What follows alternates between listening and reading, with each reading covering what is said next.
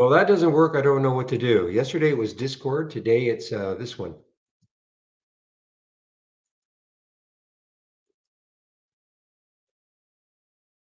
I think we're good. I think we're good now. I'm seeing the screen, so hopefully that's good.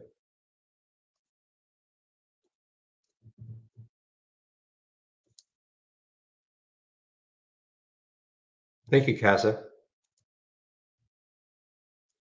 And Pepe. Okay, guys, let's see. SQSP.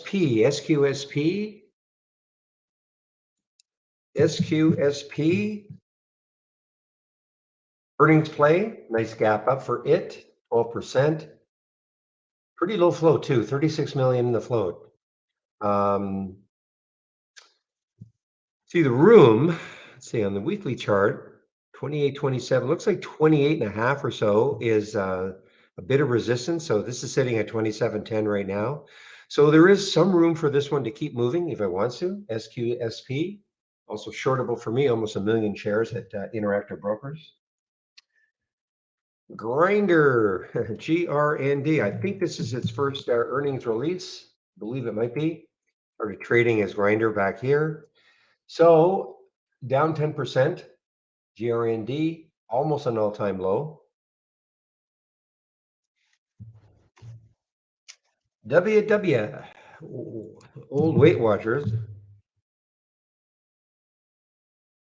This is an earnings play, gap up for it. However, getting close to 5 and that 200-day moving average. I honestly can't see it moving that much more, but one never knows. FSTX, FSTX, FSTX.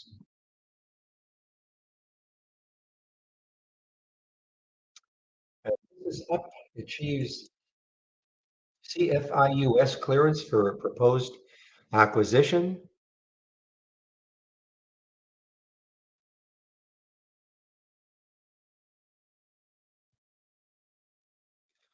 Okay, so they are going to be acquired. Okay, so they're going to be acquired. It has been cleared, I guess.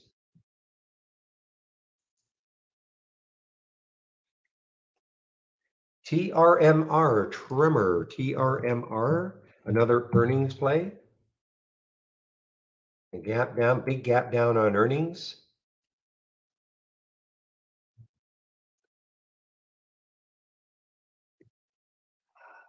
THO, another earnings play, gapping down. THO, more expensive.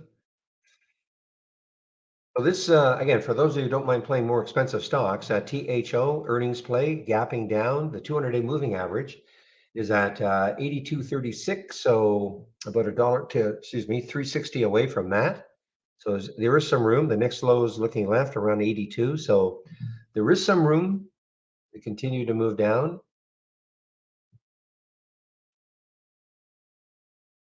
Nutanix is another earnings play. NTNX, NTNX, another earnings play. Gapping down. Now this is I mean, it's taken all of this out on the daily chart. What's the next low looking left is 26.69. That's relatively close. Unfortunately, I wish there was more room underneath. NTNX though is an earnings play. DKS, Dick's Sporting Goods, is an earnings play. Almost an all-time high too. Nice gap up on earnings for Dick's, DKS.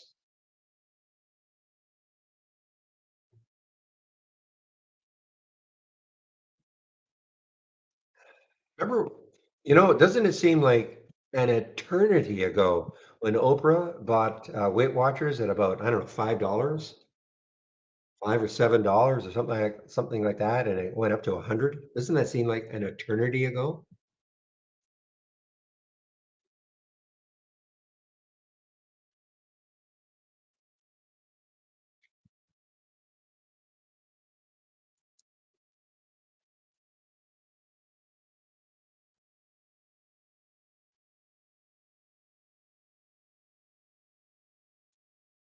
Okay, now just checking to see if there's anything coming in. Unsee from yesterday. This is still kind of alive. UNCY. It is still alive. A big sell-off though, it got up to 164 and it closed down here at 124. Um, but anyway, UNSI is still alive. A lot of volume, also a lot of volume. Look at that volume, 4.4 million, 9 million in the float. So it's basically traded half the float already, and that is UNCY.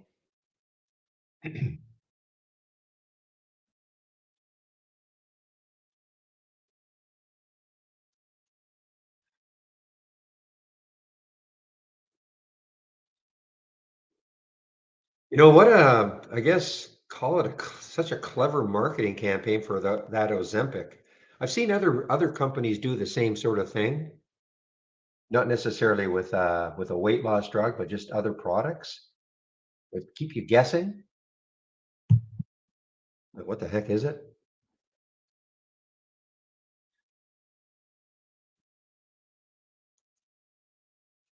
And this is not, I'm not in favor or in disfavor of the drug. It's just interesting marketing. That's all.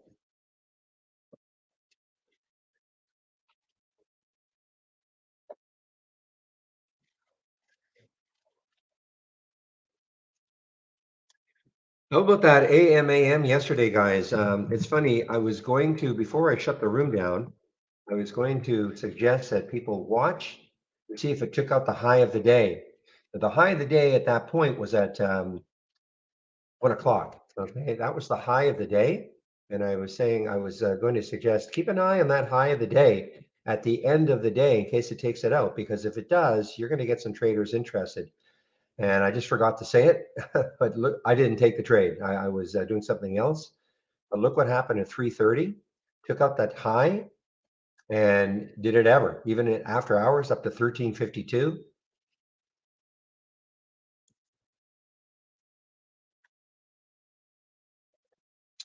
And it's pulled back somewhat, but I mean, that's it's down 8%, yes, but remember where it came from yesterday. So this is has to be watched again today, AMAM.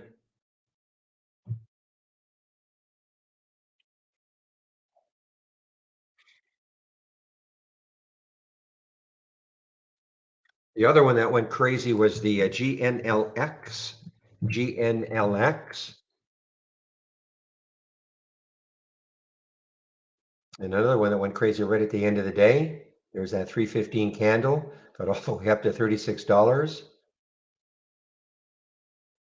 When I first saw this, I thought it was a SPAC, but it's not a SPAC.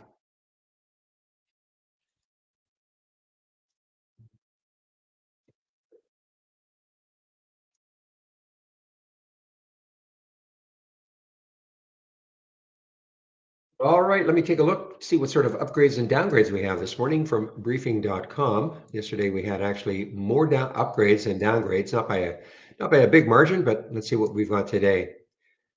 And what we've actually got, not too many of each.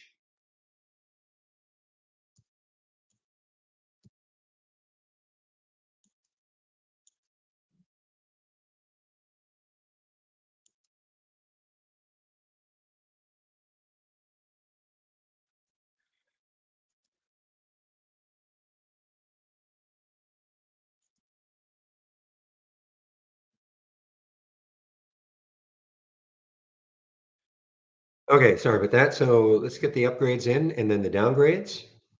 If there's anything interesting.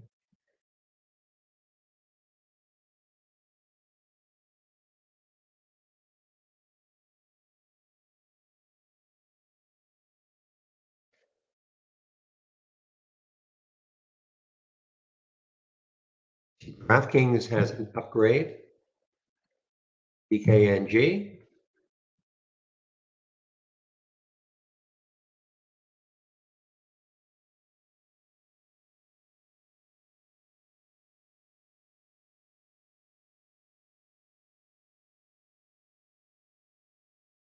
Costco's got an upgrade. I didn't really see Costco's earnings. They had them a couple of days ago, or I think last week. I don't really recall anything happening with them.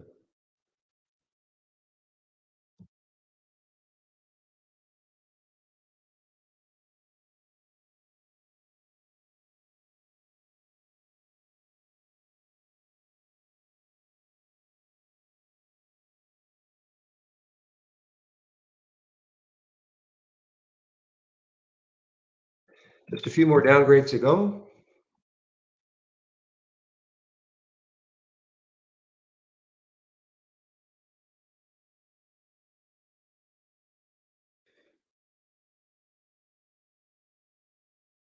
Downgrade by Goldman for APAM. Let's take a look at APAM. Let me get these downgrades and upgrades into the main room now. I've put them into our Discord room.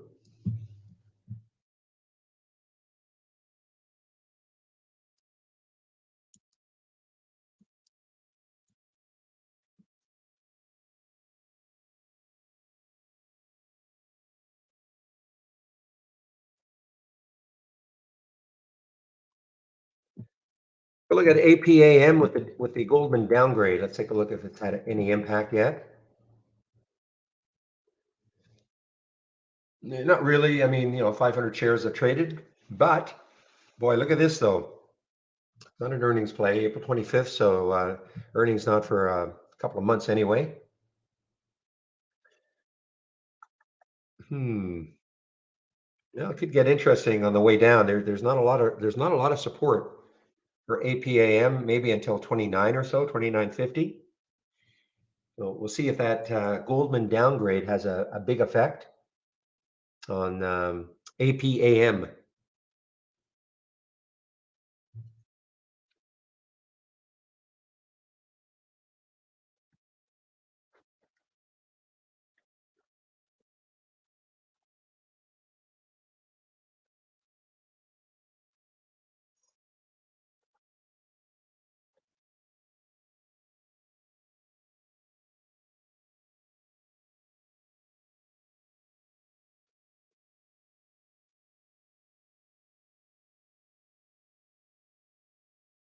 $27 a share.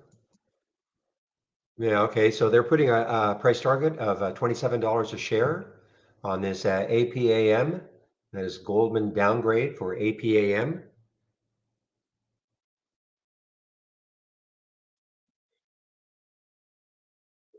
Yeah, this is the by yearly talk, right? By Powell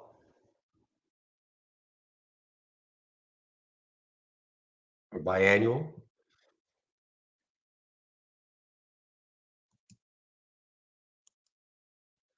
All right, guys, let's take a look at our sectors. So yesterday was basically kind of a neutral day. I mean, the Dow was up a little, Nas was down a little, SPY was basically flat.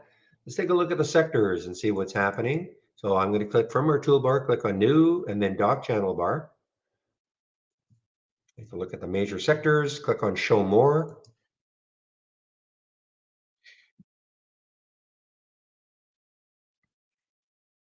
And then click on Sector Status.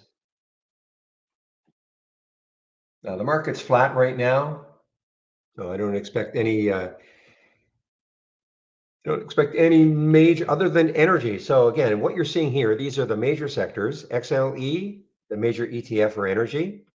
So when you see 90% in red, what that means is that that means that 90% of the stocks that make up XLE are down from yesterday's close.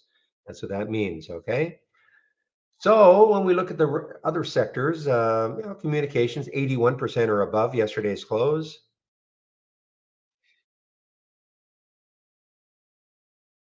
But as I say, the SPY is basically flat right now. So let's take a look at the sectors in relation to their 200-day moving average. I like to do that. See how close they're getting and are they moving away. So you can see that energy, XLE, let me back this out just a little bit here. Here we go. So you can see that, last week or a week and a half ago, energy was flirting with that 200-day moving average, but it's starting to move away again. Okay. Energy, when everybody was screaming and yelling about a bear market, energy was still performing extremely well.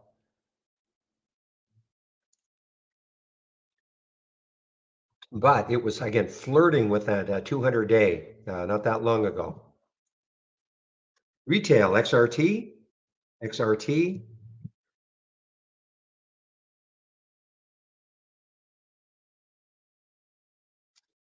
I mean, another one that broke way above that 200-day, but has been drifting down. And healthcare is the weakest sector as far as I can see. XLV, let's see if it continues to drift away. Okay, making a bit of a comeback. You see how it was drifting away from that? The 200-day moving average is the green line on my daily chart. So you can see how it was drifting away. But now over the last few days, it's actually trying to crawl back. XLI, industrials, XLI,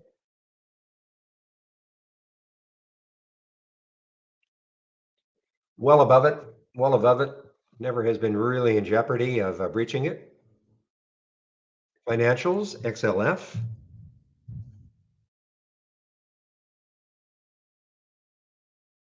kind of the same as industrials. Here's the other one that should be below it, XLY, unless it had a pop above it yesterday. XLY, consumer discretionary. Yeah, it's still kind of sitting right at it. So just a little bit under, so I'm going to call that under.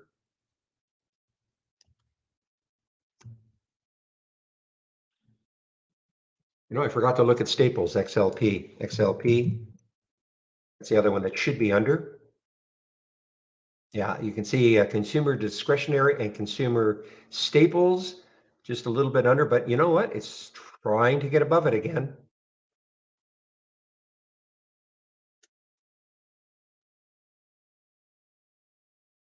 Take a look at materials, XLB, XLB, materials should be way up, should be above it. I know it's above it, just how much?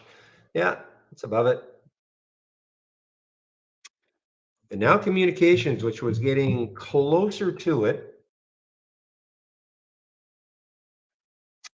Yeah, so 2 days ago, 3 days ago, it broke down below it, but then it closed above. So it's still above, communication is still above. And then, of course, we've got bringing up the rear technology, XLK, like to leave it for the end. Yeah, so it's starting to firm up over that 200 days. So the worst performing sector right now, though it's trying to come back to its 200-day, is XLV, healthcare.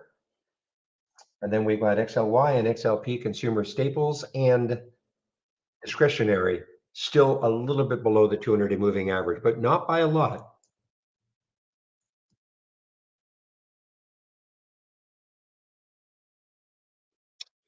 When will the next promo code be available? I know we're having one for St. Patrick's Day, so that's probably when the next one is. So probably next week, Stephen. Somebody asked in our YouTube room.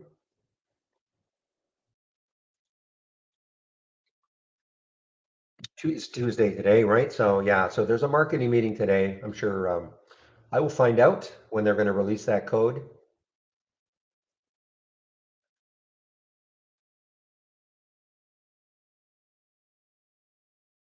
So Cara's having a bit of a bounce, guys. Cara's having a bit of a bounce. CARA, earnings play. Real, what I'm going to say about Cara.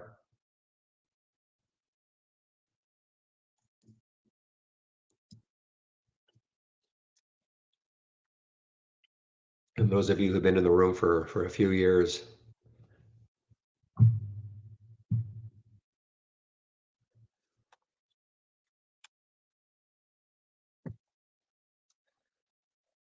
Okay.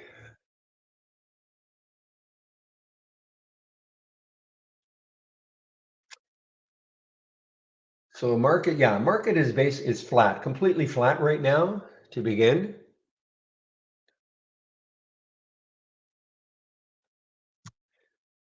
Para.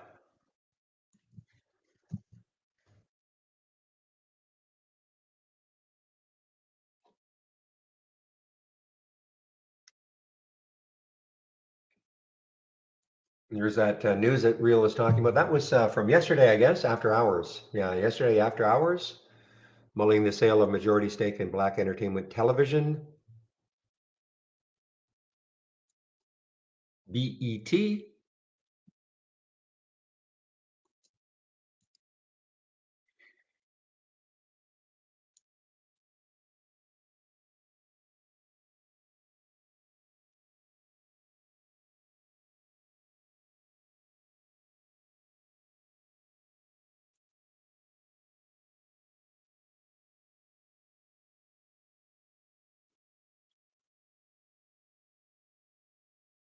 Oh, Sparky, I have no idea. I mean, if he says, I mean, it depends what he says.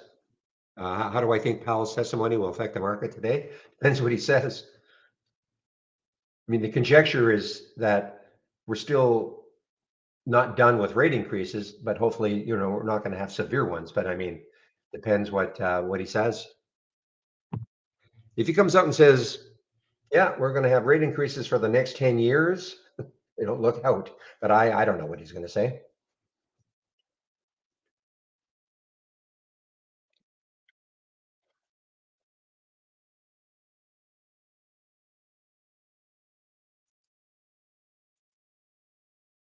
Most of the things that we look at are not too affected by anything that the Fed any Fed speak. Okay, most of the things, just because these are stocks that are pretty volatile, kind of trading on their own.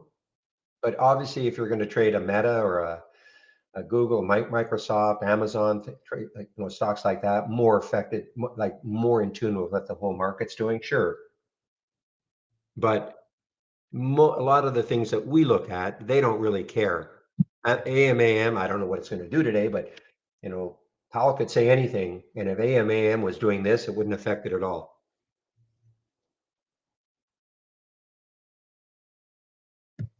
Within reason. I mean, if the market tanks 2,000 points, nothing is safe. But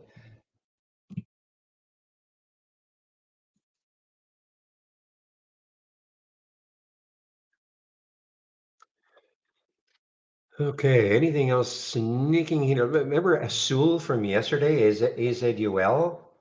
What a big jump it had, even right at the end, but giving it up now.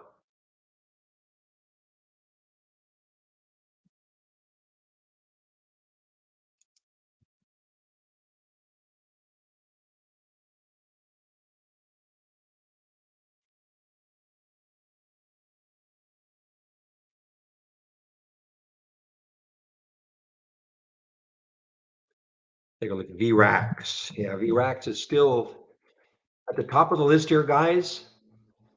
Top of the list, 134% from the close of yesterday.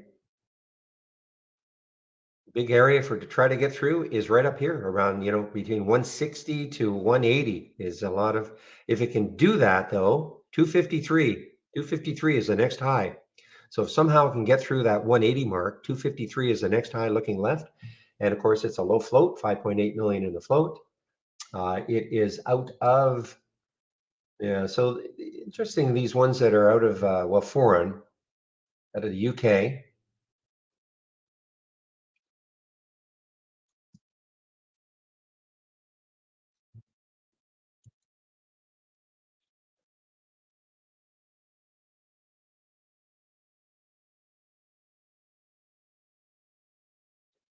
So there's DraftKings had that upgrade this morning, DKNG. Argus, not too familiar with them. Target at $22.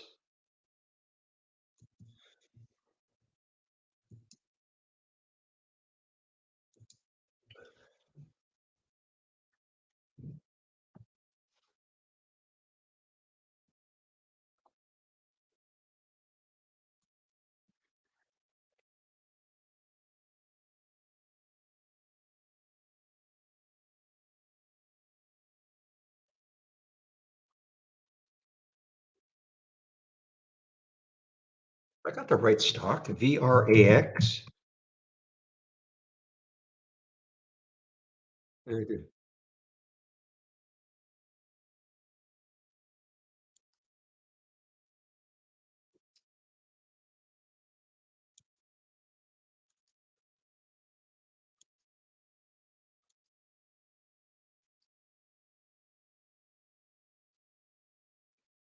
Okay, guys, I'm hearing Domo. Oh, Domo on the way down. Major Domo. Domo on the way down. Earnings play, March 6th. Yeah, after hours. So this is an earnings play and no big reaction pre-market until right now. And that is DOMO.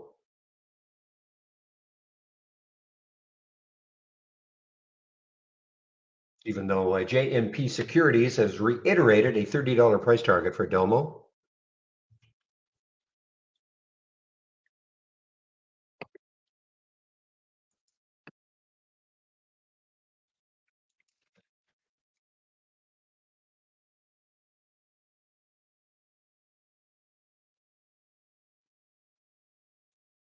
Yeah, GNLX, you're right. GNLX is tough trader, guys. With that float, 18 million in the float, pretty expensive. You see what it did yesterday? It got all the way up to $36, and then in the after hours, it dropped 10. So, I mean, you've got to really, really be careful on this if you're going to take something like this. The spread, I mean, for the way it moves, it's not terrible. 31.50, 32, 50-cent spread. But for the way it moves, it's not terrible. And the market's going to open. Where's William? The market's going to open in 20 seconds. So I typically do not trade in the first 15 minutes. Okay, I try to let things settle down a little bit. So have a great day trading, everybody.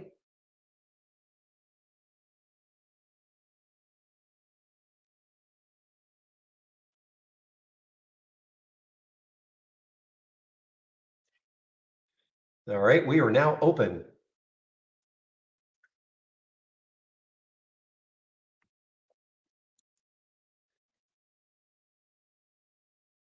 So there's Weight Watchers, WW on the move here. Earnings play coming into the 200-day moving average.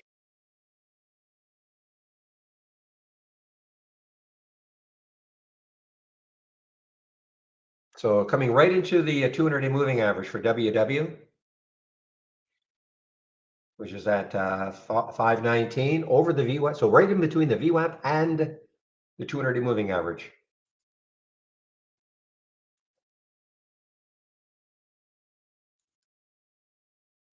So I've got no data for the large caps. That's why this is not, there we go, finally something. So there's Weight Watchers, guys, right at 519 is the 200-day moving average. If it can get through that somehow, 547 might be a tough test though to get through. TDUP, TDUP on the move. Earnings, I think, no, not an earnings play. $5 price target put on them by Needham. Okay, I guess that's the reason for this pop. Another one that is close to the 200-day moving average, that is TDUP.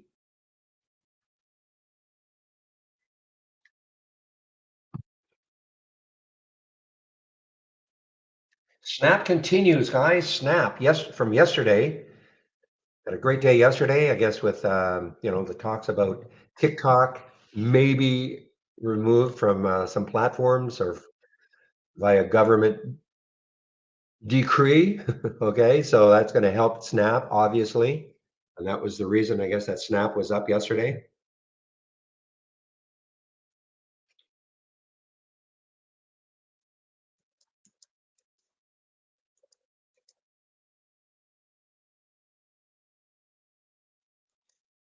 Oof, XPAV. This is not an earnings play. XPAV taking a real drop here, guys. XPAV, China EV.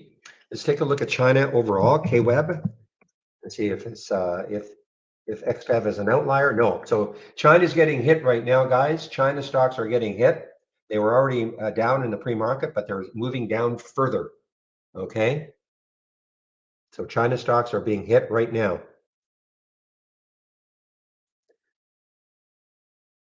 And speaking of China, TCOM, there's another, look at this. And this is an earnings play also. So TCOM's an earnings play, plus it's getting hit by what is ever happening with China.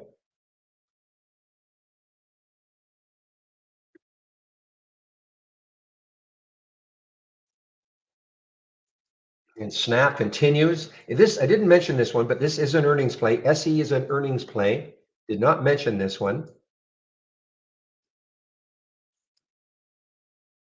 The more expensive earnings play. Got up to $75 in the pre-market. Well, Snap, guys, Snap is popping here. So it is at yesterday's high. The next high looking left is 1229, and then after that, 1244. A couple of these are showing up on my 10-day daily breakout, just a little too early for me to take them. PTGX is, now there's the VWAP for it. 1804 is the VWAP. So I would have to wait at 1802 right now. I'd have to wait at least until that gets cleared. But it's pretty erratic right now. Look at this huge topping tail for PTGX. Huge topping tail in the pre-market. That was the 8 o'clock candle.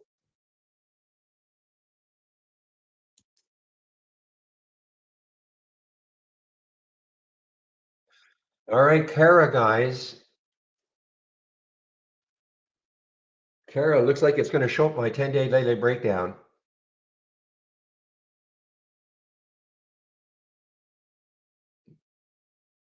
Look at SC, guys. I just mentioned SC. Just nice pop for this one.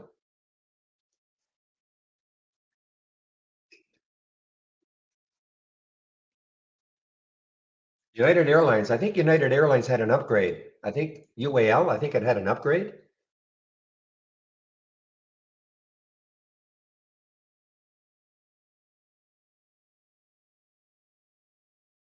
United. Let's see. A $70 price target put on them by. I don't know these guys. Oh, is this French bank? I think I saw this one earlier. Somebody told me this was a big French bank.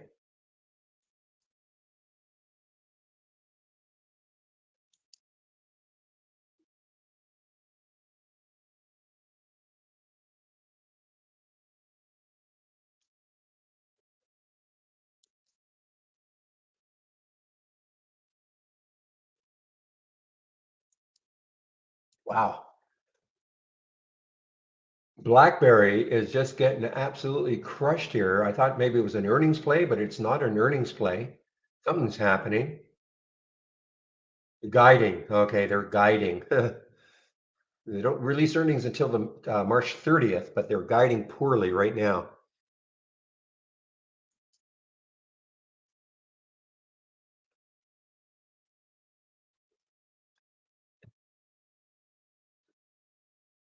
Yeah, VST is a flyer. Yes, I'm just showing up on in my momentum up. Big day yesterday, continuation today.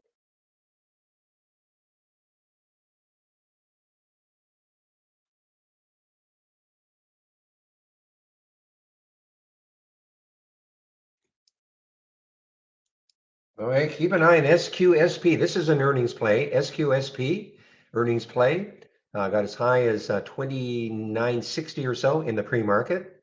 Pulled all the way back down, but it is an earnings play.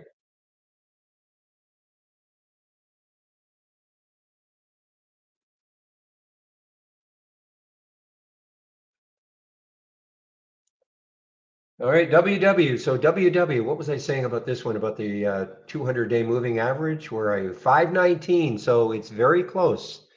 If it can take that out, the next high is 545. And that WW is an earnings play. And as Real pointed out, this is what he was talking about. The company announced it would require Weekend Health.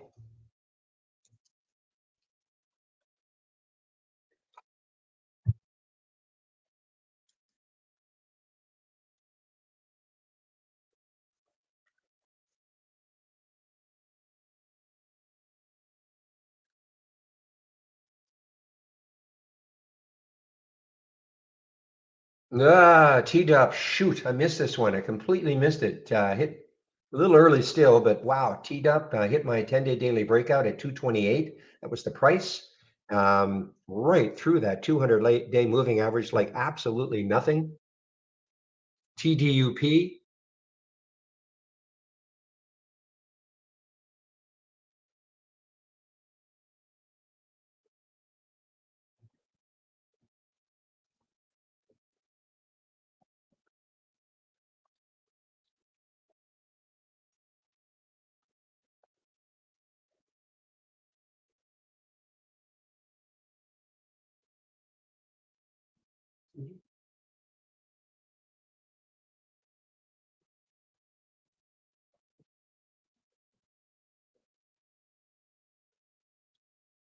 Wow, we've got the early morning movers. We have Snap, we have TDUP, we have VST. Haven't really pulled back yet at all. TDUP. This probably just because of the price and the float. Well, it's not a low float, 65 million. Still has room, $3 has room. I'm not saying it's getting there, of course, but and this is one Needham put a $5 price target on them. That's all I can see about this. Okay. Maintain with a $5 a share price target by Needham. That was the news in the morning.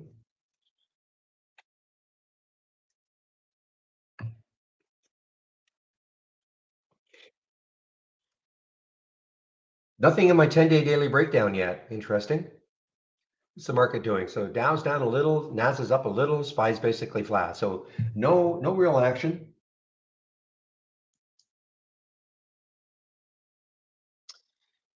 Tiva, boy, look at Tiva, guys. Tiva is getting hit here a little bit. 959. So this has room down to around the 9 level. Okay. Yeah, there's the next.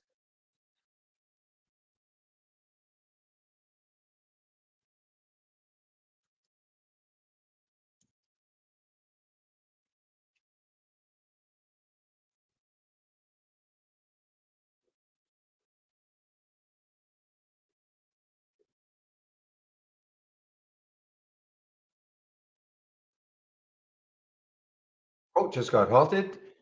On the way up or down? On the way up. QUOT. Got halted on the way up. And this is not a low float, 87 million in the float. So this is certainly not a low float. Looks like there's a lot of resistance between 4 and 420 on this one.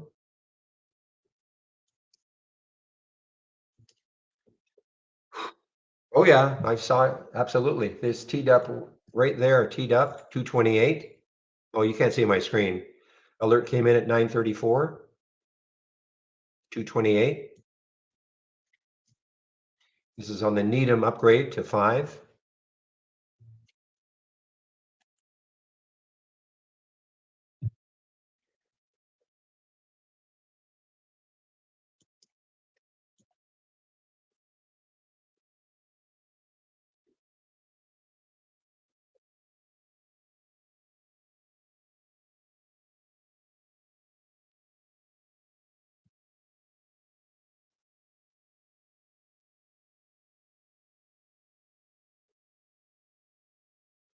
So VRAX is not doing it so far anyway. VRAX is not doing it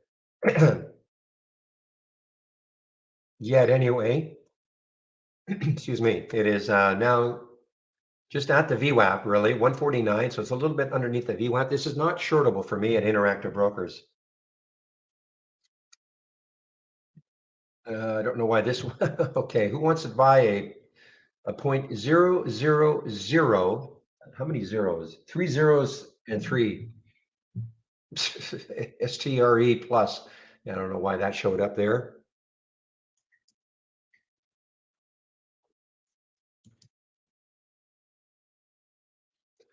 All right, unseen now above yesterday's high. Big sell-off though. Can be an issue, Big sell-off yesterday. Got up to 164 and sold all the way back down to 123. But maybe today it holds. That is the UNCY. Market is starting to drift down a little bit now.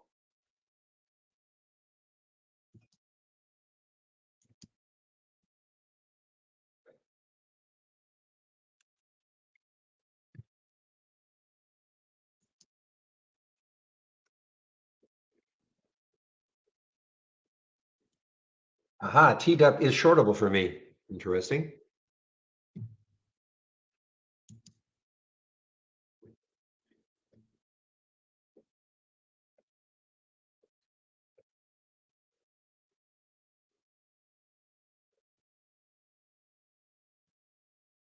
Ribbon is weak. I looked at it, but I thought there might be a little bit of support, not that far away. I mean, 1512 looks like the next low looking left. 1508. I mean, I mean, that's 50 cent, quite 50 cents away, but a little too close for me to get overly interested. But look at maybe LI has more room underneath. Yeah, LI's got $1 underneath. Okay, so if you're looking to short a China EV, LI might be a little bit better just because it has a little more room. Not that Rivian is not a China EV, but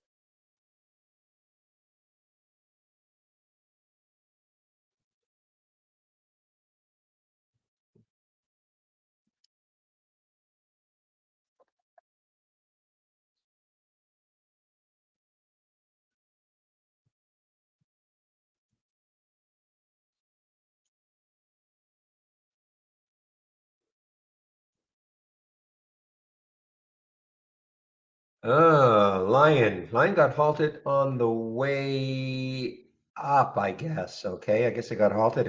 Was down here 670, and then it got halted on the way up. Lion. This is another one of those SPACs. Yeah, so it's a SPAC.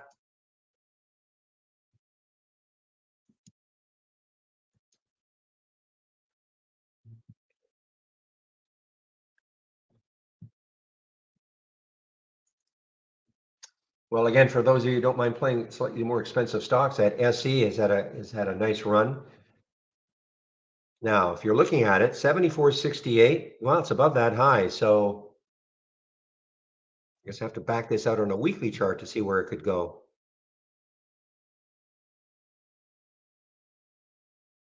Wow, this has got a lot of room on a weekly chart. 92. I'm not saying it's going to get there, but there is 92 on a weekly chart.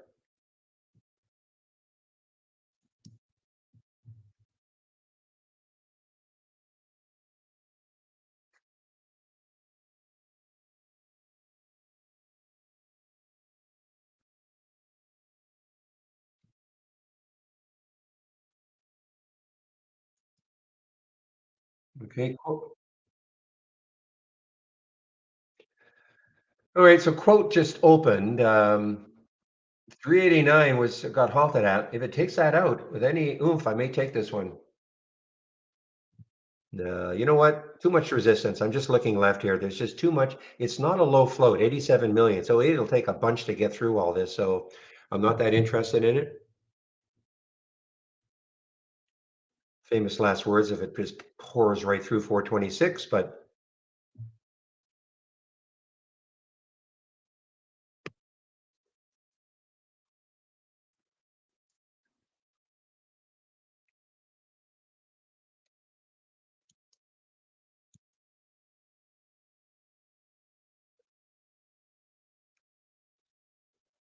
yeah, I mean, again, if I weren't so conservative, I mean, Snap, 1218, 1255 now. This is from my 10-day daily breakout. Really waiting for a 10-day daily breakdown to show up.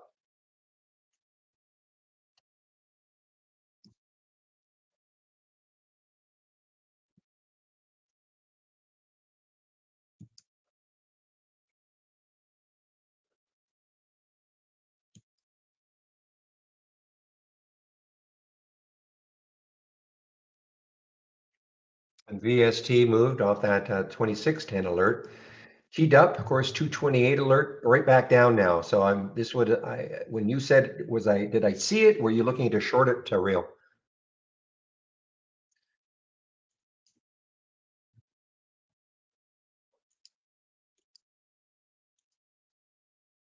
Well, VST just ripping here, just absolutely ripping here. Tremendous 2 days now for it.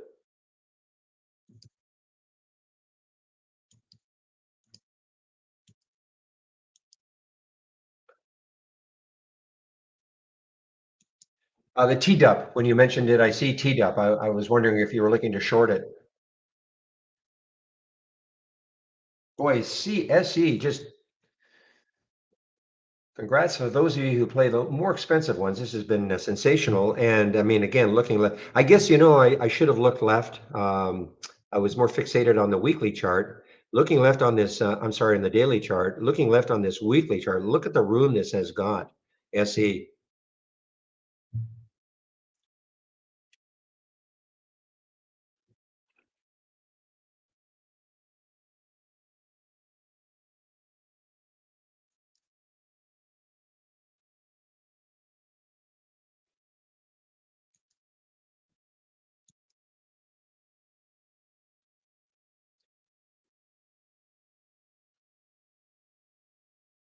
So UNCY tore through that high of yesterday so far. Let's take a look on the weekly chart. The next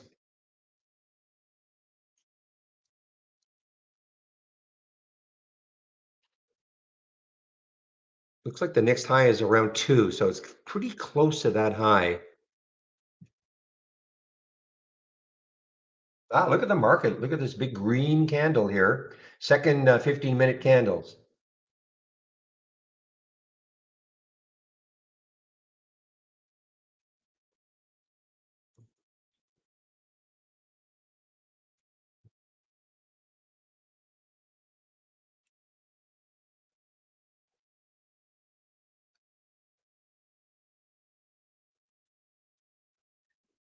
All right, for the adventuresome out there or adventurous out there is GNLX.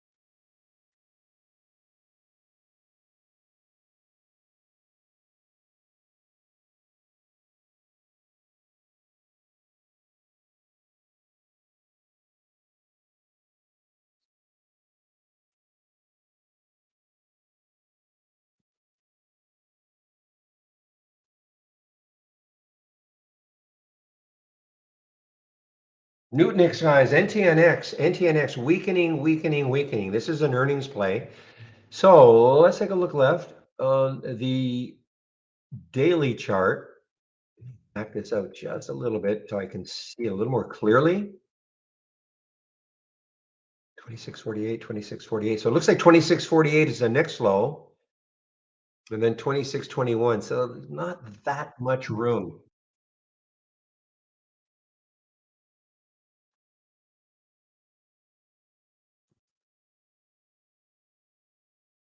Dish, guys, take a look at Dish, D-I-S-H. Why? Well, look at that void, 1349. So this is having a big rebound.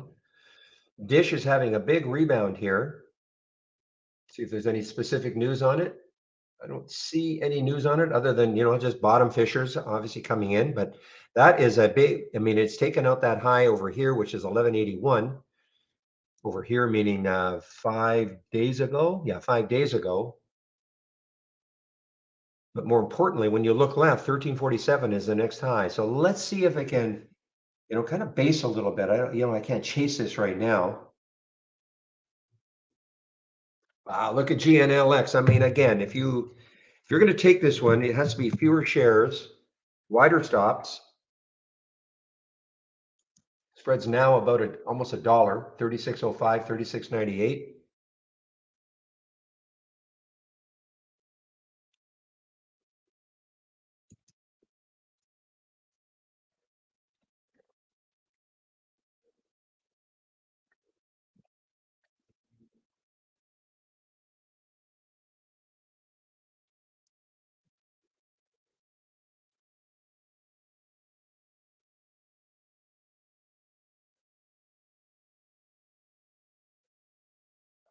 By the way, Pepe, thank you for the suggestion regarding Discord. Yeah, I had to delete the program and then reload it, and I wasn't sure what would happen if because I don't really know what my passwords or anything, but it just no problem. It just reloaded and back to normal. So thank you for that yesterday.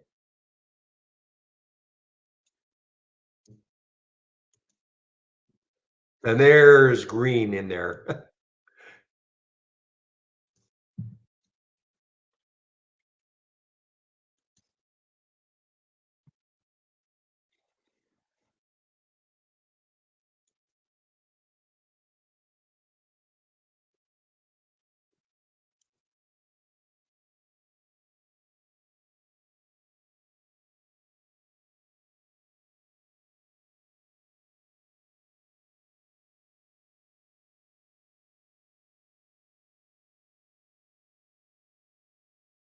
All right, guys, keep an eye on Cara here. CARA. Keep an eye on Cara.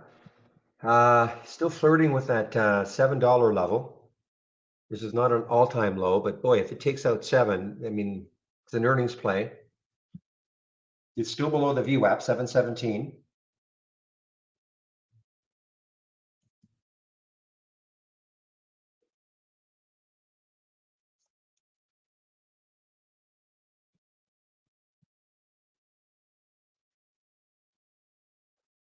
Tremor, guys, TRMR, TRMR, PRMR, Tremor.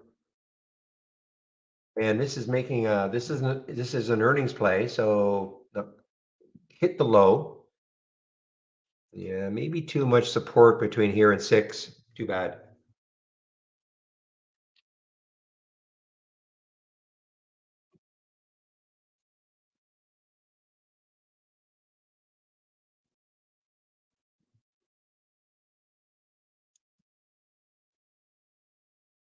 COSM, yeah, won a race. Somebody just mentioned this one. COSM enters into a definitive agreement with Kendall Laboratories, et cetera, et cetera. Okay.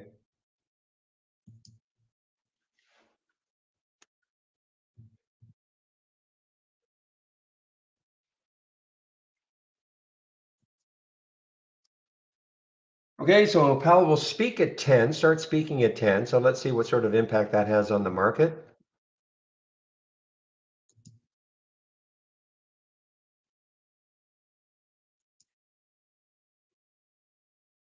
Okay, shoot.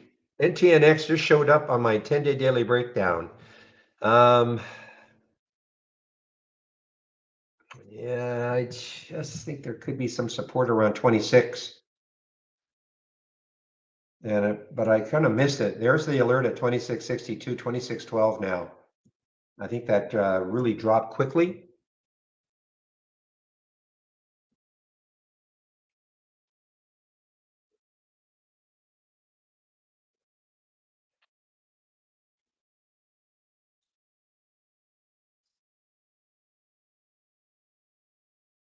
GNLX continues to maintain its high of the day. Of course, a lifetime high.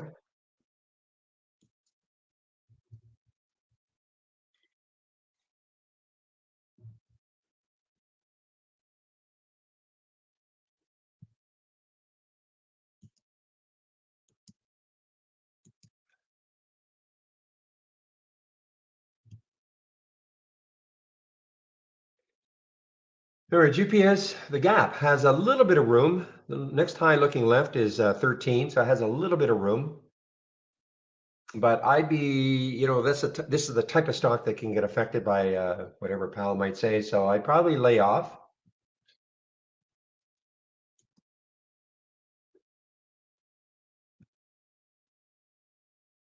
BTGX.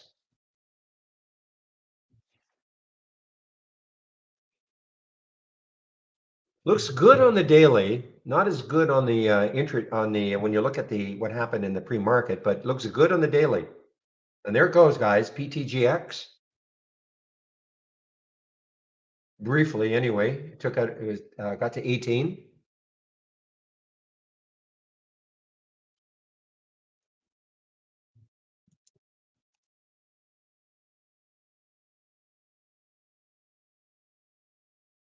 Now we've got the spread 26.48, 26.05, 37.80 for GNLX. GNLX.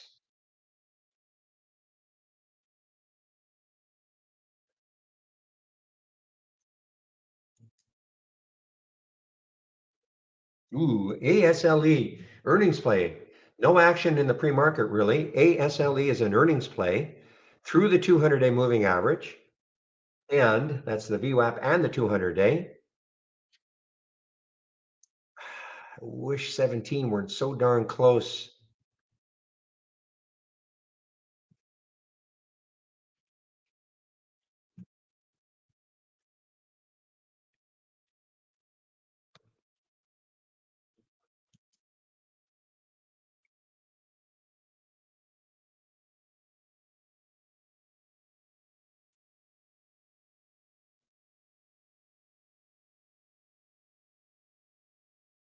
Okay, so I'm glad I laid off the NTNX. I just thought that 26 level might be a little too hard for it to get through. So far, that's the case. VST continues to move here. VST, and almost a lot like it's getting close to a lifetime high. And there's a high up here of 27.39. I don't know. That's probably not the lifetime high, but it's getting close to a lifetime high.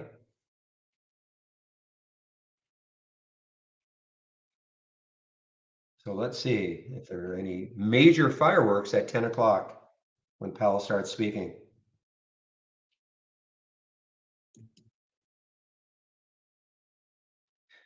Uh,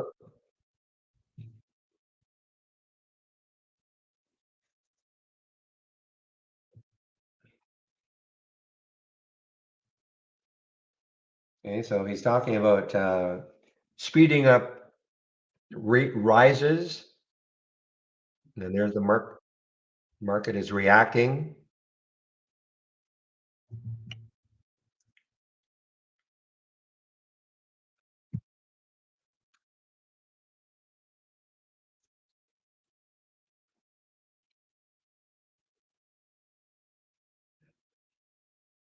Okay, so there's a reaction so far to Powell's comments.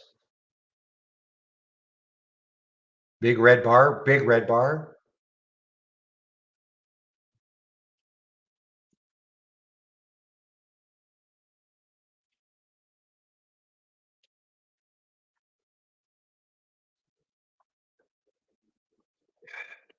Oh, guys, Kara is underneath 7 now.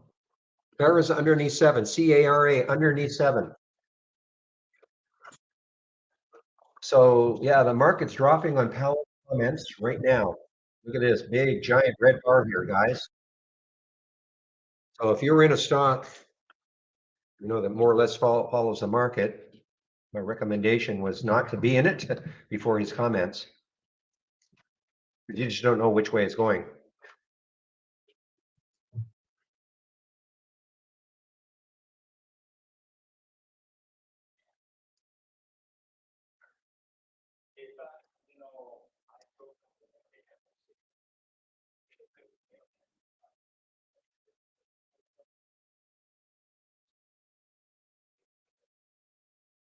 Hey guys, Kara underneath 7. I am trying to get some here, but this blasted uptick rule, 31, it's down 31%.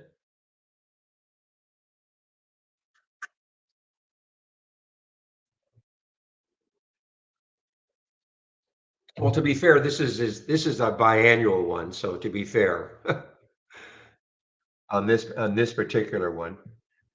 Ah, I got it. Yes, thank you. Thank you for filling me. I got it. The Kara 691. Okay, so let's see what happens now with Kara. I'm short Kara at 691.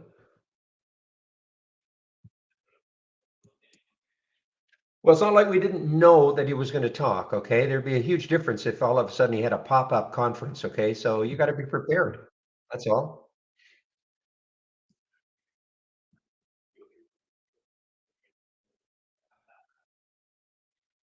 Okay, so Kara showed up here at 689. Now I got it earlier. I didn't see this one. I was waiting for a 7 break. You probably heard me talk about that 7 break. And so I actually got it at 691. So now let's see what happens here with Kara. It's an earnings play.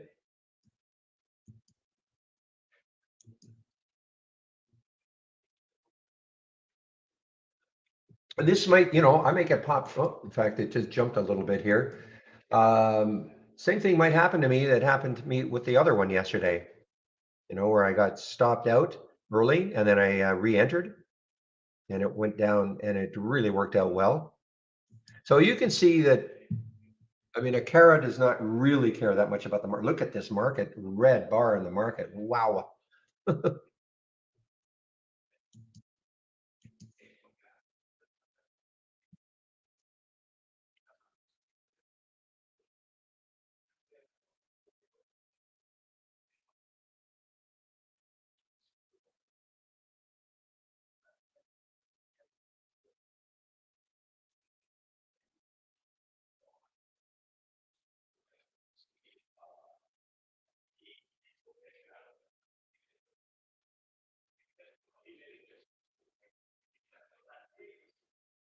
All right, Kara. I mean, I think if we get into the 70s, we might have a, should look left though. Where is the next? Yeah,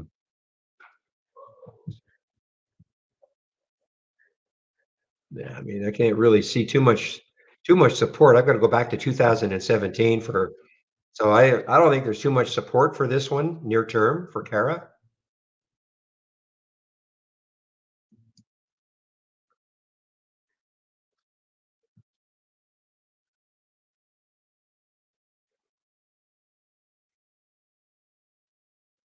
A ginormous red bar for the SPY right now,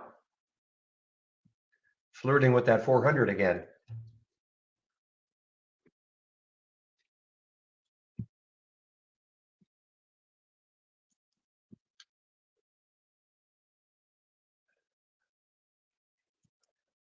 Okay, so real, you mentioned Newtnix.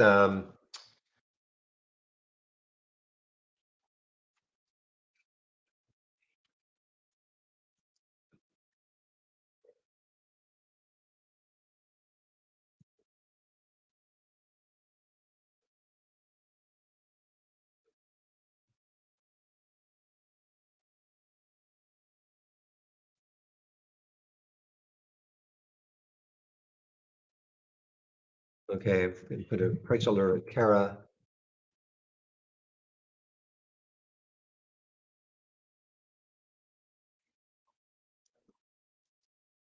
Down there around 680. Let me know if it gets down there.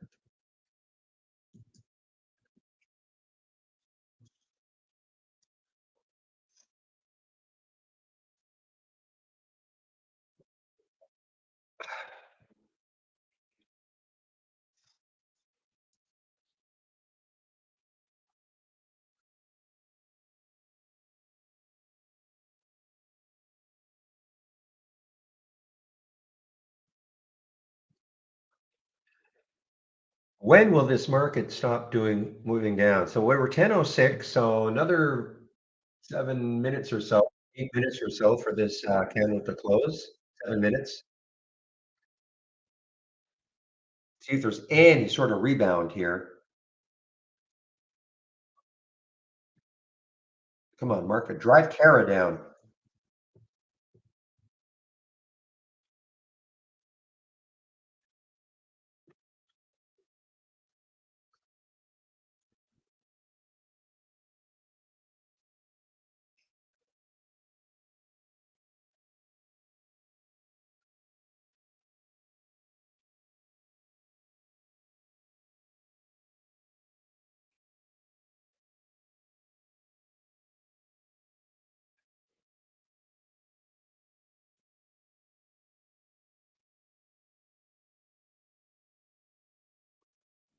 All right, IONM. So it got halted, resumed. I didn't even know, I didn't see the halt actually. So it got halted. See, this doesn't care what the market's doing, obviously. Market giant red bar. This doesn't care. This is what I'm talking about. Some of these stocks that we follow, they don't care what the market's doing. You know, with these low floats. IONM. So it got halted again. I actually missed the first halt.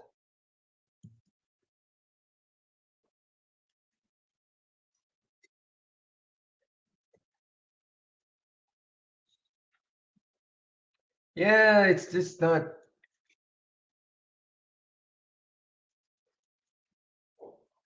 This just doesn't have very much support for Kara, but it's not dropping the way obviously I wanted it to. But I'm going to give it a little bit more time.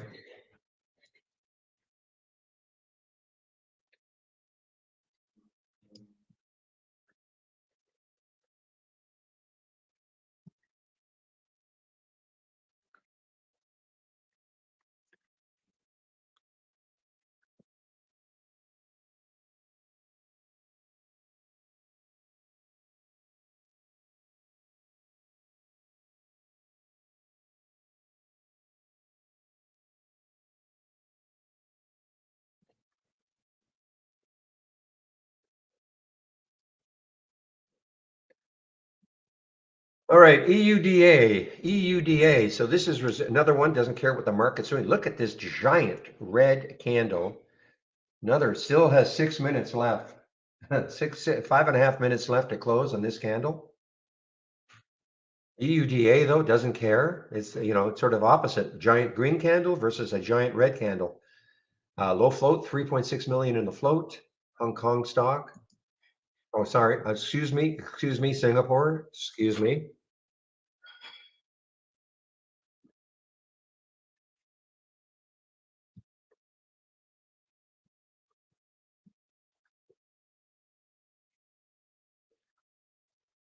Okay, now this just showed up in the 10-day daily breakout, EUDA.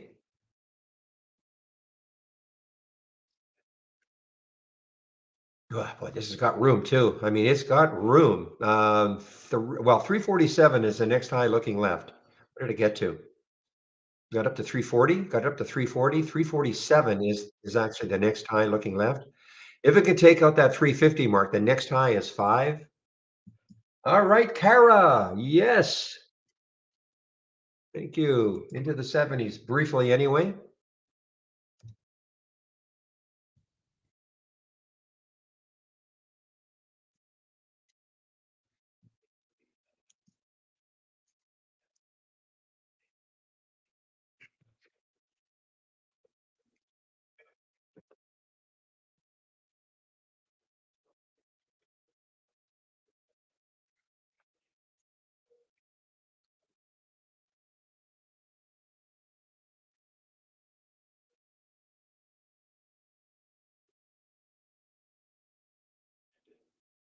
Well, that was ugly. EUDA, so it got up to 3. So again, the key level for EUDA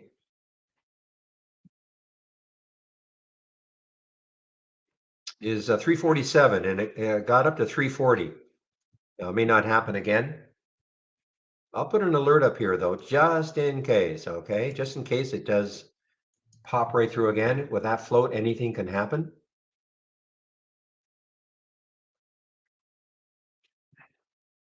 Because it's all about then looking left after that, and the next high is 5. This was not shortable for me at Interactive Brokers, so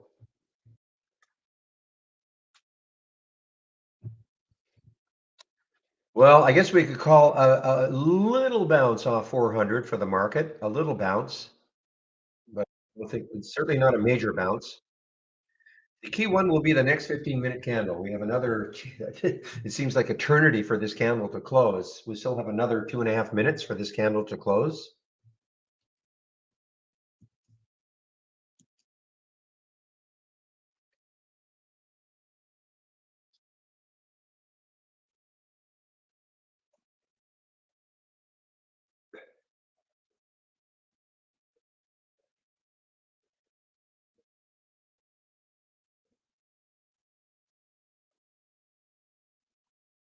PTGX though, PTGX doesn't care.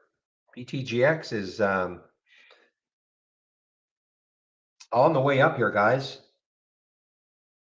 Another market high, pre-market high is way up here at 22.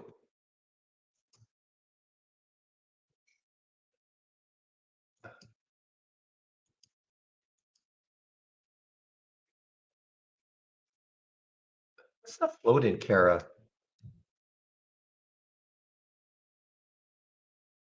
Yeah, so it's not crazy high. It's not low.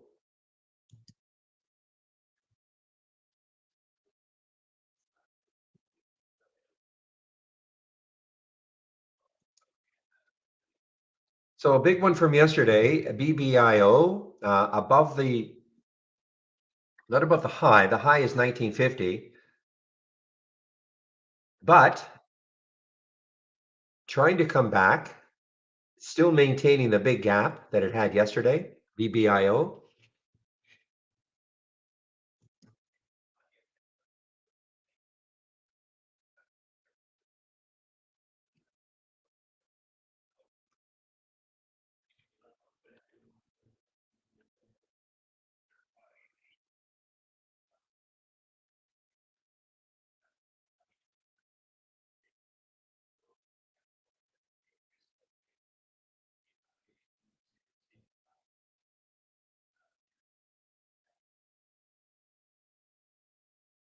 So it's about the high, the body of that candle. So not, I'm talking about BBIO.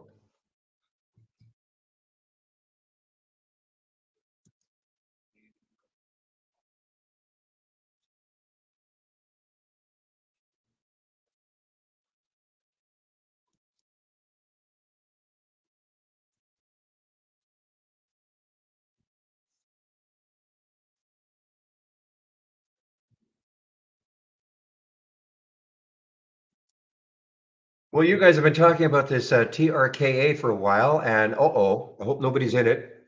I hope nobody's in it. TRKA just got halted or resumed, I guess. It was halted on the way down, and it just resumed. So hopefully none of you are still in this TRKA.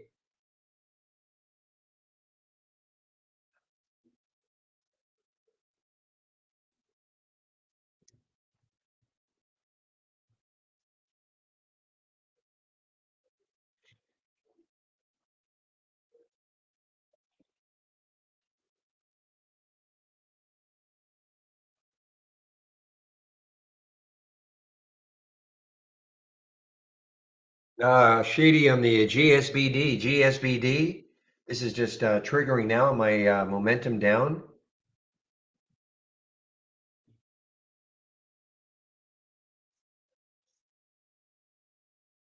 So this has got some room to 1453, I guess. There's the next low looking left. It's got to get through that 15 level, that whole number. Then the next level underneath is 1453. I don't know about Kara now.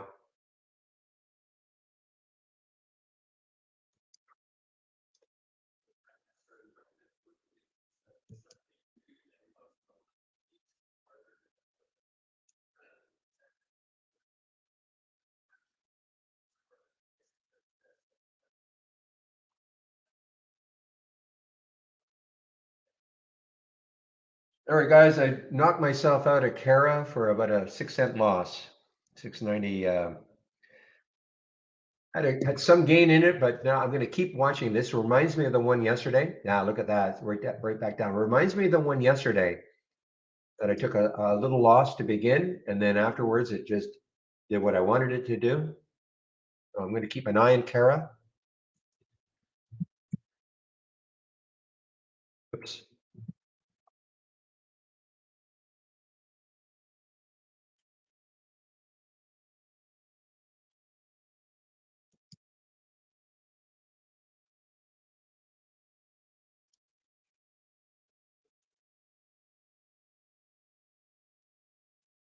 I'd be interested to probably run the mid 80, yeah, mid 80s again. 683, 684 to reshort it.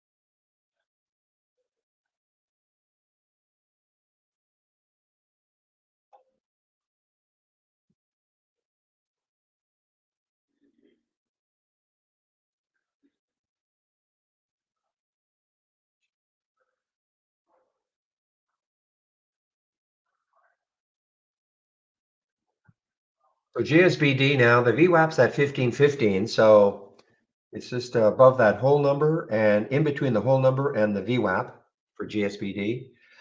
Okay, finally that candle, 15 minutes passed, but the next candle is also turning red. So no bounce yet.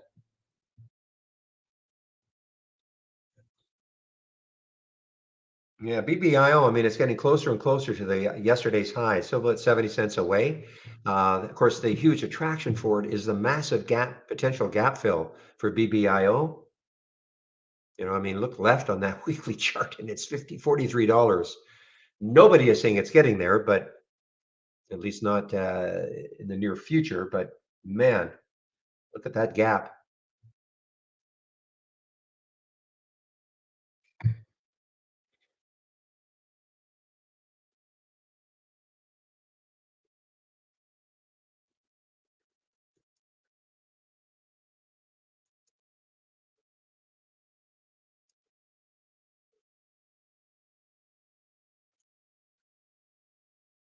BTGX continues its move here, guys.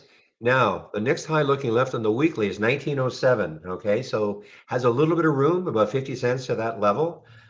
Did briefly get up to 22 in the pre-market, briefly.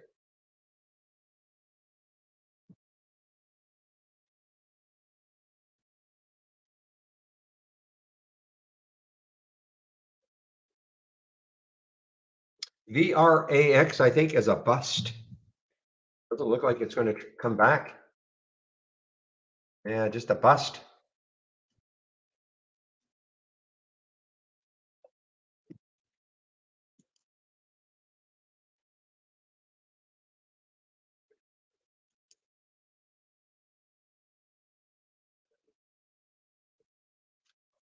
There was no market bounce yet. Not really. I mean, you can, mild one off 400 on that previous 15-minute candle, but no real market bounce yet.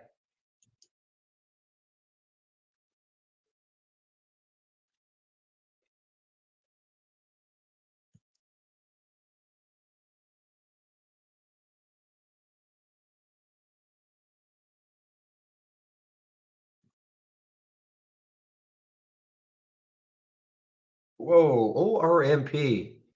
The heck?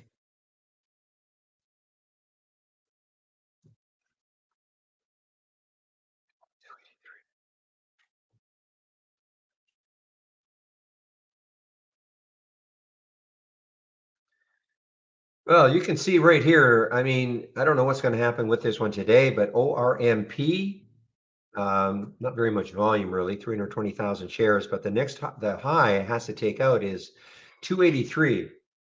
If it somehow, maybe not today, maybe tomorrow, maybe sometime this week, it does, I have to put an alert here. 287 for $3. I put an alert for $3 on ORMP. If it takes that out, because then look left, look at the massive potential gap fill.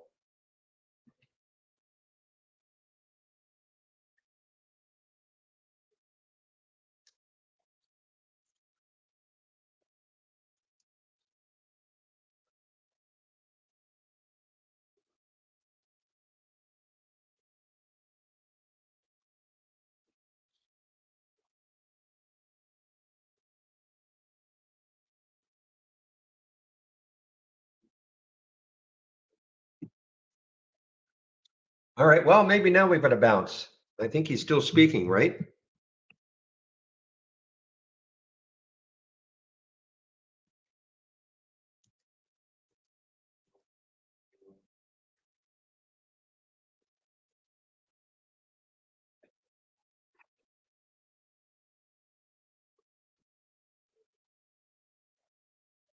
Meanwhile, PTGX, yeah, just keeps making a new high after new high, guys.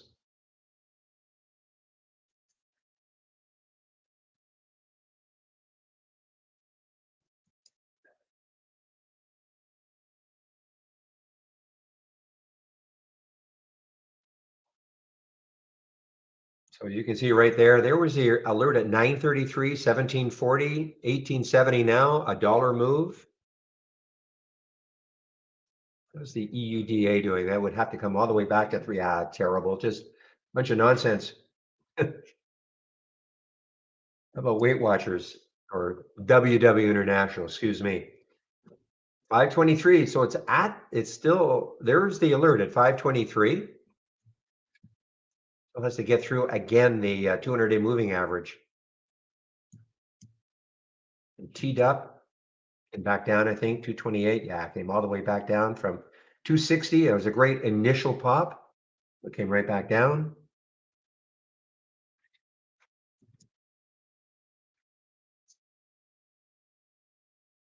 And Snap, what is Snap doing?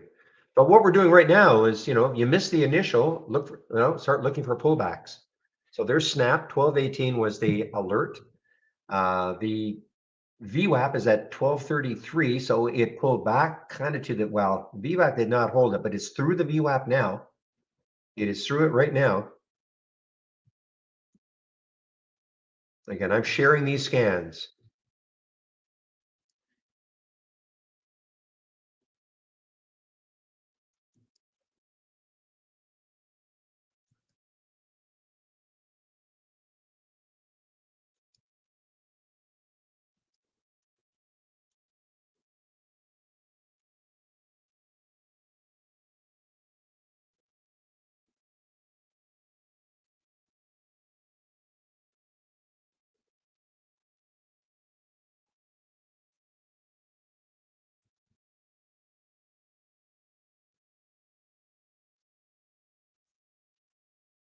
I mean, Snap, again, you back this out on the weekly chart. Let's take a look at where it could keep going before it hits any sort of resistance. Looks like 13. Looks looks like around 13.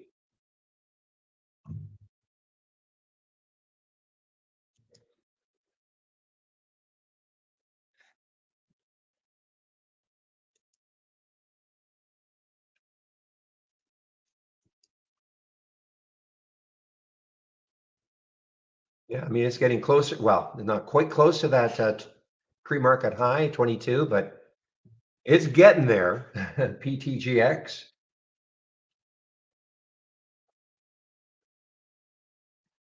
Completely trading on its own.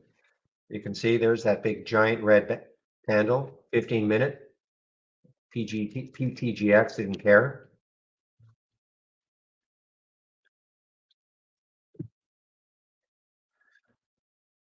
Okay, so I guess he's stopped talking and now he's going to be drilled with some questions. Thank you, Real, for the NTNX.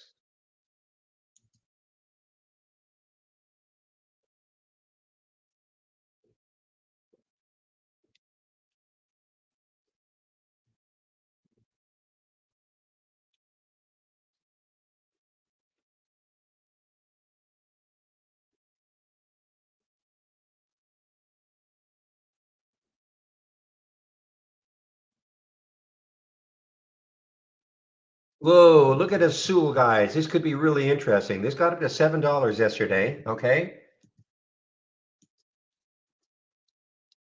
Keep an eye on Azul, AZUL.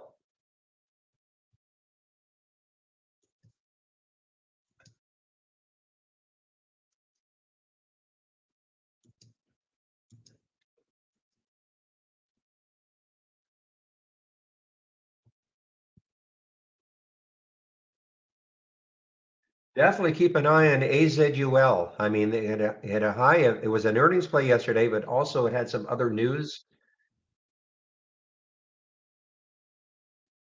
and it got up to $7 yesterday. So it's gone positive. It's a,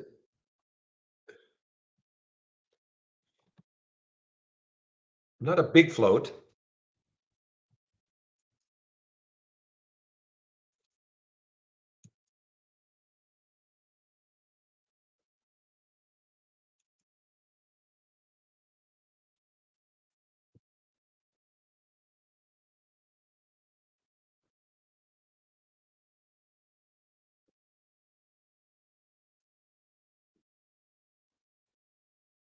Okay, so what I'm doing with AZUL is I'm sticking an alert right around 623 and see if it takes it out later on.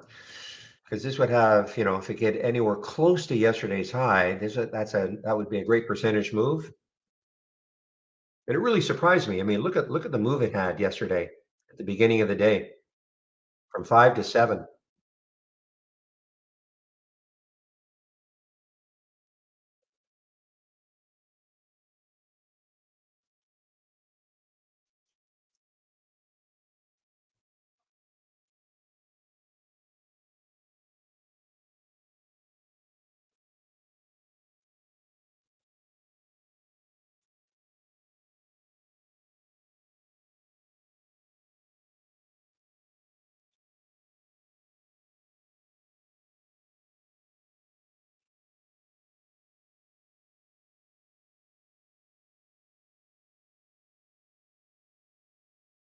You look at silver, guys. PAAS, Pan American Silver.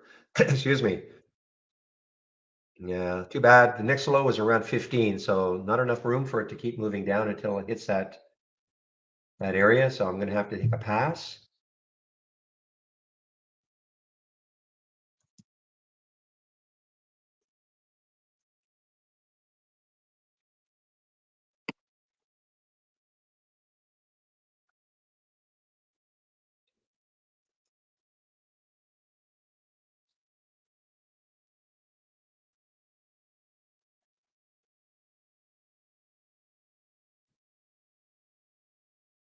Yeah, ALLK, I believe, is an earnings play. ALLK is an earnings play.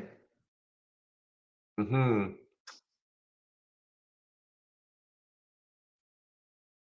Yeah, I didn't take that much interest in it just because of when I look left, I saw these little areas where it could stall, but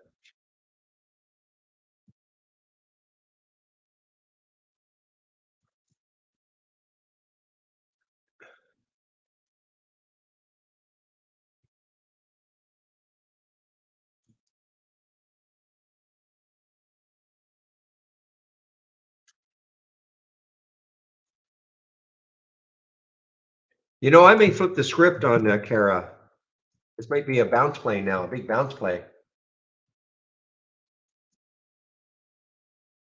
But there's a Sewell, guys, right back up.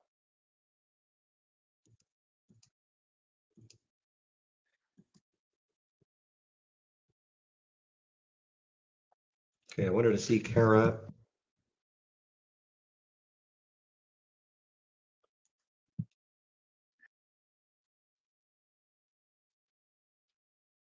Okay, so 708 is the VWAP. If this takes out the VWAP, I'm going to put an alert around 712, say 715 for Kara. Okay, and that'll will have cleared the VWAP by a bit. And who knows, maybe it goes on a bit of a run. I mean, obviously it's got a gap.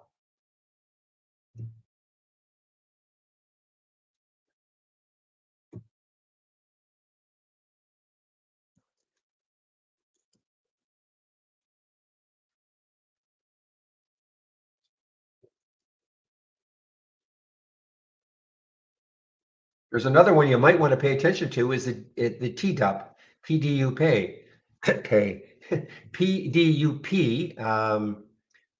The VWAP is 226. So I'd maybe stick an alert just above maybe 230 or something, and see if it takes out the VWAP.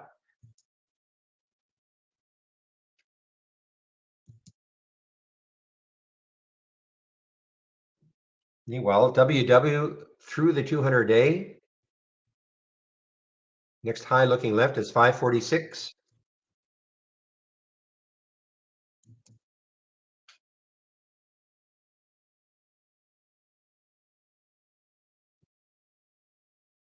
Okay, market now trying to put in two consecutive green bars. Maybe we'll have this one without a big topping tail.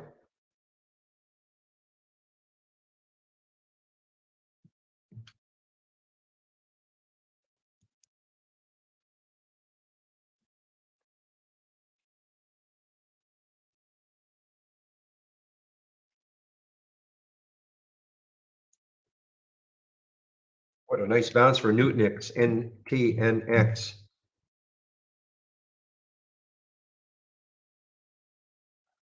Nice call by Real, suggesting that if the market bounces, this could bounce through the through the VWAP now, NTNX.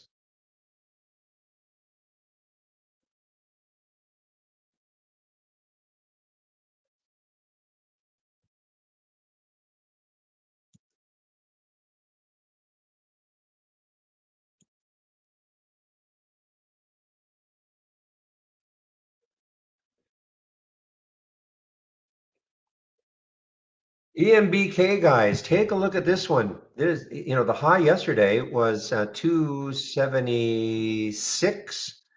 Takes that high out, look left. Now, there's a reason, of course, why this dropped. I don't know what it is. I didn't see this one yesterday. Not an earnings play, but EMBK. So again, just put a price alert, 277. 276, put a price alert. If it happens, great. It's a low float, 12 million in the float.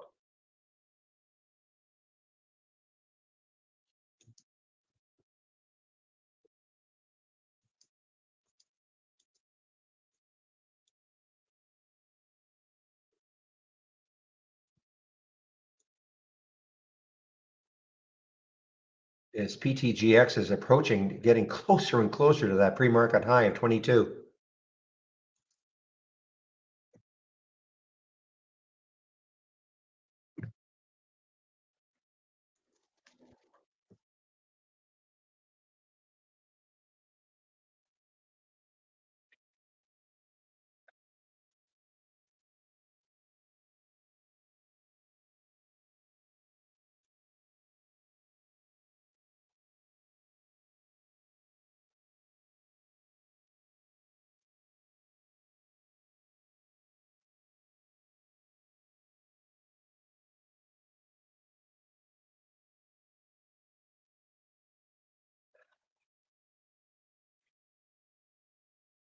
Great recovery so far, guys.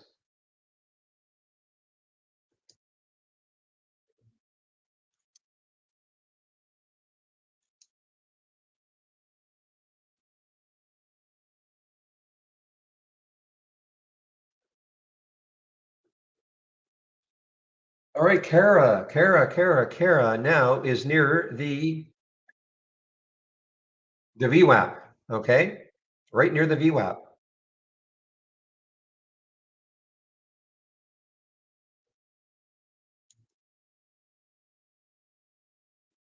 Remember Hertz from yesterday, guys? HTZ is now at 20. The high yesterday was 2045.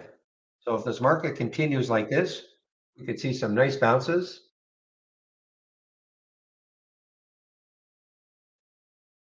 Not that this really had to bounce, it wasn't down that much, but HTZ approaching 20.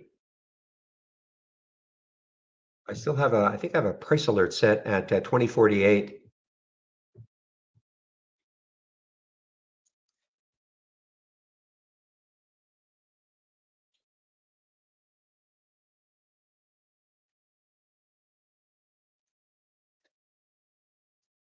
Sewell continues to just inch its way, guys. Inch, inch by inch.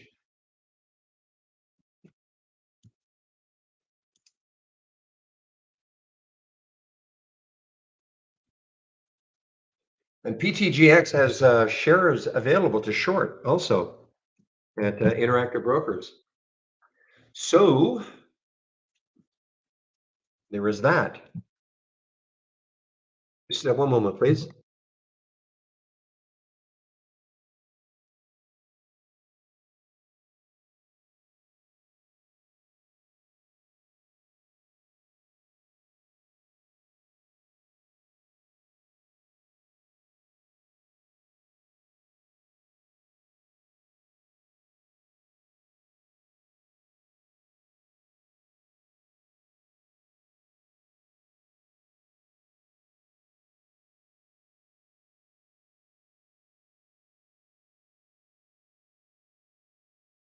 All right, guys. So, yeah, PTGX has a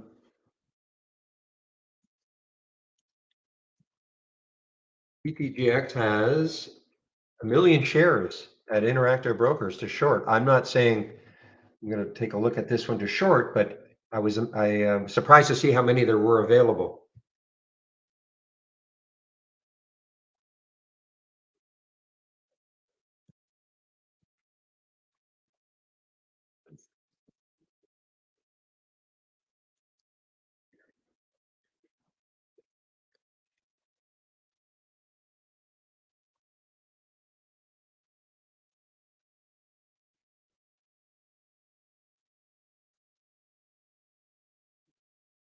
Ooh, OP, guys.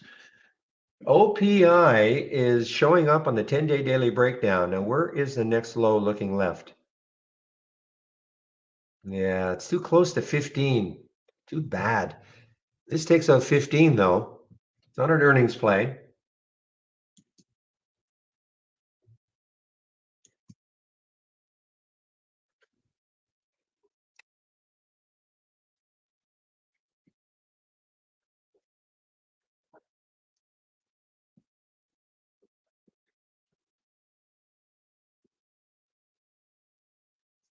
I'm really keeping an eye on Kara now, guys. Kara is right at that VWAP.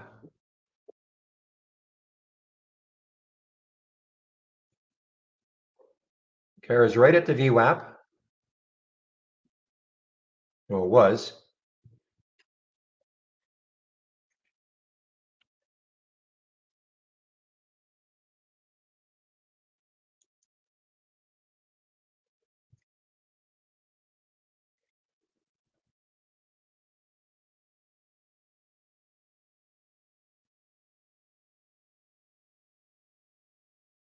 WW continues higher here, guys. WW keeps making new highs, and the next high looking left is 545. So I mean, it could stall there. It's not a low float, not crazy high, but it's not a low float.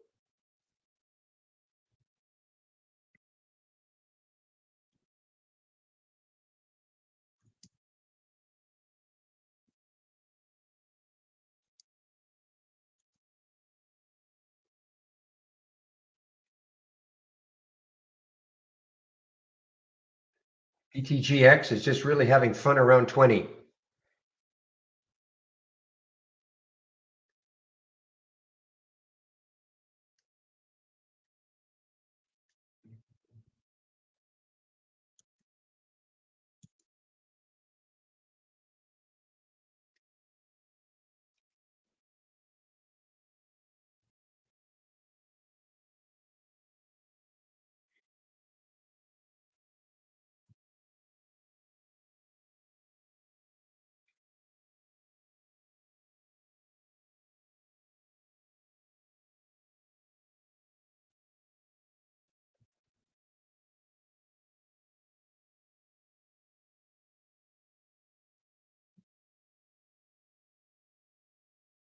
Hey guys, wait, watch WW right at that key level of 545, 545. Look at the volume it's hitting today. 60 times normal up to this time of day.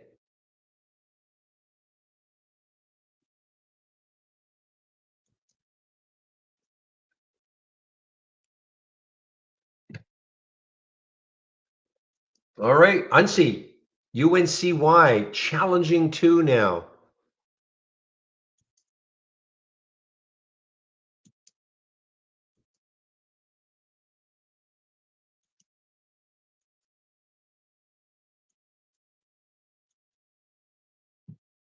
Man, I wish this OP had more room. This is, I'm hearing it over and over, the grunt. I wish it had more room to run down OPI.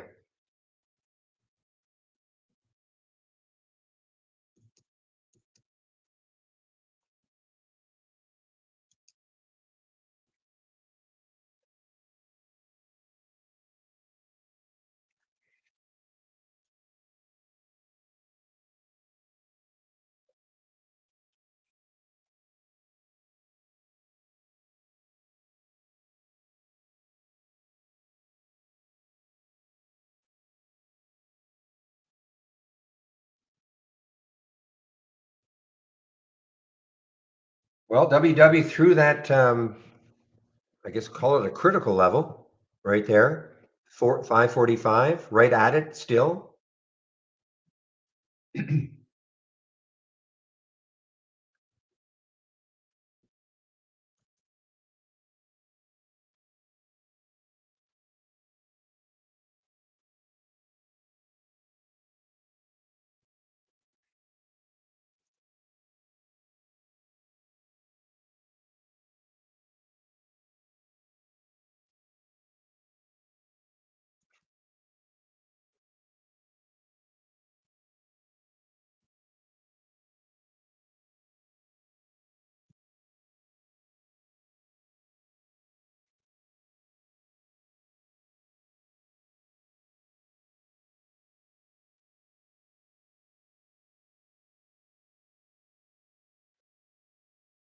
Well, you know what? I'm breaking a bit of a rule. I'm trying to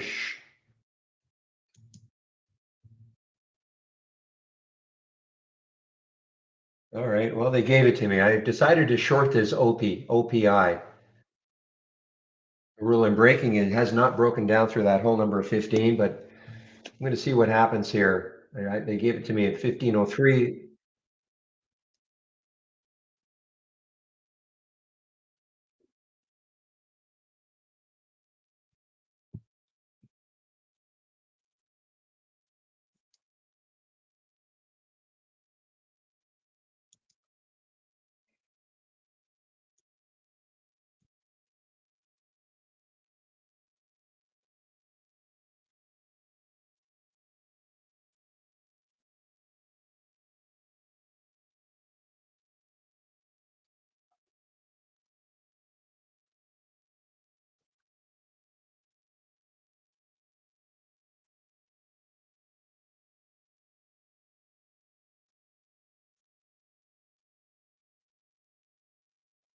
All right, guys. Let's see. BlackBerry BB. Yeah, I mean, continues to move down. So they don't have earnings until the 30th, but they have guided very, very poorly.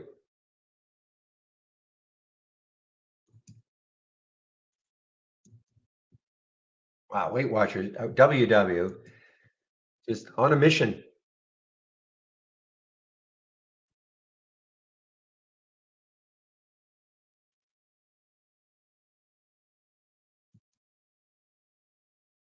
Keep an eye on this UNSI if it breaks two. I mean, breaks two, it's got some room to, well, 206 is the next high, but if it can break through two, 233 is next, actually a little higher. 235, excuse me, 235 is the next high. If it can break through two,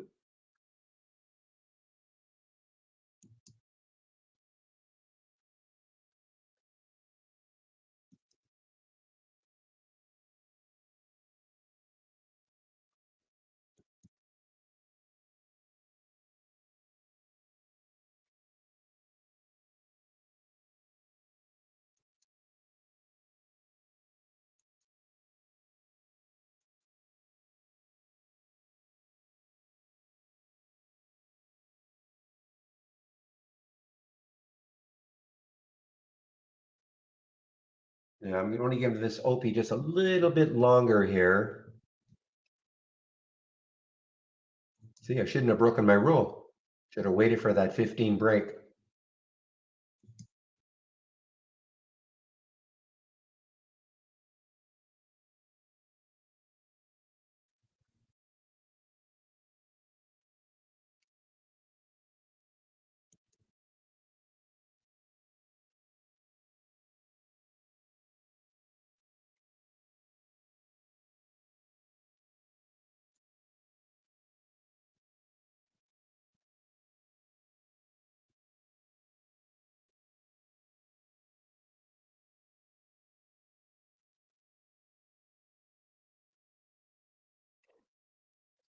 Okay, guys, there's UNSI at 206, so takes out 206. 208, sorry. 208 is the next high looking left, and then after that, 235.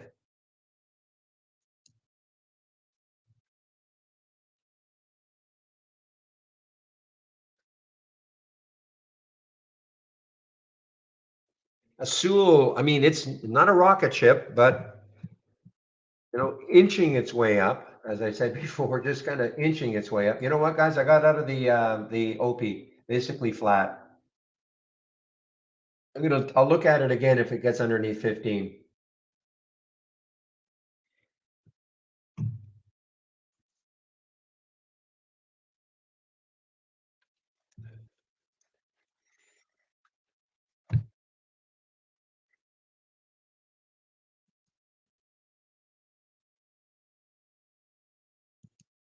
Okay, guys, UNCY.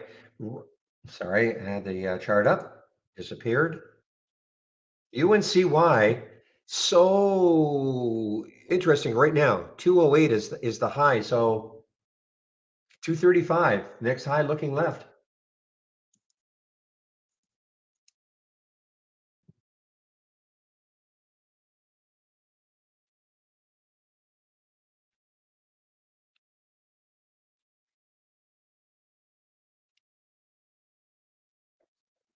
Yeah, Jason, the reason I took the OPI, I've seen that sort of a stock before. And, at the end of the day, I think, why didn't I take it? It drops like 30, 40, 50 cents.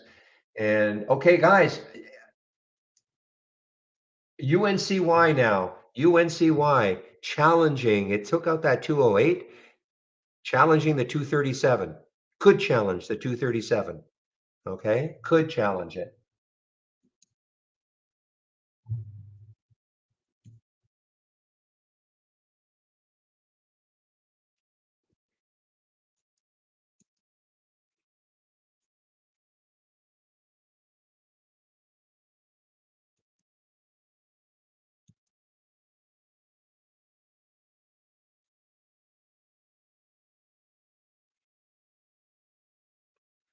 What a fast morning, 10:50 already.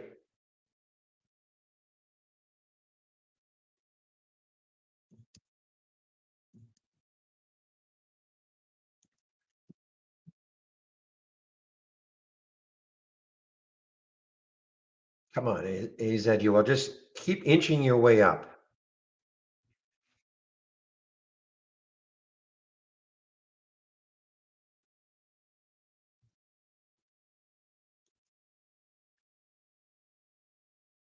This is a buyout from yesterday. This is a stock that's being bought out, I believe, TCRR. So it took out yesterday's high.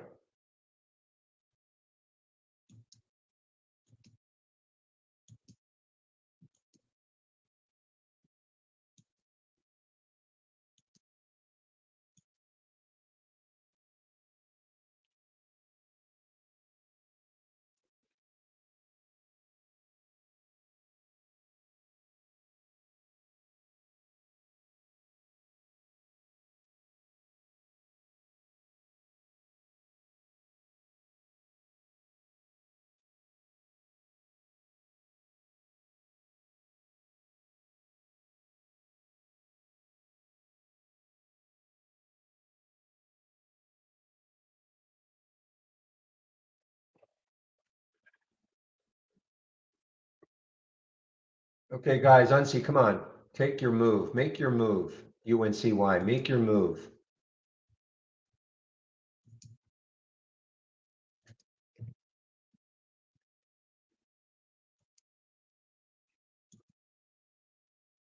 I'm still kind of interested in the OP. I mean, it's one of those ones which, the end of the day, you look at it and go, man, drop 30 or 40 or 50. So there it goes underneath 14.95. Now I'm not in it anymore, unfortunately.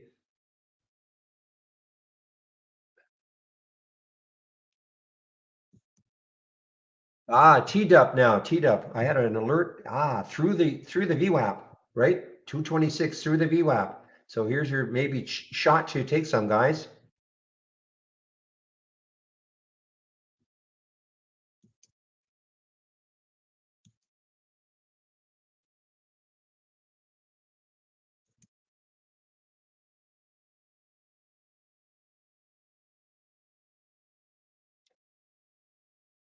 Okay, guys, let me talk a little bit about my homepage, okay?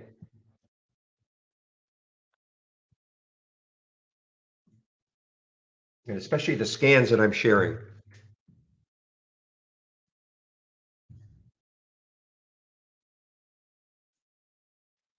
And welcome to the room. I was forgetting you now, the big welcome. Welcome to the room. If you're new to the room, is welcome. This is the format, Monday to Friday between 8 a.m. and about 3:20 p.m. Eastern Time. Sharing my screen live on the mic.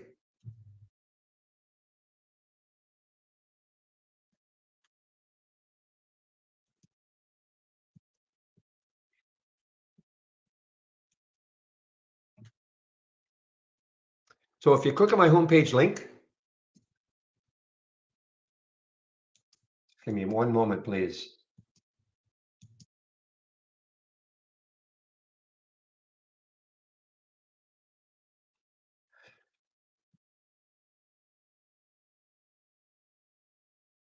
I'm just watching the UNCY, guys. I'm just watching it.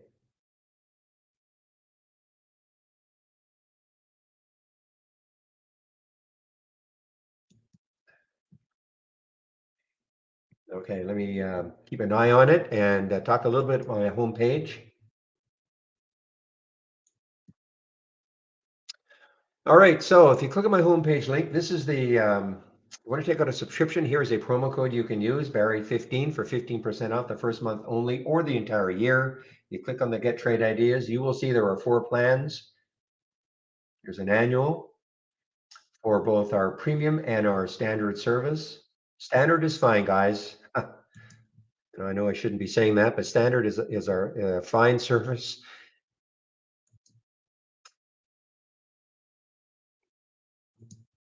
So the premium is 2,000. The standard is 1,000 upfront, of course, less the 15%. You can go monthly. Standard is 118. Premium is 228, less the 15% for the first month only. If you maintain a monthly subscription, this is what you pay going forward. If at any time you do want to take out an annual, once you're in a monthly, we'll honor the 15%.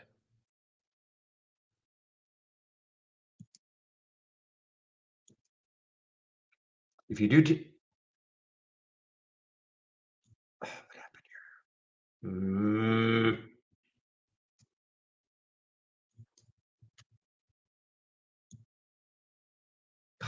Whoopee. Just give me a moment, guys.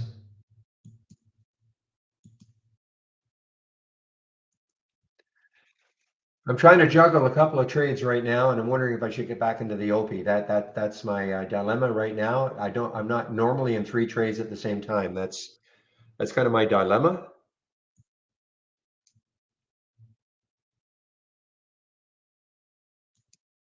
I'm in the UNCI. I was getting set almost to dump it, but it held two.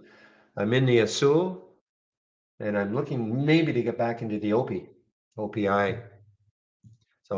But I'm not usually in 3 trades at the same time. All right. If you are taking out a subscription, please do the getting started. Don't please do it. You must do it. This is not you should do it. Well, yes, you have to do the getting started. Okay. It'll run you through your first download, your first startup, your login, explain about the toolbar and all that. It's about 10 minutes. It's about 30 minutes long. There are 10 short videos. I do a daily stock of the day video right here. You can sign up for it free, of course. Trade of the week is sent to you before the market opens every Monday morning. It is free. How is it doing? It is shop. Let's see if it's Shopify from. So not so well because I know it triggered yesterday. So I know the stop is 40.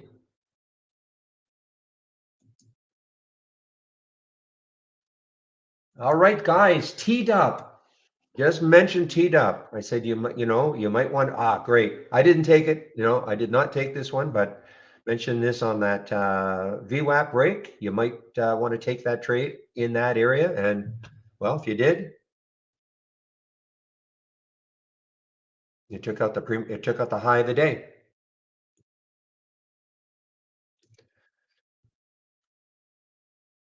Frantic day for me right now. Anyway, education section, the user guide. Click on that. Getting started section is right here. You should know what an alert window is, a top list window is, and about the stock racing. If you click on top stock racing, you'll see that there are 4 videos, and these are clickable, restart up, and configuration.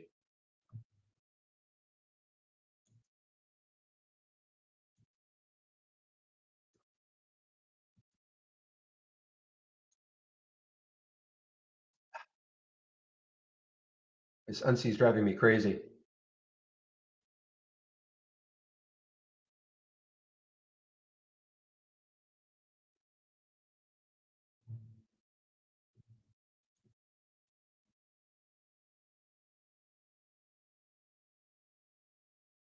I'm out of it, guys. I'm out of it, and I'll look to get back in it again if it gets over that 210 mark. Okay, that's the UNCI.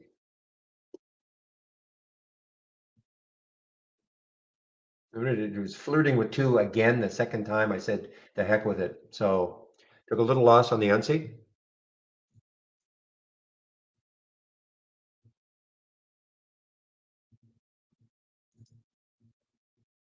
There's the getting started again, daily support session. So today is Tuesday. So what happens is I take a break between 12 and 1 every day. And one of the other traders takes over for me in our YouTube room. Today is Tuesday, so it should be Michael Noss. I will verify that before I do take my break, and I'll put the YouTube link in so you can listen to Michael for an hour.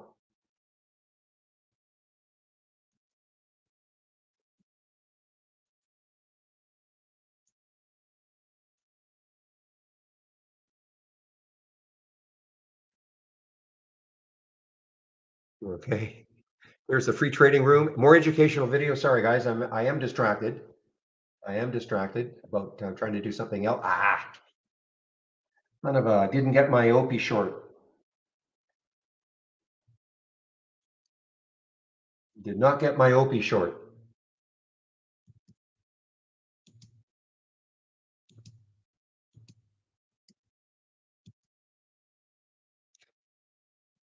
Okay, I'll see if I'm going to try again. Okay, so what else is new? What else is happening here? Um, Go to my, okay, again, if you click on my homepage link and you scroll down, here are my scans. Okay, sorry guys. I mean, I'm very distracted right now trying to figure out what I want to do with a couple of things here. So you click here. These are my scans that I'm sharing. This is what I use in the pre-market. Pre-market actives up and down. These are the two races that you see, the gainers, biggest percent mover since the start of the race, biggest percent large cap mover since the start of the race. I know they're sort of named differently, but that's what they are. My 10-day daily breakout and down, very popular for me anyway. And here's a momentum scanner. So a lot of scans that I'm sharing here. So if you do take out a subscription, I would appreciate it if you use my homepage link. And then if you click on my homepage link, then use my promo code. This is a free room. The room will get credit. I get some credit. Also, if you save my homepage link, then you can look at my scans and the education at any time. Okay.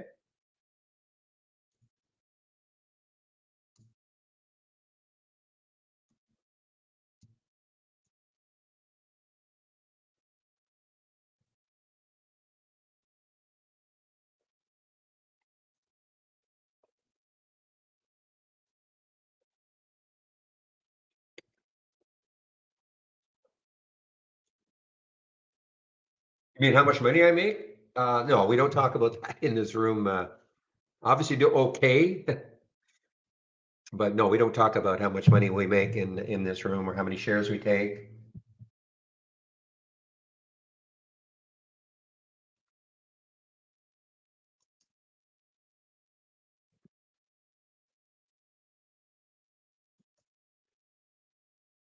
Meanwhile, PTGX just made another new high, guys. Another new high.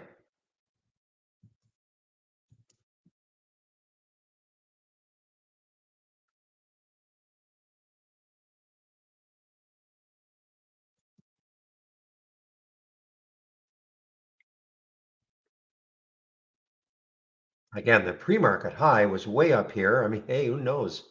21.99. I mean, this is an awesome move. 43 million in the float. I mean, it's not crazy low. It's not high.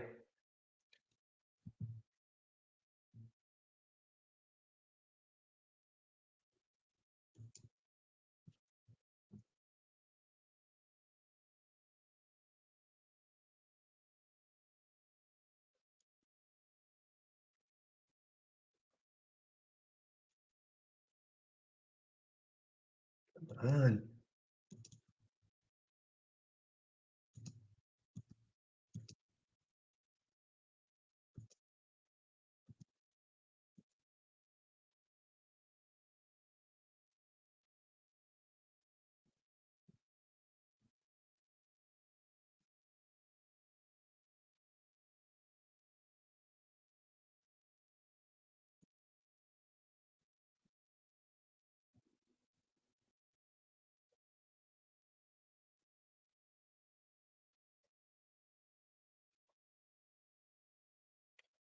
It's actually a red bar ignored on PTGX also. Trigger would have been around 2007. Red bar ignored. You have an uptrend. You have a red bar. totally engulfed by the previous green candle. Next bar is green. In other words, so just look at it this way, you have an uptrend, a pause in the uptrend, trend continues. I mean, for how long, we don't know, but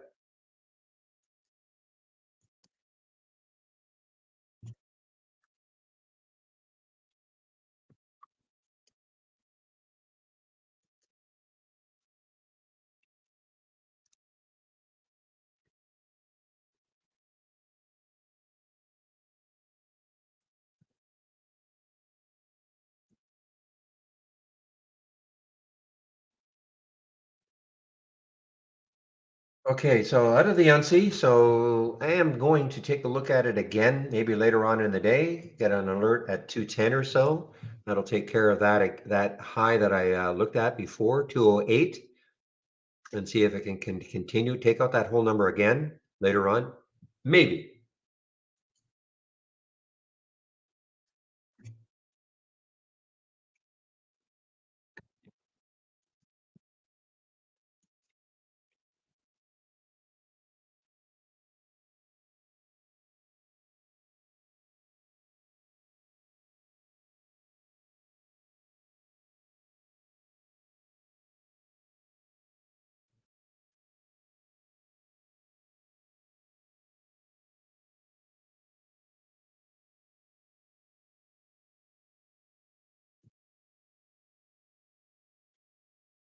Azul continues just to, again, inch up, guys, just inch its way up. This is not going to be, I don't think it's going to be super dynamic, but there's the high of 706 yesterday.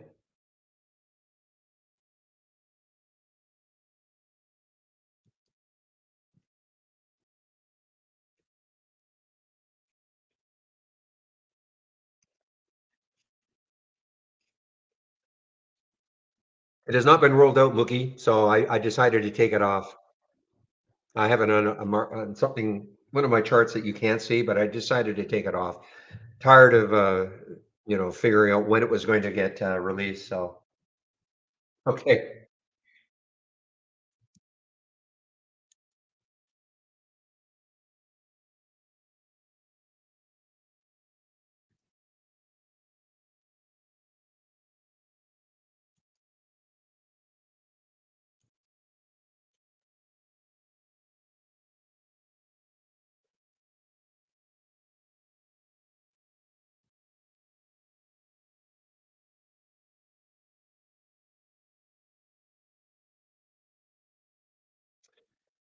All right. Now VRAX, I sort of wrote it off earlier, but I mean, I think it's playing around with the VRAX is playing around with the VWAP. Okay, 146. So it's sitting right there.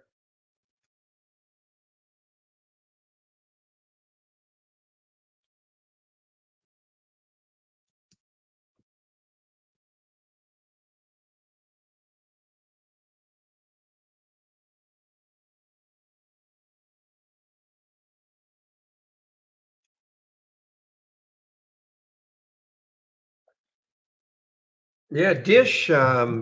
Earlier, I saw this earlier. Is it still moving? Well, it did get up to this. Well, 1193. Took out that high there, 1181 briefly.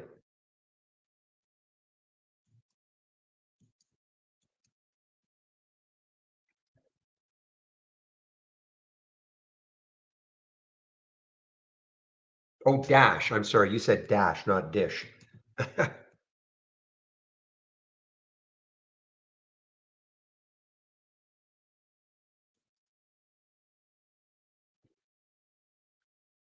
So Dash is getting right into that 200-day moving average.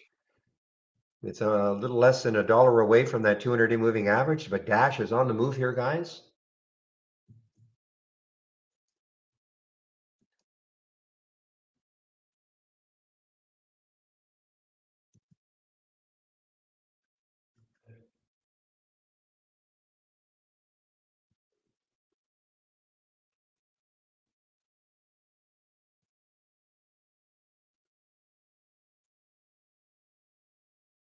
ETGX is again toying around that $2 level.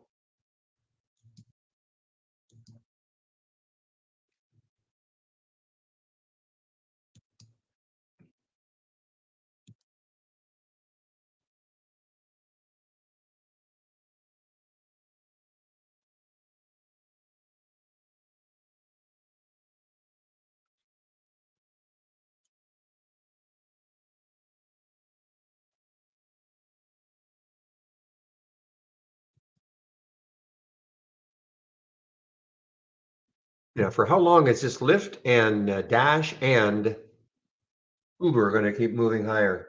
New York, yeah, you guys are talking about this New York City revises proposed minimum pay, etc. Oh, I see. So pay them less, stock goes up.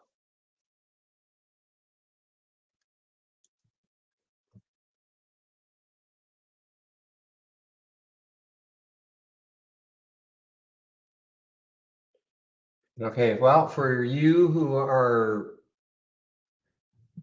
the venturous, the GNLX, terrible spread, but it's trying to make another new high. 36.84, 38.58, so almost a $2 spread.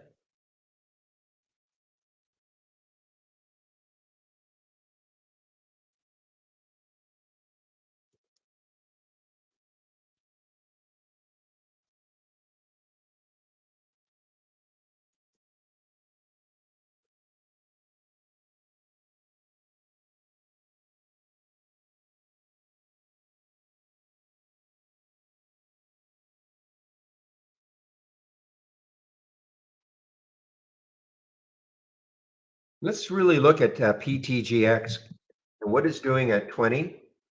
And I think if you have these topping, well, it's just over 20 again. Has these topping tails. This might get it rolling though.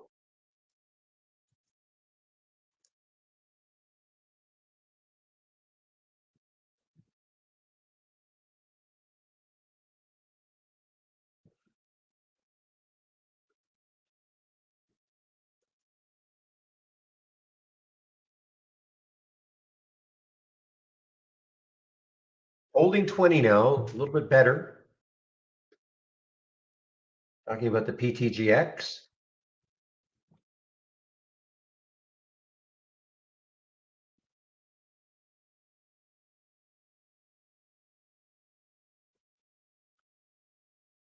The only issue is this big topping tail here on this current 15-minute candle. It got up to 2056 and it pulled back down and it actually got underneath 20 for a bit. So let's see if it can, get rid of that topping tail a little bit. Mm-hmm. On the 15-minute chart, right?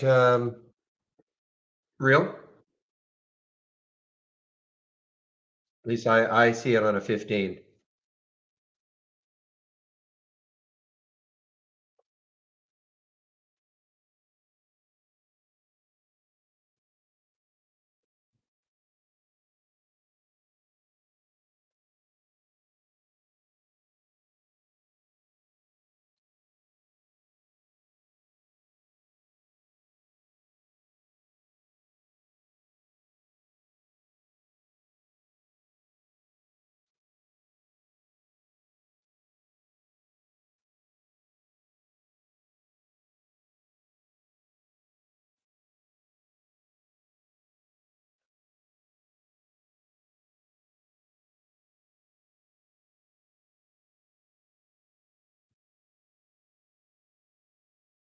Yeah, market is really erratic right now. Remember that second candle after the big red candle. So the first one was green. The second one looked green and it was green all the way up here, but then sold off.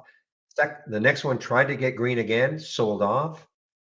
So we're getting all these topping tails, meaning the buyers have been trying, but the sellers been knocking it down. So, and that's the overall market. That's what's somewhat impressive about the Azul, AZUL. It is not succumbed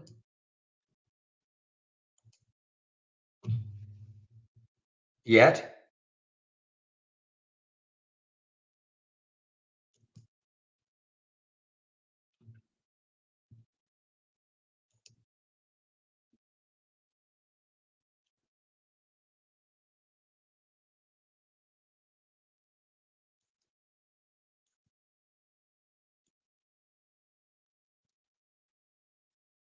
All right, Kara is, I don't know. Kara may just not be dynamic enough.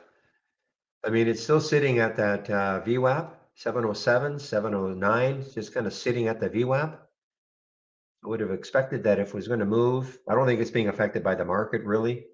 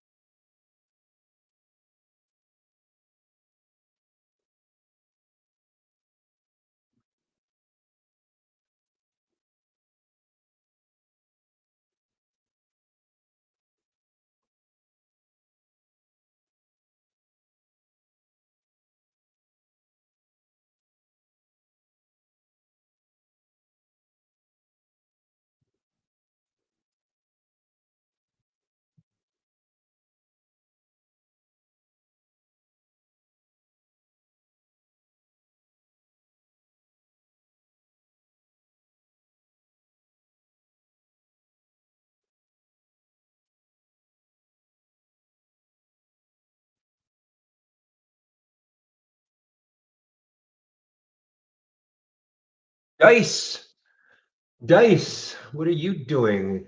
Don't see. Wait, okay, I don't know what happened to my single stock window on that one.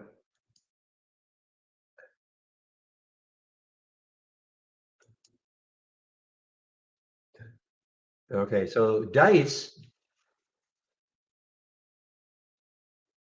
yeah, maybe too erratic on the daily chart.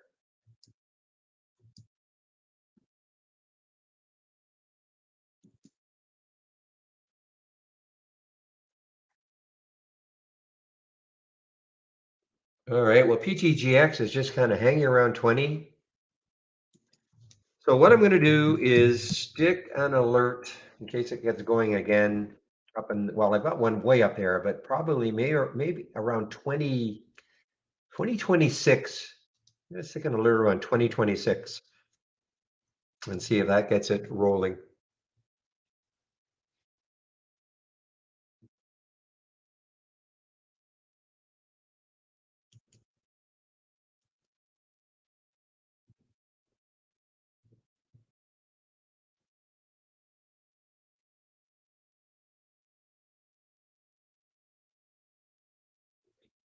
Okay, guys, take all that off the specifics to general market talk. Okay, John 3:16, proud Christian, etc. This is you're posting that stuff in the specific stocks only. Okay, take that to the general market, please.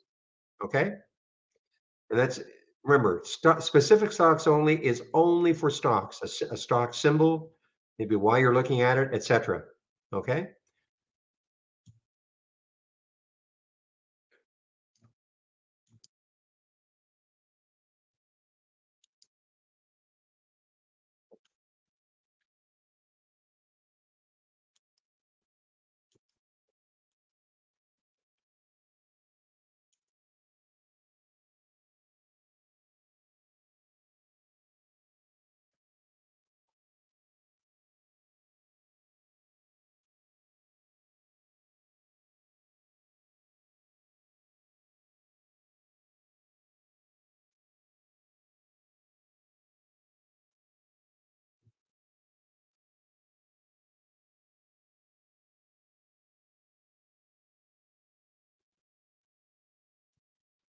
Okay, guys, PTGX back over. I mean, this is just teasing right around that 20 mark over and over and over again.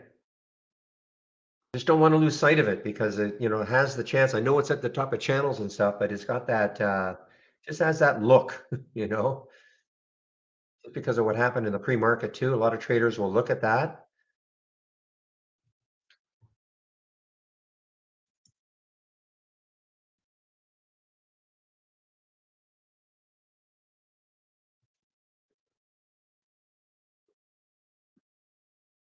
Okay, my thoughts on AMC and GME. I hate them. No, I shouldn't say it like that. Okay, they're meme stocks. Okay, I mean, if you're going to believe the conspiracy theory that there's trillions of shares out there that are short that are not being accounted for, I mean that's all AMC and GME are about, in my opinion. Okay, so I don't subscribe to that conspiracy theory at all. So these are two meme stocks, though, AMC and GME. Tesla, it's a different story. I don't trade Tesla. It's out of my price range I like to trade. Obviously, if you look at Tesla on a daily chart, probably that 185 mark is pretty critical to hold for a while anyway. Okay, but as far as GME and AMC goes, I have no, my only opinion is that I wish they would go away. I know it sounds harsh, Mark, but yeah, I just wish they would go away. It's a bunch of nonsense. Okay.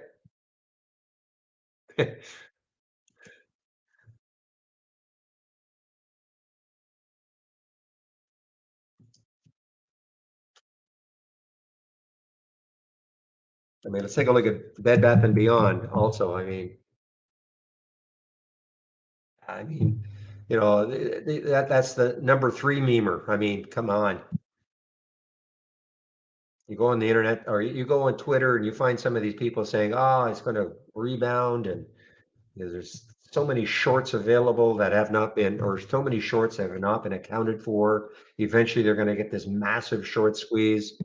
Talking about it for years now, it seems. So,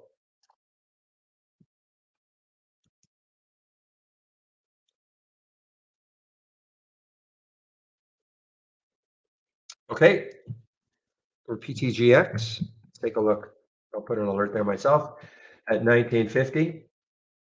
I can see why, yeah, the bottoming of those candles on the 15-minute chart. I can see that. Okay, guys, am I allowed to say that I took Opie? I didn't want to jinx it. I gotta, I'm not, I didn't get the fill I wanted, but it was okay.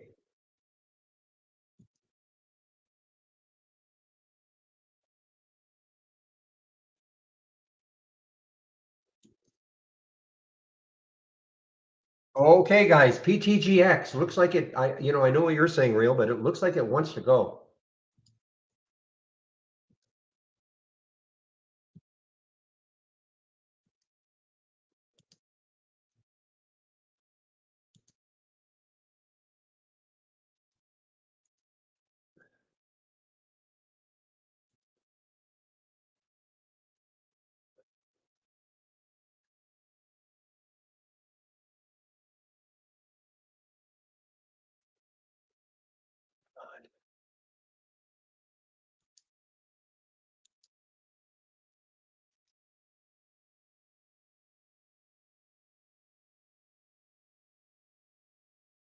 Oh, even Kara.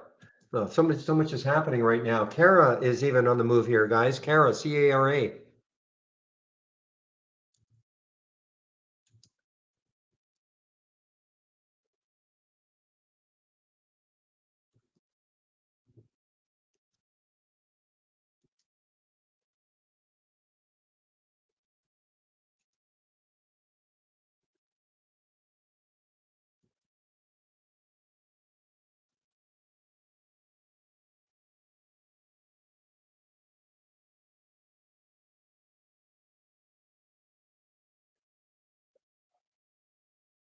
Okay.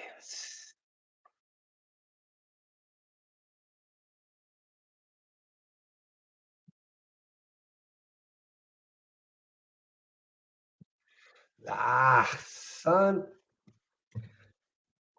Better mute myself right now for what I really want to say. But anyway, there goes Kara, guys, without me. So, well, hopefully some of you listened to me or heard. No, when I say listen to me, I don't mean I'm not telling anybody to take a trade. I'm just was pointing out the opportunity with Kara, and it popped before I could get into it.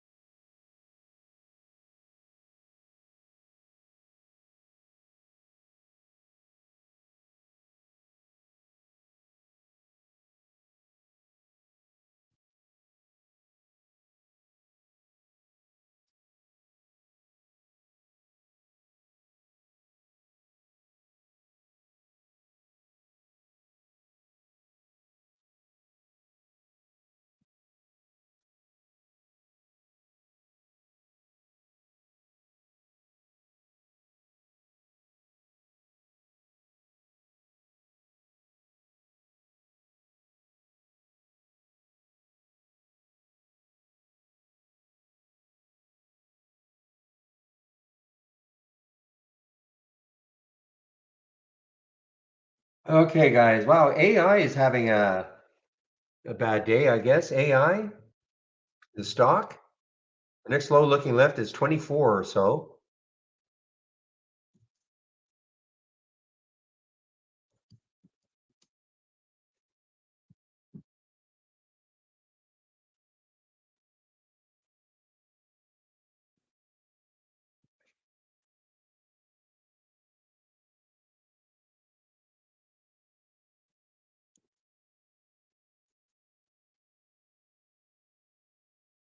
Well, if you want to play anchored VWAPs, yeah, Peter, I guess it's a good idea to invest in the book.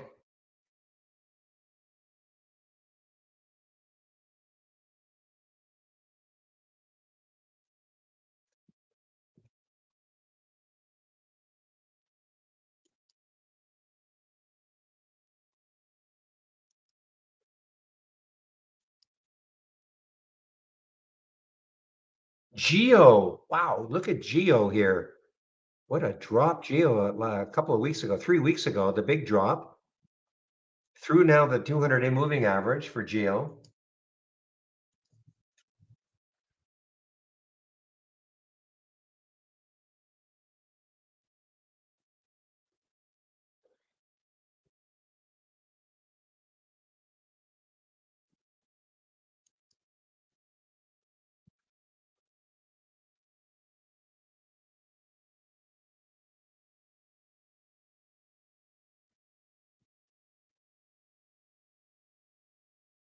BNOX, guys. BNOX is on the move here for some reason.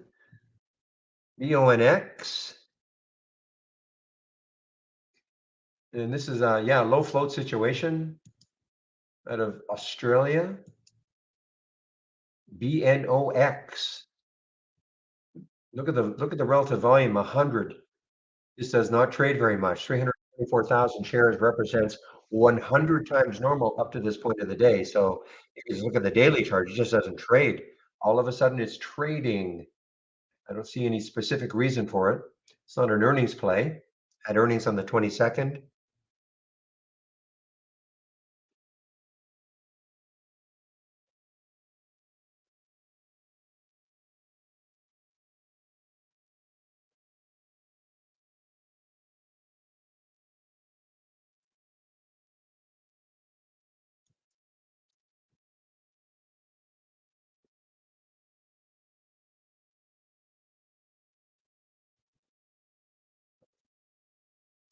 You know, AI is pretty interesting right here. Now, this is for me, this has always been a tough trader intraday, but boy, look at this area it's taking out.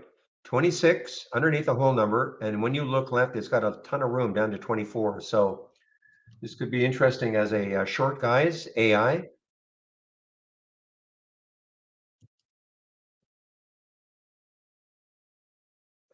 Meanwhile, out of nowhere, there's BNOX. BNOX out of nowhere just got halted again. I didn't see the first halt. I don't see any news on it other than it's being halted. Out of Australia. Anybody dive in and find some news on this one? BNOX.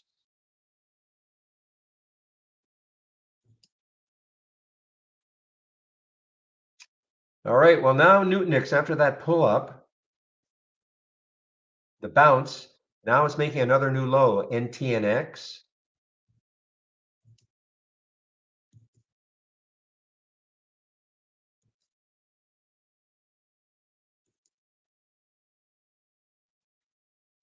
Okay, guys, give me a moment. I'll be right back.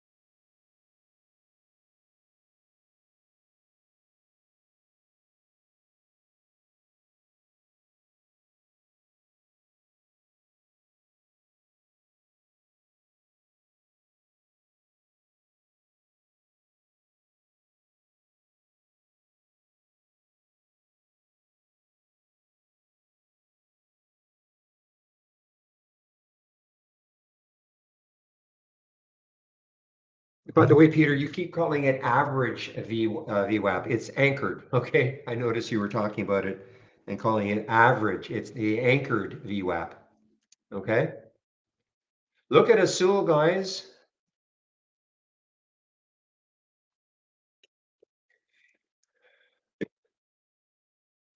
Very very orderly increase so far for Azul, AZUL. Very nice. Hasn't really been affected by, look at all the market gyrations. Has not been affected at all.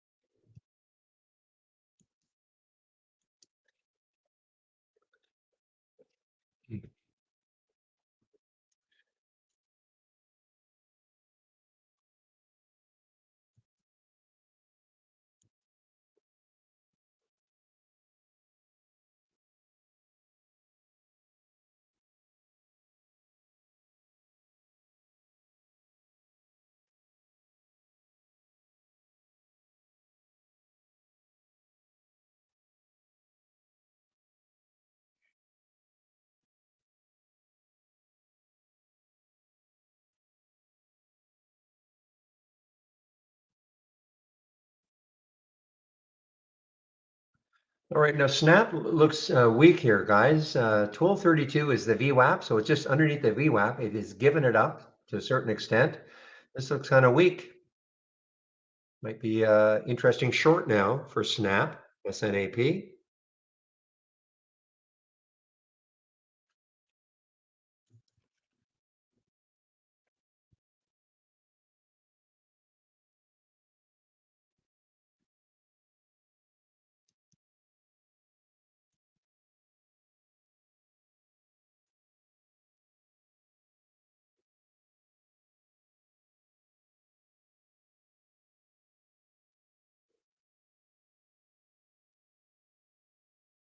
All right, I've covered some of the Azul, guys. I'm not, the market hasn't affected it yet, but I've covered some of that Azul, AZUL. And let's see.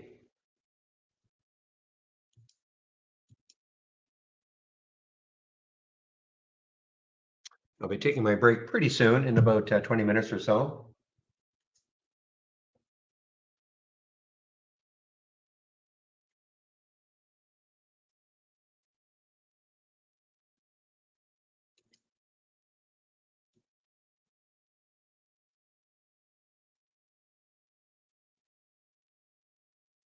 Meanwhile, BNOX, for whatever reason, is okay, it just resumed. Okay, it resumed. And this is wow. I mean, wild spread. 60, well, 608. Yeah, wild spread. 632, 667, 645, 6. Yeah, I mean, a wild spread, guys. I cannot see any news on this one. BNOX cannot see any news.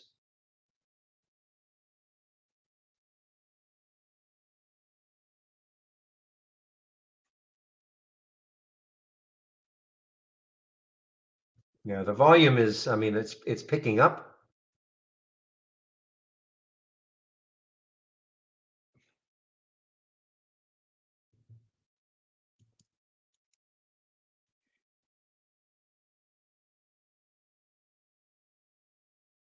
AI continues to inch its way down, guys. I mean, this is, maybe an interesting short play. Meanwhile, BNOX, for whatever reason, is just on a mission here.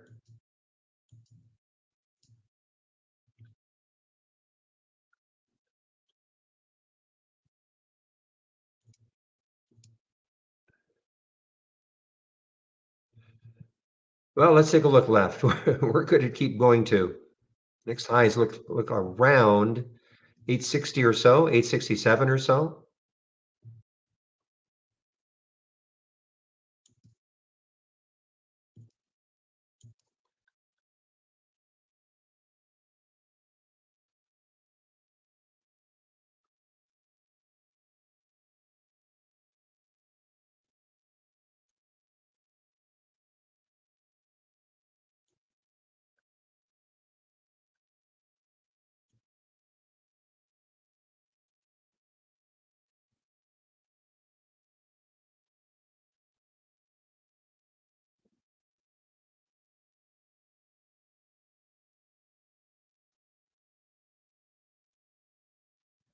Interesting, it didn't show up here in the, open this top list.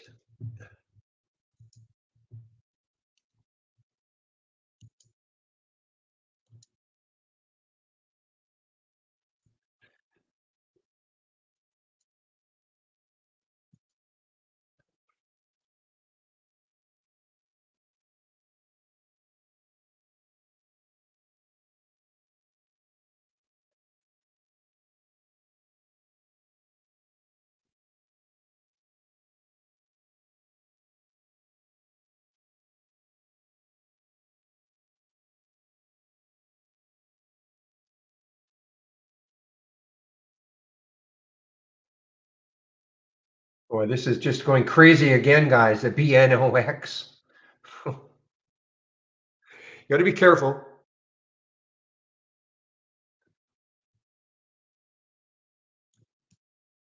Was BNOX another symbol before? I don't know. I do not know. It looks like it started trading as BNOX over here.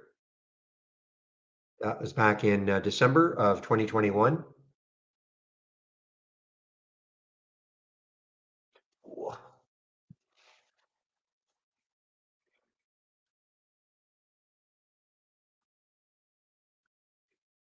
Okay, guys, PTGX just roared back.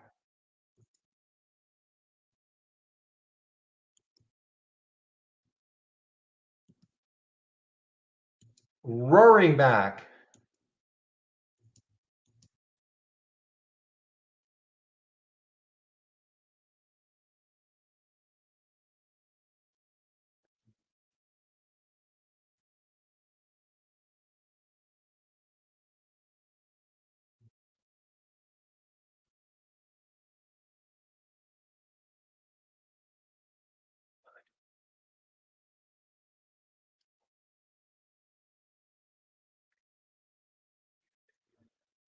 Seat is also on the move, guys. I think it's an earnings play. SEAT, I think it's an earnings play.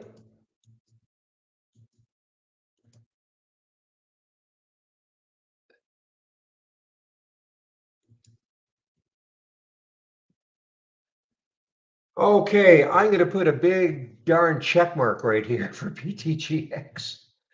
Seat is also one that is moving.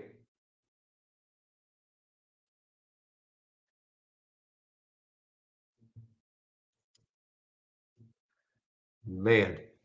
Okay, Seat is another one, guys. Let's take a look at Seat.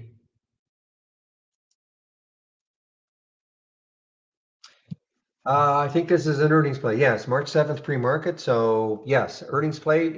Well, bad reaction initially. Look at this though. Market opens, pops. What could it do? Probably stalling around 8. There's the 200-day moving average at 811.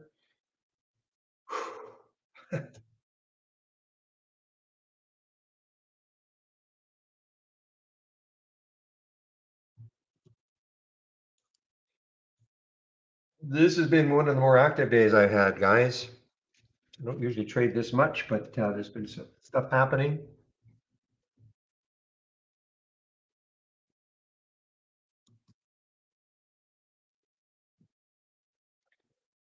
Let's take a look at that crazy BNOX, see if it's still hanging in.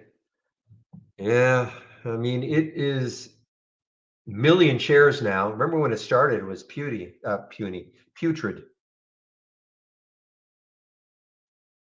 Look at this, 292 times normal.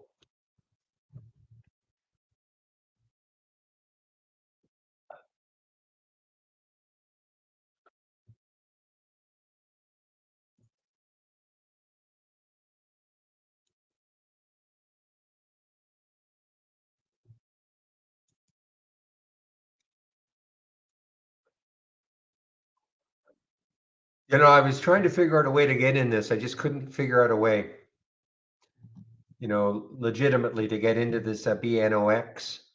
Very, very risky, highly risky.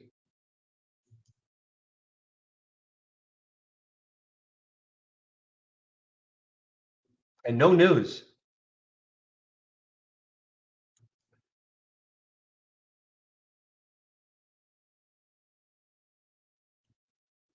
No news that I can see, guys, on the BNOX.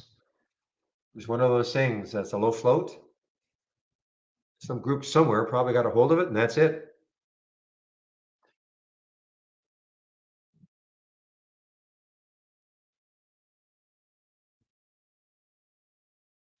Well, next high is 839, I believe, on the weekly chart. 839, 850 actually on the weekly chart. Not saying it's getting there, of course, but and there's actually the 200-day. Well, I don't know why we have a green line up here. I don't know why. That's in theory the 200-day moving average, but yeah, could not find a way to get in it.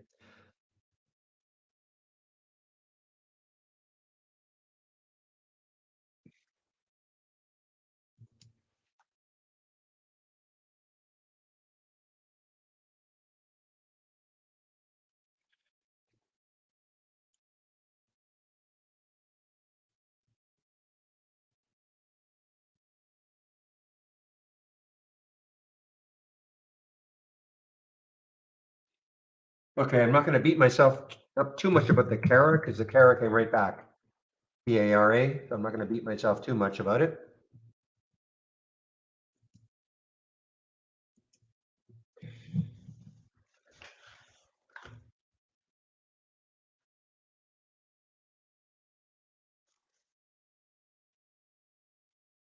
Well, I like adrenaline, but I still need a setup, that meets my eye. And BNOX, I desperately wanted to get into it, but I just couldn't quite, find where I like what I considered, as opposed to just chasing it on a whim, where I could get in. So highly, highly risky, especially with no news.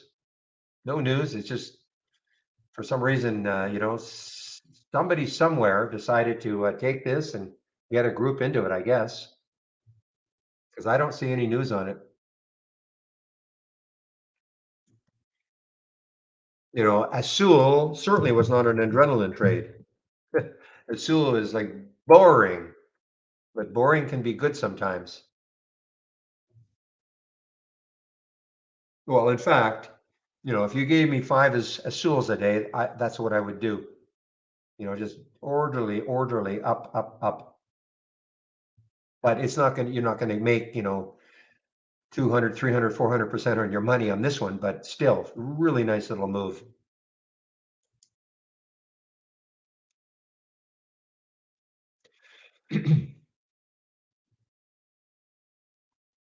Meanwhile, SE just made a new high, guys. This was a flyer from earlier. SE earnings play. SE just made a new high.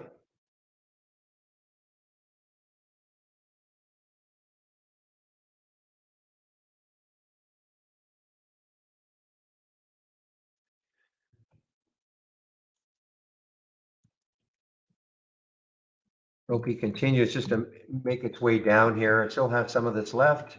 See if this next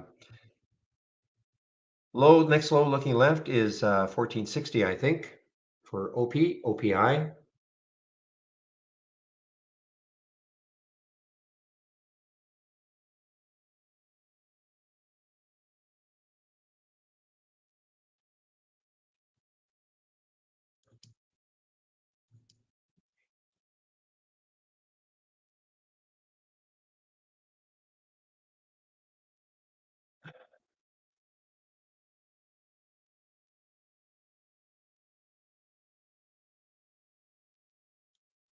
Anyway, I had a confirmation that it will be Michael Noss in our YouTube room in about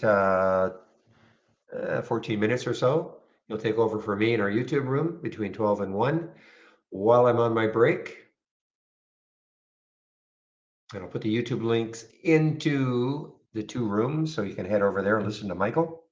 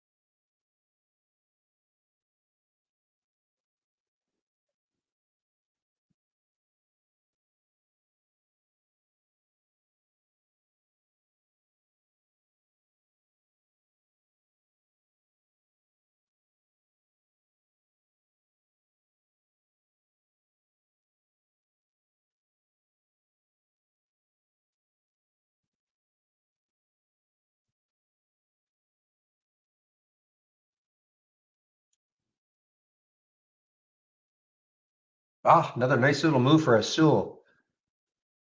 He's edged you well.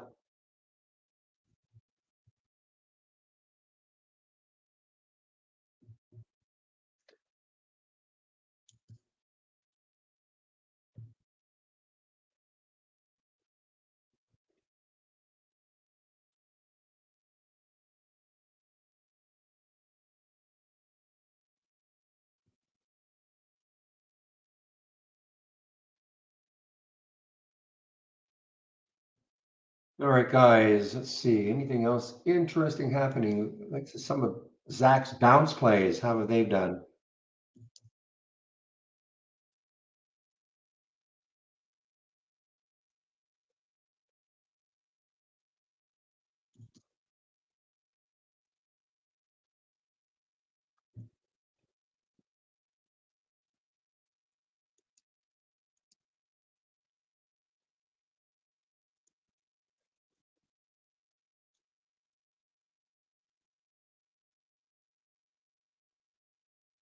Yeah, SC continues, guys. Another new high for SE.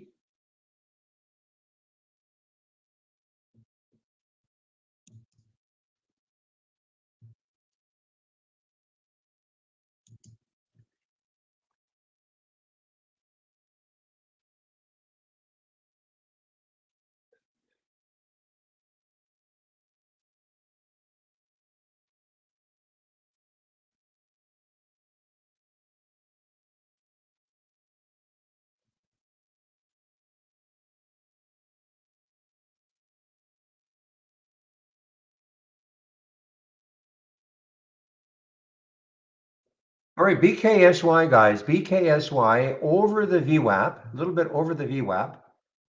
OP, yes, OP. You just made me a new high. OPI, new high, new low. Sorry.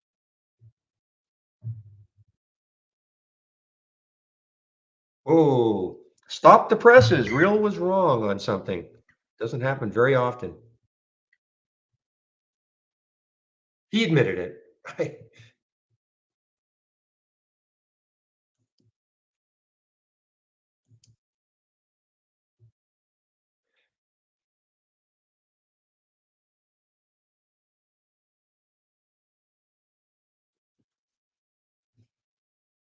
I don't know if PTGX is over. I don't know about that.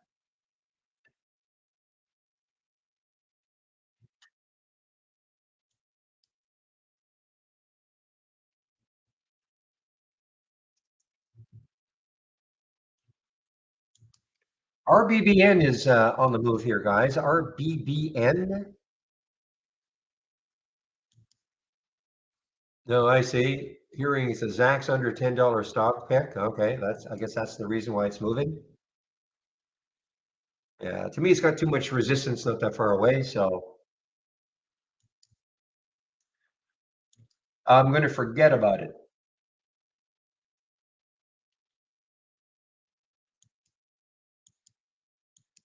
Okay, guys, so what I'm going to do now is put the YouTube link in to the room so that you can head over and listen to Michael when he shows up at noon, if you'd like to. So here are the YouTube links in.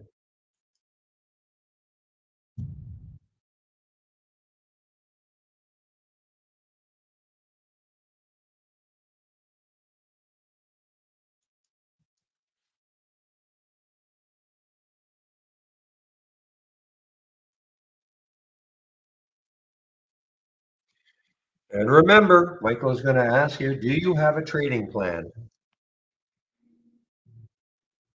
If you're going to say, well, what do you think about this stock? I don't know. Does it meet your trading plan? I don't have a trading plan. Get one.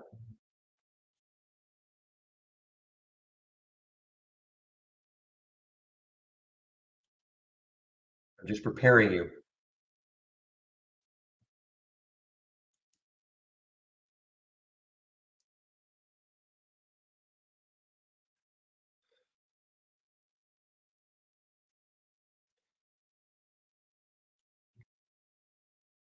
OP, give me, yeah, OP, OPI. Took a lot, this reminds me of the one I did yesterday. I took a loss at the beginning, Little loss at the beginning, and then I got back into it. This was on a short, the same sort of thing. And remember, I hope you guys listen. I said, this is one of those ones that at the end of the day, I look at it and I say, man, that dropped like 40 or 50 or 60 cents. Never heard of this before. Here was the alert. I mean, I did not get in at 15.15, but look at that alert at 15.15. And, you guys ever heard of this company before? I mean, I've never. I mean, it's an income trust.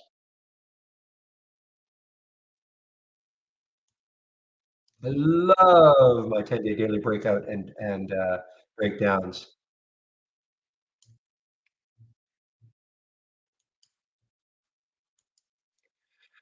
8B. I know.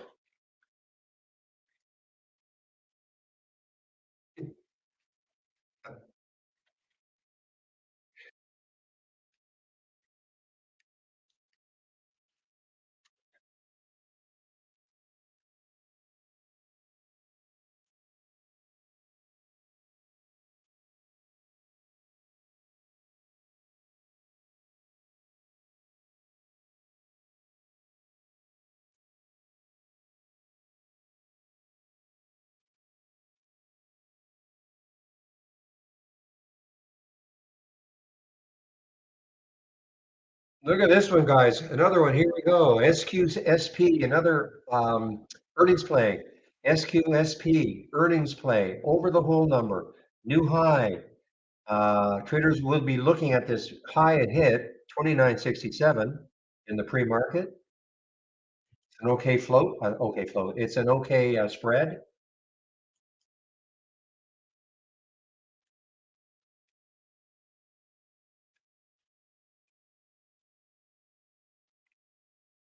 But I'm done. I'm done right now, guys. I can't do anything right now. I have to wait for Michael to show up. I love that. I mean, the Sul has been really, I think I'm proud of that one. I have to admit, I am proud of this one just by spotting it and seeing that, you know what, can it start to get back up to its former glory? Now, just as I was talking, it had a little drop, but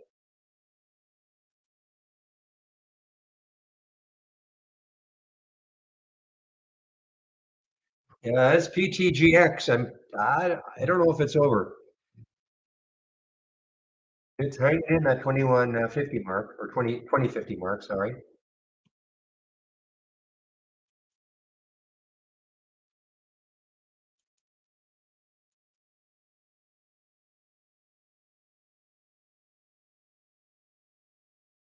Okay, so 11:55, so Michael should be in our room very soon, so I'll have to make some preparations.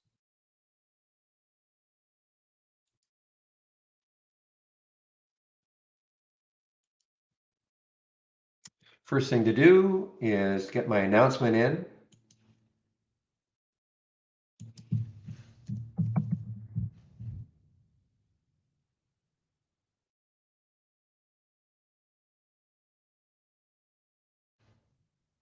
Oops.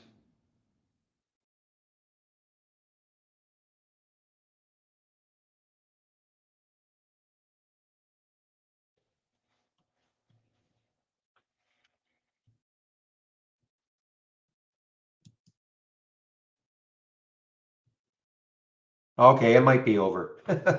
PTGX, it might be over now. Takes out 20. That won't be good.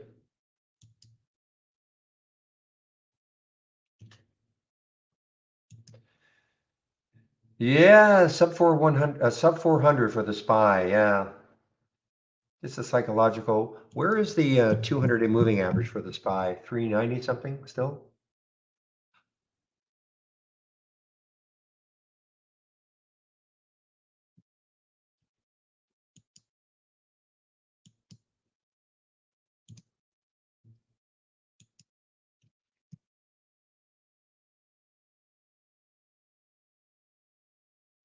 Okay, the 200-day moving average is 393, so still above it.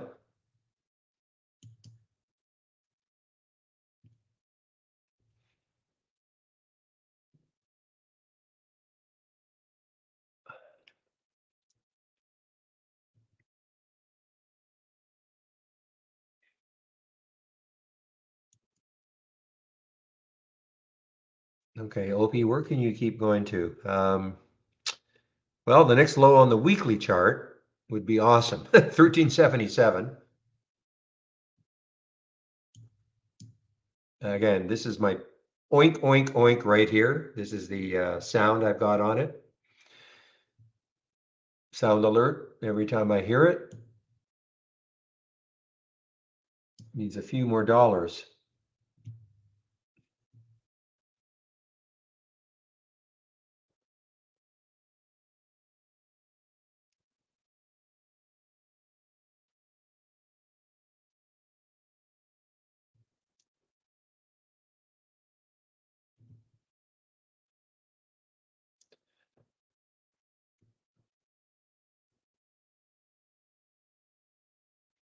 All right, guys, I'm going to put myself on mute right now. I'm just going to wait for Michael to show up in our YouTube room. So I'm going to put myself on mute. So we'll see you guys around 1 o'clock.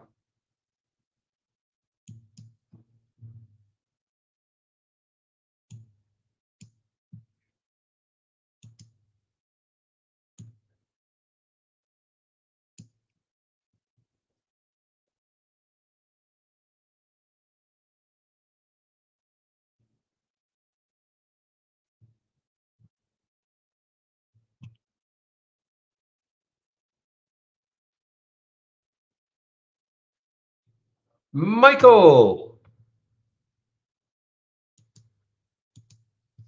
Michael?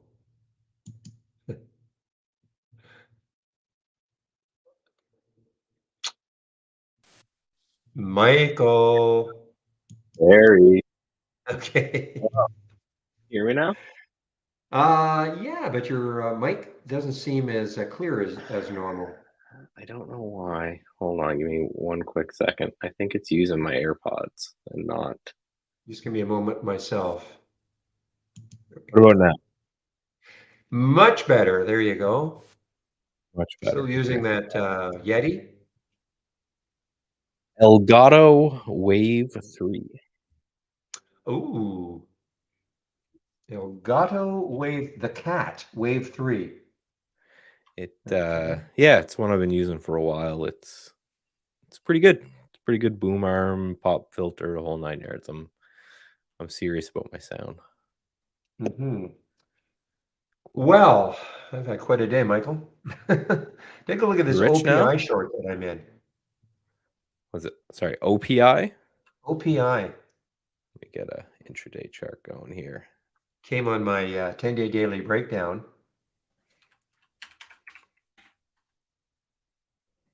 Ooh, yeah. Oof is right.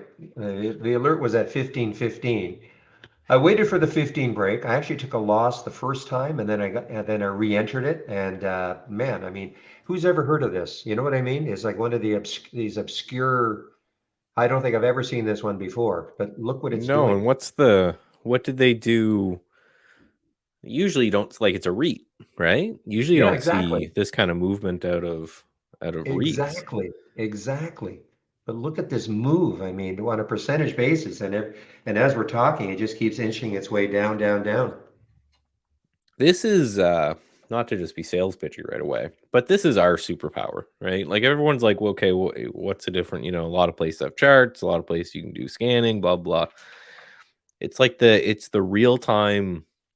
I would never in a million years, if I was scanning for this like the night before or something, I would just Mhm. open it up. I would see that it was a REIT, and I'd just move on with my day. Exactly. um, because Exactly. they just never move. But no, to get that Mhm. in real time and say, okay, well, this gap from what 17 to 16, and then it's continuing to break down, broke through 15. Like you just get the weird stuff, right? And it's funny, even in the CMT, that's what they teach.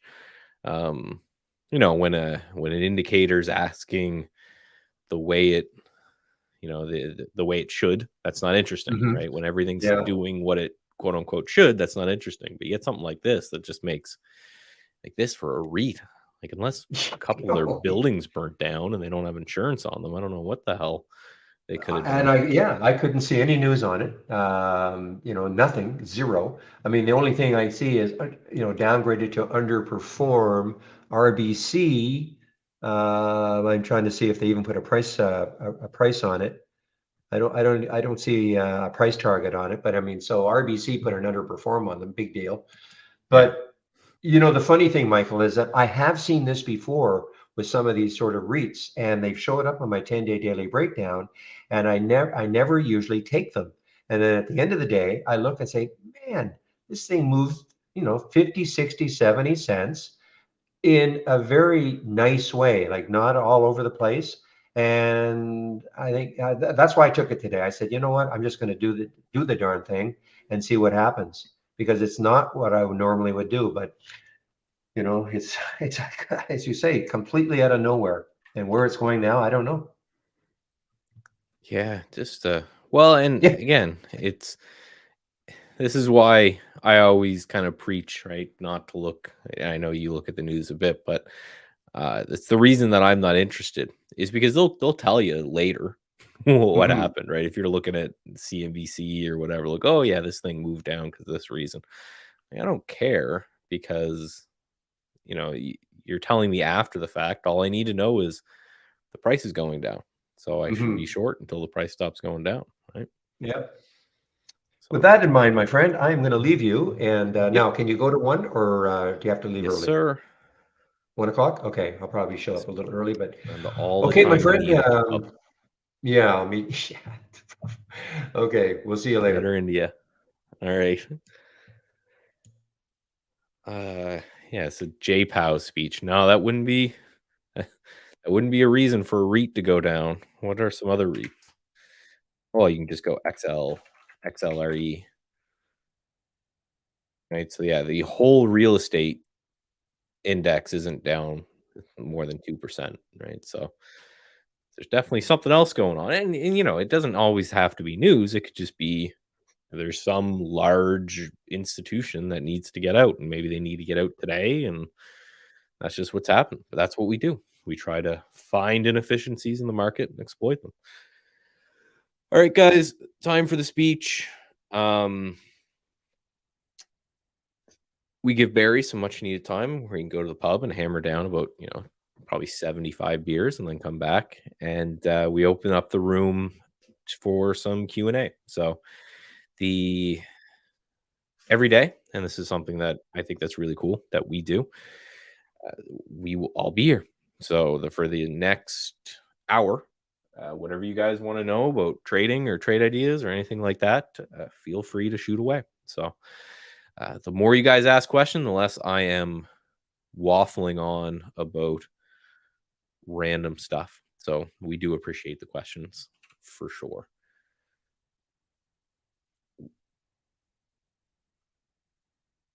Like that. Yeah, because we don't have anything prepared because it's 4 questions. So we want to make sure that it's open for questions. So yeah, feel free to ask away whatever you need. If you have any problems with trade ideas, then away you go, right? I think I'll invest in a book by Brian Shannon on average. VWAP. VWAP, just by the way, not VWAP. People say that. I know it triggers Brian Shannon. It triggers me too. It's just VWAP. And I recommend both of his books. I have both right behind me as I turn. You can probably hear. Yeah. The first one is technical analysis using multiple time frames. I really suggest that to kind of newer or struggling traders who are just looking for a really basic trend-based system and analysis. I've got it in my hands here. I've got a signed copy. Basically just talks about, most traders you'll see use multiple time frames, right? Barry being one as well, where if he's taking a trade on the intraday chart, he's looking at a bunch of different charts, right? Because you want to know most of the time people will do kind of intraday and daily if they're day traders, or daily and weekly if they're swing traders or something like that. Because the idea basically is I want to know um, what's ahead of me, right? What's getting in my way. Name of the book. So his first one is Technical Analysis Using Multiple Time Frames. If you go to Amazon, you just type in Brian Shannon. There should be both there.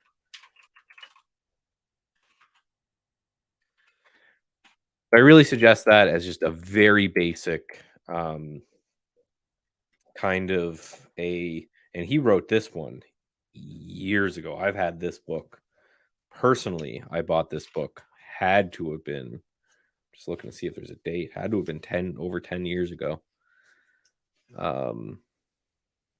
2008 copyright. Wow. I'm old. That's way over 10 years ago. It's 15 years ago.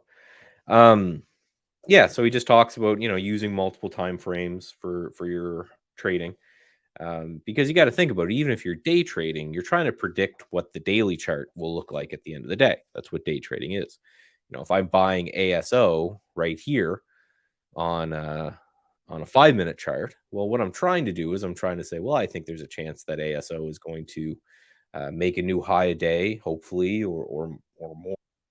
Um, so that's where this kind of stuff works. And then again, you just shift those time frames depending on your time horizon. If you're uh, a swing trader, right, you may use a daily chart and a weekly chart. And if you're an investor, you may use a weekly chart and a monthly chart, right? If you're a longer term investor, you may say, okay, well, I want to enter on a weekly chart, but I want to make sure that on the monthly chart there's nothing in my way and that it's in a good trend and all these kind of things. The other one, the one that Peter was talking about, is, as I get it off my bookshelf behind me here to make sure I say it right, maximum trading gains with anchored VWAP. An anchored VWAP is a tool that I talked about a lot. We're actually having Brian Shannon on uh, the show on trade ideas for a webinar at the end of March, hopefully. And with that, we'll announce some new scanning tools. But the idea between an anchored VWAP is, most people use VWAP for intraday trading, and every VWAP is anchored. But the normal VWAP that we all know and love, the one that's on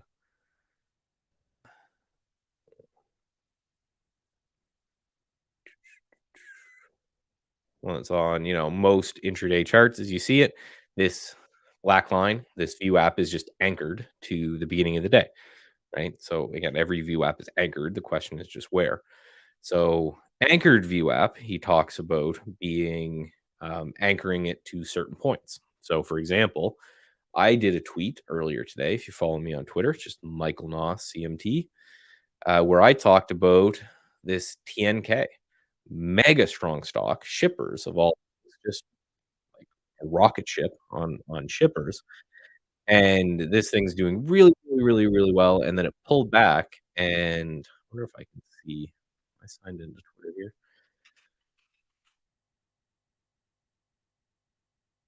Find myself. Michael Noss CMT. Yeah. So when I tweeted at the chart, it looked like this.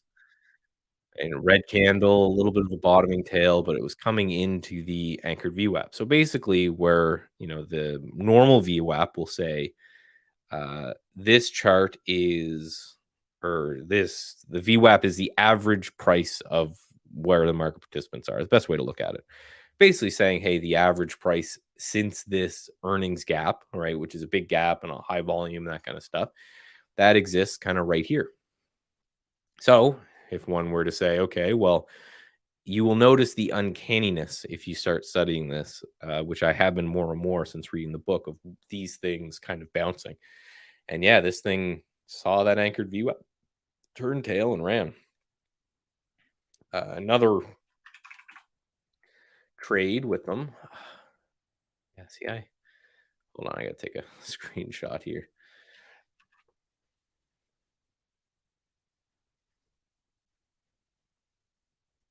I type too quickly. This is on beta versions. Second, I'm just gonna submit this.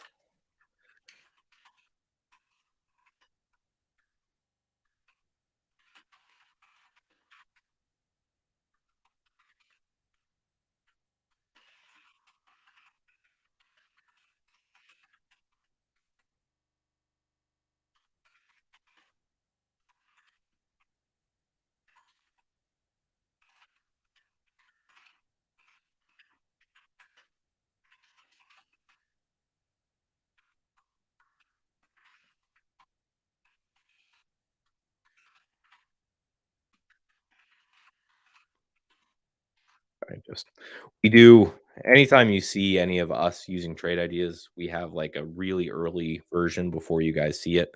And the reason is we're supposed to hammer on it and find the bugs before they get kind of shipped out in a beta version for you guys to help us test and before they hit a production version. So I've just noticed that if I type really fast, it doesn't recognize it recognizes me try to type in three symbols instead of one. But yeah, the other use for anchored VWAP is basically just to say, okay, well, the average price of the market participants, if they bought right at this high right here, exists along this purple line.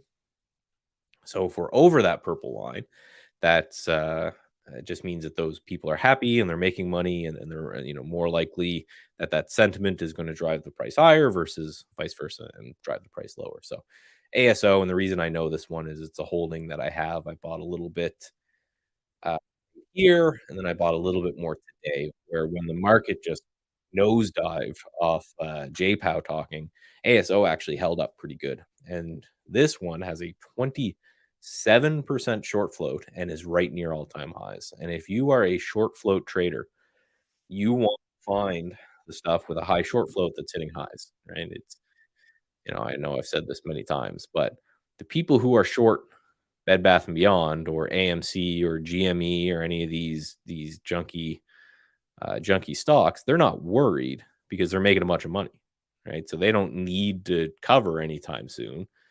Um, they're fine. They're loving life. Couldn't be happier. However, the the people who are short ASO right now, well, they are not happy.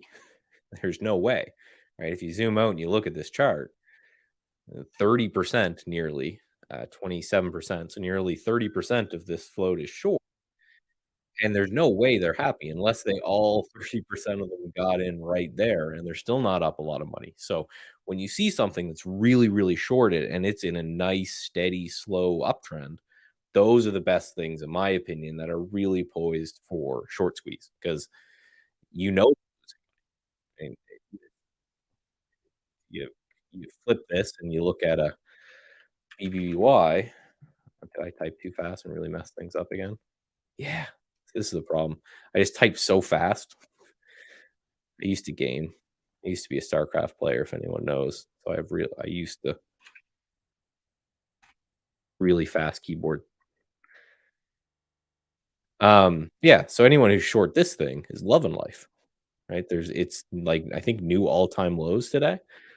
So all of the shorts in this one are happy, whereas in ASO, all of the shorts in this one are mad. Um, is there an S behind that? No, just random. Let's see. All right. So again, the less questions, the more I'll waffle on. So if you want me to speak less about random things, then make sure you ask your questions. Uh, AVWAP, I heard the traders talk about this indicator. Please explain its significant.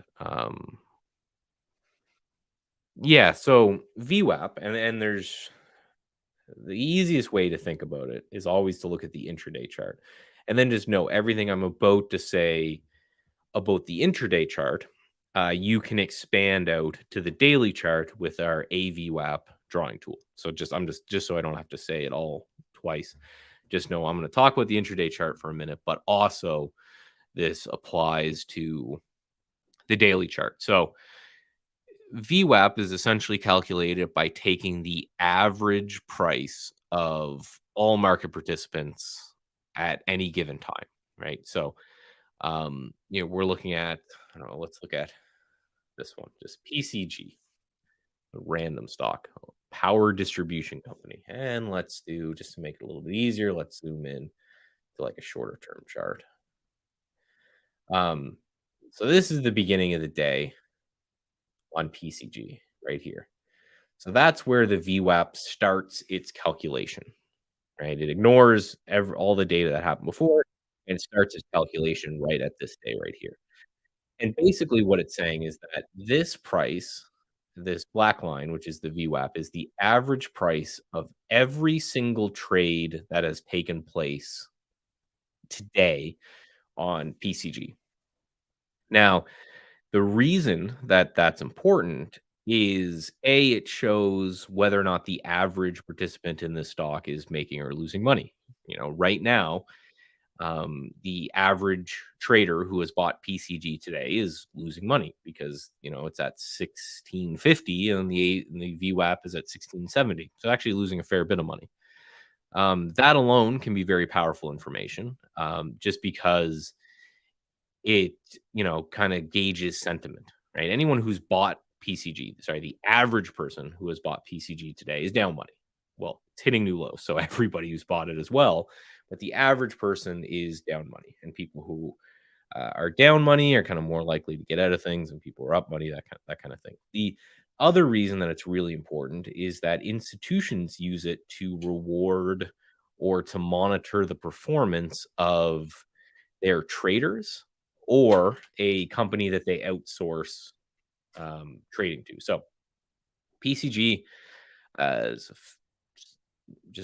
make the math easy on me because I'm just drinking my first Monster now. But is a $17, or so let's say it's a $20 stock that's done 6 million in volume today. So there's been $20 million that have changed hands in PCG today, right?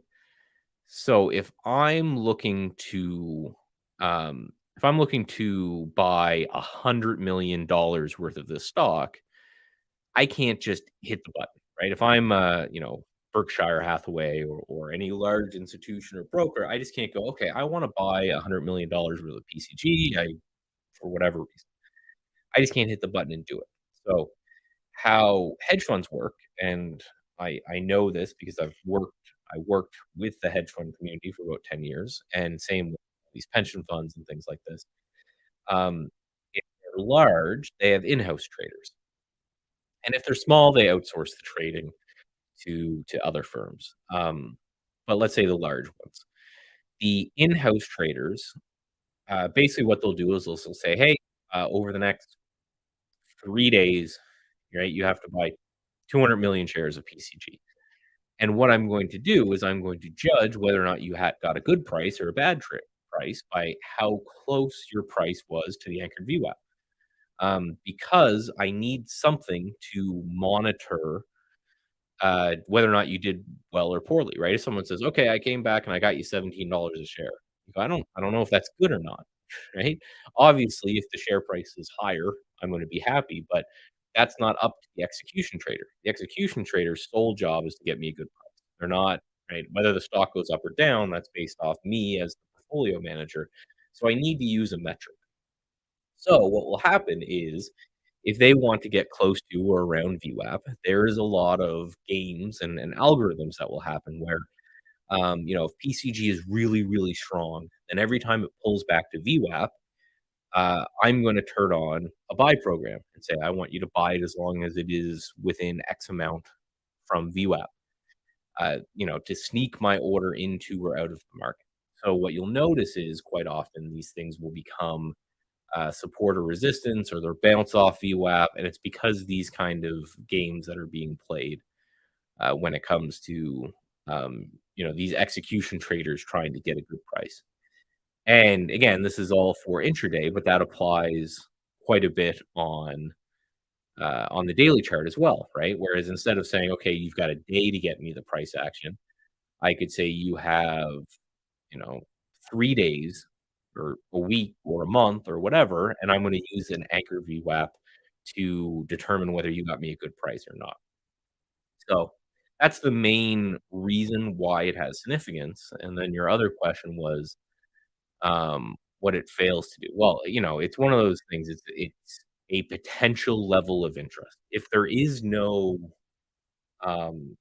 trading going on in that security at the time, and there is no institution using VWAP for entries and exits, it's not going to do anything, right? So it will still have that sentiment factor, which I went over earlier, but it won't have the kind of monetary benefit if somebody gets around that price. So it will always have of some significance, but like any indicator, it can either have significance or not. So it's one of those things that it makes sense, and you'll notice a lot of traders, myself included, will look for certain price action to occur around VWAP and then place a trade based off of that. So, you may, I wonder if there's any examples today. Maybe it's going to be hard to find an example today just because the price action of the market.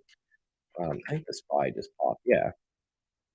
Right. So the SPY popped here and it went right, it overshot VWAP a little bit and now it's starting to sell back off. So if it bases for a while below VWAP and then starts to push down again, one could infer, and like with everything, all we're doing in trading is inferring and hoping that we have a slight edge over the market.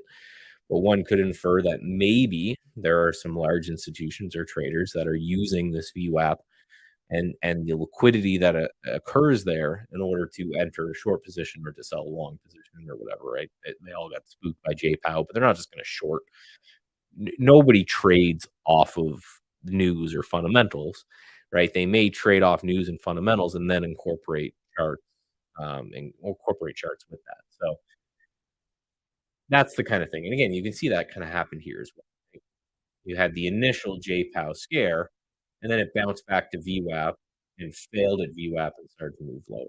So that's kind of what people will look at it. Just like anything, some people use moving averages or trend lines or whatever. But the goal is you're basically saying, I think that this could act as a potential support or resistance zone. Now let me monitor price action when it reaches that zone and say, okay, yes, this is acting as support or this is acting as resistance. Now let me take a trade based off of it. So that's the premise behind it. And again, I recommend Brian Shannon's book on the topic as it goes over in way more detail from someone who's way more knowledgeable about the topic on it. But that's the idea behind it, right? When we're looking mathematically at it, the advantages are that you take a simple moving average, right? A 20 period moving average.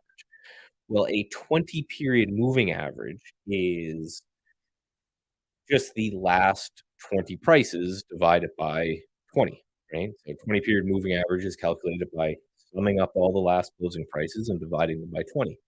The issue is that if there's one candle that's done a whack ton of volume, and then another candle that's not done anything in volume, it weights those two candles equally. If there's one incredibly large candle and one incredibly small candle, it weights those equally. Whereas the VWAP kind of says, okay, I'm going to sum all of the prices like a moving average does. But if there's one candle that's done 10 times more volume, I'm going to assign way more value to that price move and think that there was a much greater shift than that, right? So if you're just talking kind of mathematically.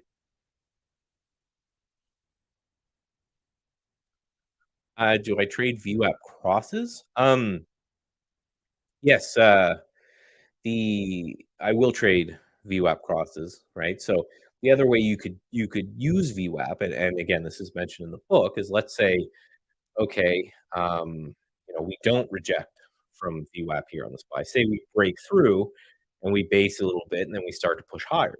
Well, that could be a sign that, okay, maybe the sell pressure that has existed that we saw here and here on VWAP, maybe that's gone and then the market's fine to lift, right? So that's another way that people use that as well is just to say, okay, a sentiment shift, right? So right now, the average trader who is buying the SPY today is losing money. But if we can break and then we hold for a period of time above it, well, now the average trader is making money. So there's a potential that that sentiment shift is gonna push it higher. So again, it's not like I'm a CMT, I'm a chartered market technician. I build most of the indicators for trade ideas. So between the CMT curriculum and what I do with trade ideas as a consultant, I have looked at the mathematics and the inner workings of a lot of indicators. And I am not an indicator guy. I'm not big on just the whole indicator thing. However, I do think that it makes perfect sense to take an indicator and then to apply price action to that, right? So you could take the VWAP and say, okay, I want to see some consolidation at VWAP, or maybe if you're a candlestick guy, I'm looking for, I don't know, if we zoom out to like, I don't know, 5-minute chart, right? I'm going to look for certain candles, right? This is, these wicks right here may have given you pause and started to go short, or whatever it is, but you combine some price action analysis with something like a VWAP, and then the combination of those two things is what you're hoping for is gonna make you the push the edge in your favor. But like anything, right? I don't want to fool anyone into thinking that there's some magic indicator out there that will make everybody wealthy, right? These things are just to take, your odds and apply them ever so slightly in your favor. So, I don't know, let me turn on my Brokerage Plus simulator here. Like, I always have this rigged up for when I'm talking to you guys, and let's take a VWAP trade while I'm hanging about. And let's go and let's simply say, okay, so if this candle closes with another topping tail, let's just take a short. Let's say, okay, we have 2 5-minute topping tails that, it tried twice to break VWAP and it failed. We have 1 minute until this candle closes. If this candle closes, I'm going to say if it breaks this candle, get me in and put a stop loss over here. The odd, and then what I have to think in my head is there a chance that there's a 40% chance or more that this is going to move lower, and do I think I can get twice my risk? So I would be risking, assume it closes. Let's say I'm risking from here to here. Do I think the chance of me getting double this price action, which would just be kind of a shift to a new low today, would be possible? If so, then that's all the math I need, right? If you're making twice as much when you're right as you're losing when you're wrong, and you're right anywhere near 50% of the time, um, the world's your oyster, right? What else do you need?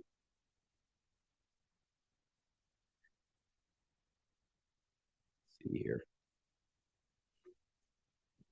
Again, I'm on an experimental version, so I wouldn't be shocked if something goes up. But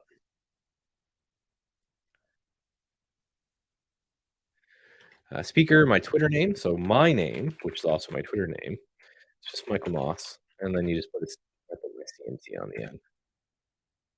That's how you can find me.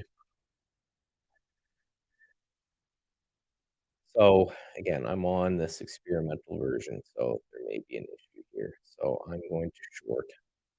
I'm just going to do it over here. Oh, am I on? Oh, I would explain it. Sorry.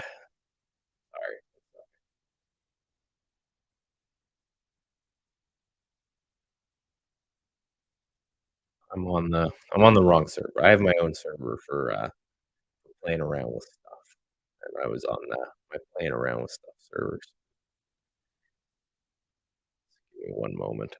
This is nothing that will ever apply to you guys.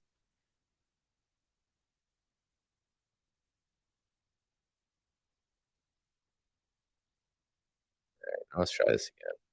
That explains why that wasn't working.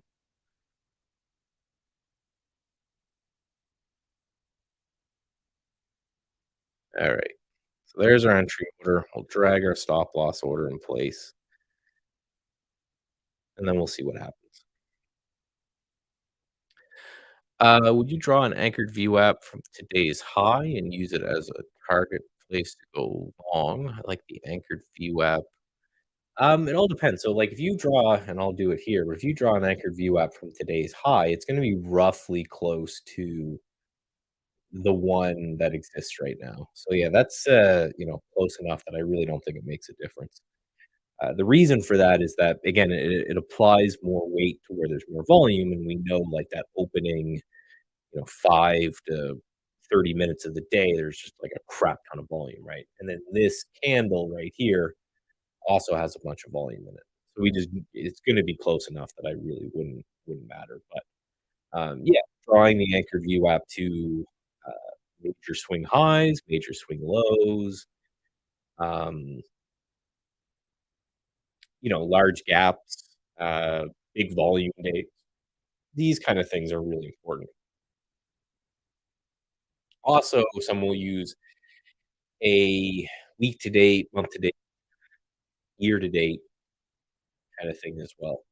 Just to say, okay, well, today would be important because, right, again, anyone who's given these orders to trade off this frequency is going to kind of have to make a trade in through there. Hey, Michael, I just want to butt in a Barry. little bit here. Oh man, you were early. I'm trying to be polite, but Okay. something's going on with your mic. I don't know if Is it? others have said that. Yeah, you're almost like cutting in and out. Like Mm, before, I've never heard that from your mic before. Just a little bit, let little cuts in me. and out. Okay, give me 1 second. I'm going to take these AirPods out and go back to wired. Maybe that's the issue. Okay.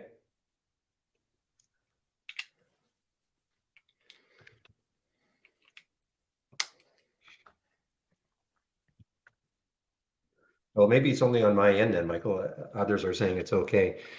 Oh, okay. So I I'm wired now, but okay. Now that to me sounds way better and doesn't sound like you're cutting at all. okay. Yeah, no, that could have been it. I like the freedom of those AirPods, but I Oh know, yeah, I've if got them you on also.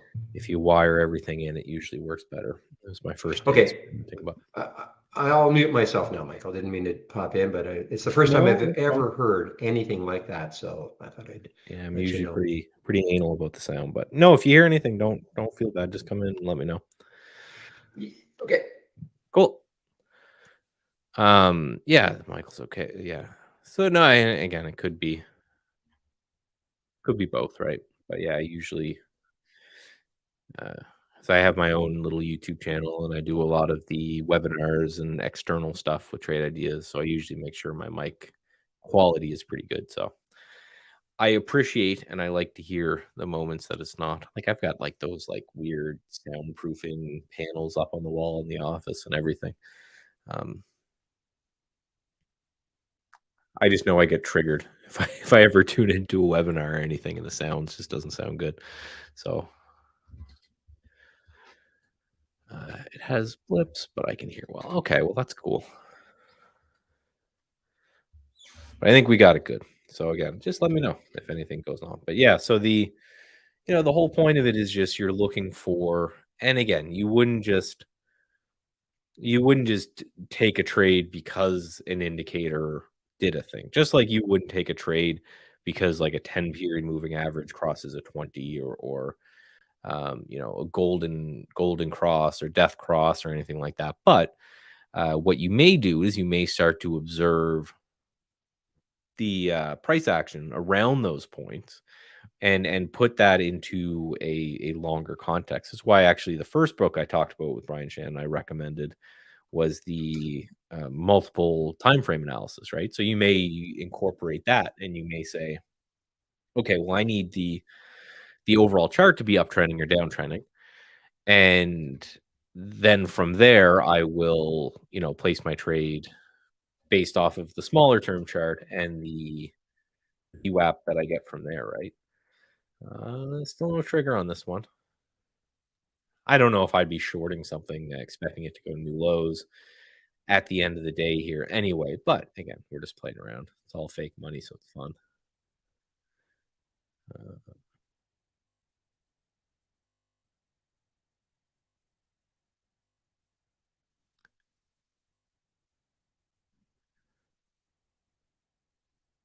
sorry, I have a Mac, so as soon as you take the AirPods out, it cut off all my music. And as Barry will tell you, it's really weird sitting talking to your camera and you've got nothing going on in the background. That was good. I hope that answered the AV WAP questions. And again, I'm just got another half hour, so keep the questions coming, or I'll just be waffling on about random stuff. Now, my uh PGPX. Oh, sorry.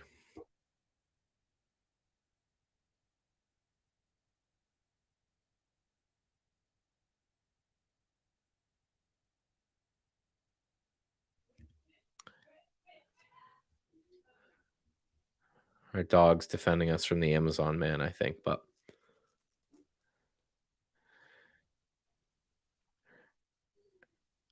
yeah, so one thing that we're going to be doing and doing a fair amount of is building in these longer term. Well, first we're going to start with the daily chart, and then we're going to zoom in when it comes to these longer term charts and these anchored view apps. So we currently don't have any anchored view app scanning, but I've been building, and I can tell you that it's really close on first on the daily chart. And the reason for that is it is easier to test and it's easier to build on the daily chart. And then once I have it built and once I have it worked and I test it and people are happy with it, then I can put out multiple time frames. So one of the first ones we've done is basically just said, okay, let's look for uh, swing lows and swing highs like this. You can see that right here was a major swing low for this PTGX.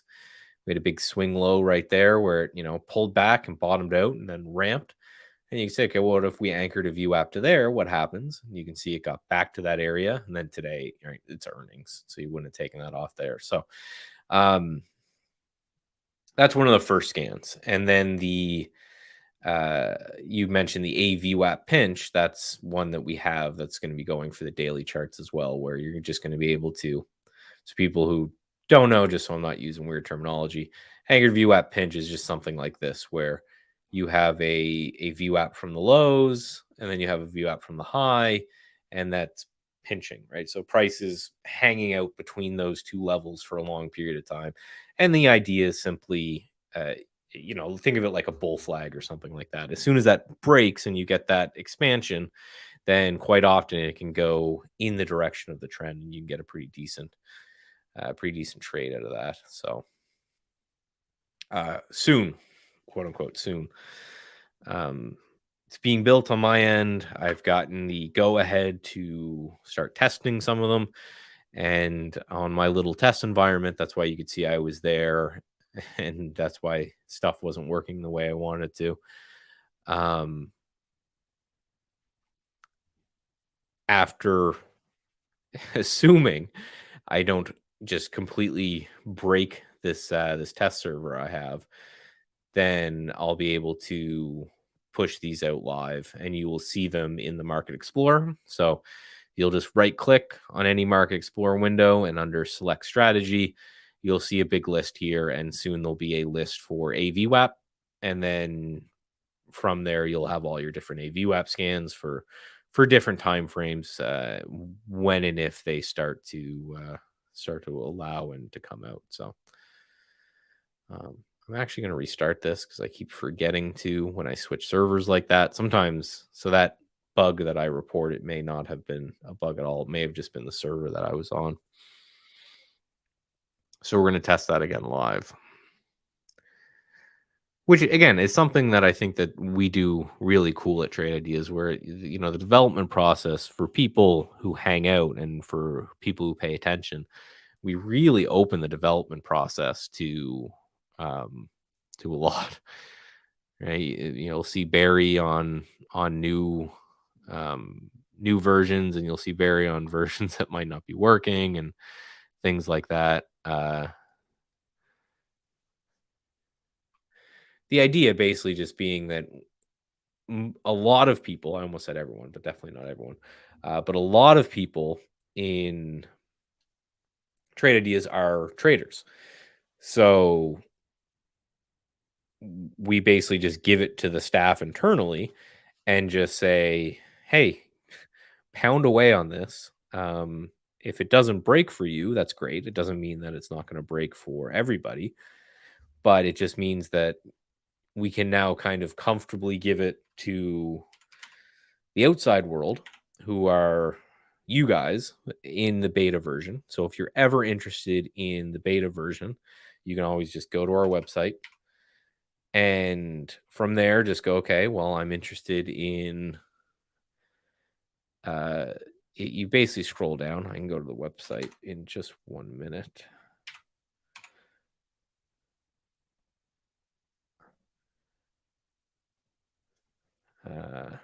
just in case you're interested, if we go to tradeadeas.com, which is right here, and then you go to download, which is up in the corner, and then skip these and just scroll down a bit, right? So this is the production version. And then, oh, there's no beta version right now? Oh, well, usually if there's a beta version, you scroll down a little bit lower, it will say XYZ beta. And in that is where we kind of experiment with any of the cool stuff that we can build, and any of the playing that we can do will all kind of exist in that area.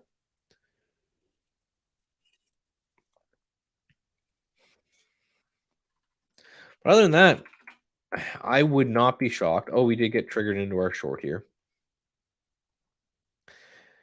So let's see. It may take longer than the 15 minutes I have left, but so that would be kind of the idea behind it, right? You wait, you say, okay, it's hit VWAP. Now let me do some looking. Let me put on my technical analyst hat and see, do I see evidence that it's rejecting from there? So I just use these two topping tails, and it poked through and then rejected, and then it poked through and then rejected. So there was 2 rejections at VWAP. So if we're going to start to push lower, that's great. We can take that trade. And again, the idea is, if we think we're going to be right half of the time and we're going to make more when we're right than lose when we're wrong, then over the long run, which is all trading is just a slight game of statistics like that. Over the long run, we hope we make money.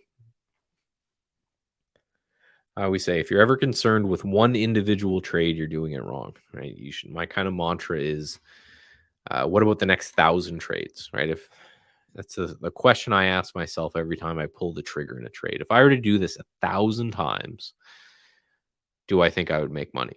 Because if the answer is no, but then there's something in my head says, oh yeah, but you might make money on this one. Again, it doesn't matter. If I ever, if I'm ever too worried about making or losing money on a single trade, the way I look at it is I've gone too big. So, well, we're just chopping around, and we may actually be chopping around for a period of time. I wouldn't be shocked if that ends up being the case, simply because the market that we're in. I think people may be waiting, because I think JPOW is actually speaking again tomorrow, which is obnoxious. You've already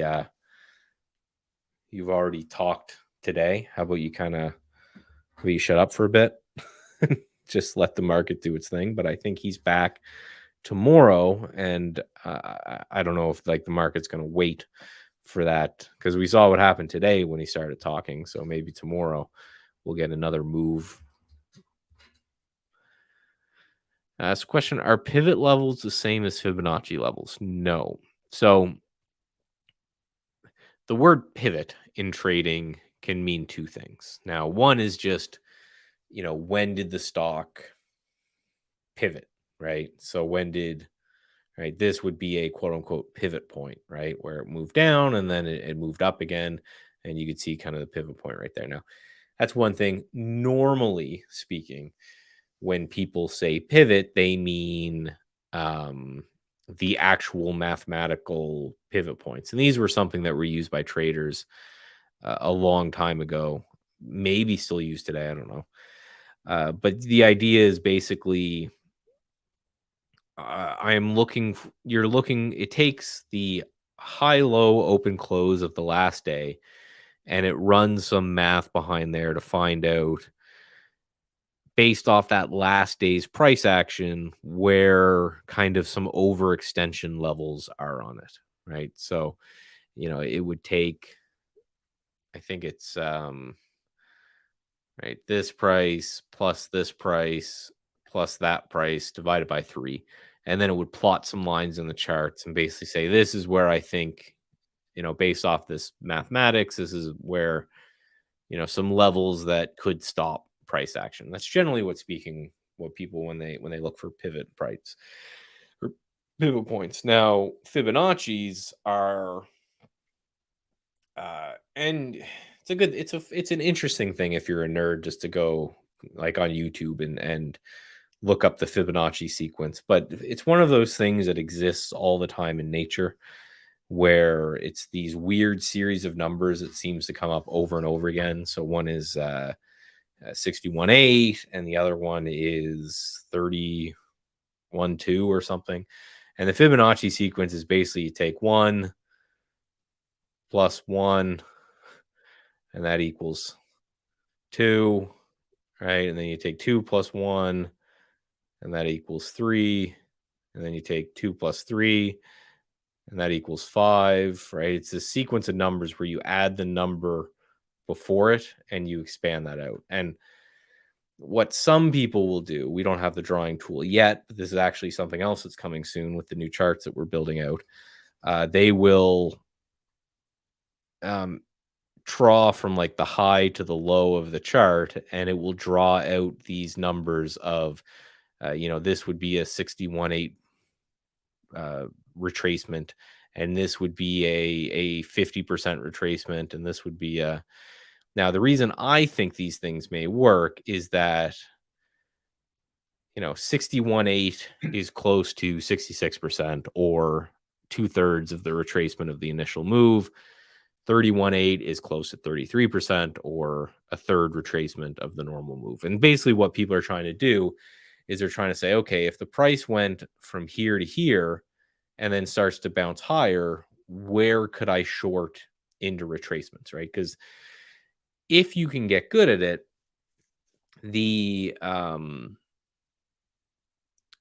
there is a benefit to pullback trading, right? Pullback trading, because we know trends persist.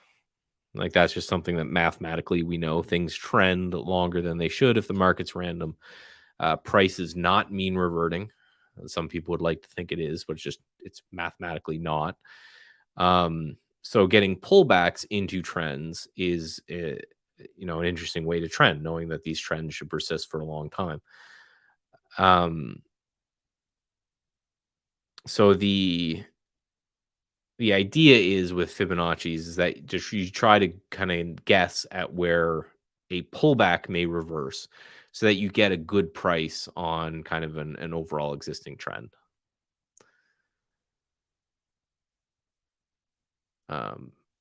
But again, you can probably tell I'm not a super big fan. They're kind of subjective. So is AVWAP, but they're kind of subjective in nature, and they can be just a.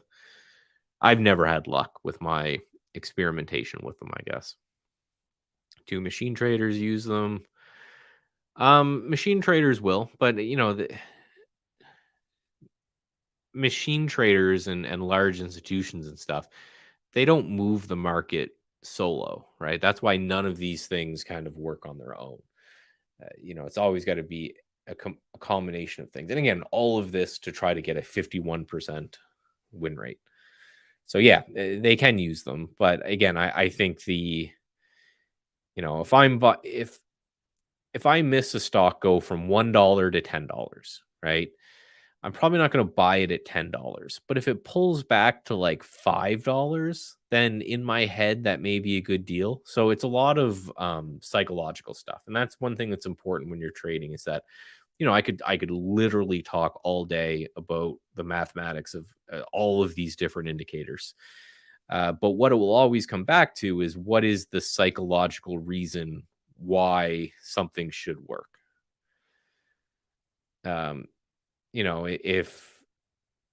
Because you got to always go back to why does price move? If the SPY moves lower here, why does that occur? And it's, I hate people who say, I don't hate people. I hate when people say it's more sellers than buyers because that's not true. For every trade, there is both a seller and a buyer. It is the aggressiveness of the buyers and sellers. So it would just mean that more people came in aggressively to sell the stock than there were people aggressively buying the stock. And that's it. That's all there is to it. So, if you're going to do anything in trading, you have to kind of explain to yourself at least why why systematically it makes sense. Like, why would I short the SPY here and other people would come behind and sell it to me? Because the objective is not to be really clever and invent something that no one else has. The objective is to try to guess that herd mentality and to join the herd, but then to leave the herd before it goes the other way. So I always say that I love bubbles, right? If there's another bubble that pops up in tulips or cryptos or NFTs or whatever, meme stocks, I'll get in. The issue is to know when the bubbles popped and then to move on, right? So you could have made a lot of money being long meme stocks for a long time, and then the bubble popped and everyone moved on. So if you're still one of those people who haven't moved on from meme stocks, well, that's generally not the way to trade bubbles. So it's always thinking, what's going to come next. So, why would I short the SPY here? Well, we talked about VWAP and how this can become a dynamic kind of support and resistance point. We saw some resistance in this area. We looked at the overall chart and we know that it's in a downtrend. So the chart's in a downtrend. We know that trends persist longer than they should if the market was random. We saw a pullback to an area that we know could be dynamic support or resistance. We figure with the risk management that we have in place, if we're wrong, if it breaks over 402, which for this paper trade is going to lose us $30. We're going to try to get 2 times that. So we're going to try to make $60 on the trade. And then the question is, can we just do that over and over and over again? If I were to do this trade 1,000 times, do I think 500 of these trades would make me $60? And 500 of them would lose me 30. And if the answer is yes, then you take the trade. And so it's, I always say to traders that it's the moment that you abandon the concept of perfect in trading is when things start to open up, right? When you just start saying, listen, I'm going to be wrong a lot. I'm going to miss a lot, right? Nothing's going to be perfect.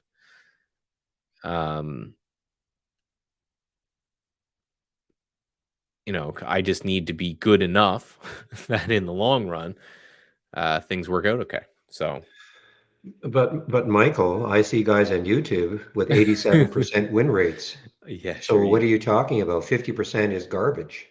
You must be a terrible trader. Jim Simons is who I always go back to, right? Who is without a shadow of a doubt the best trader and the best hedge fund on planet Earth in the history of all time. And it's not even close, right? Like Buffett wish that he could get this guy's returns. And I think their win rate is 39%. They don't do it publicly, but people have guessed. And it's definitely 50-50 or less. And again, the best that there has ever been, and probably the best that there ever will be in trading. So, yeah, people don't understand that though. I mean, I like the way you said the 50-50 because as long as you're able to get a 1 for 2 on the ones you're right and take your loss, your 1 for 1 loss. So if we risk $1 every trade, we're going to, like you said, we'll lose $5 on the ones we're wrong in, and we'll make $10 on the one we're right in. So we're up $5, and you're only 50-50. I mean, it's really a simple math. I mean, there are some commissions perhaps coming in and slippage, but that's the reality. But yeah. How many times, Michael, do we get an email from people saying, "What's your best scan? I need something making 75 or 80% win rate." Doesn't exist. Doesn't exist. I always, and this is obviously in jest, so no one get offended. But I always like, if you ever go to the gym, I used to be like a mega gym bro.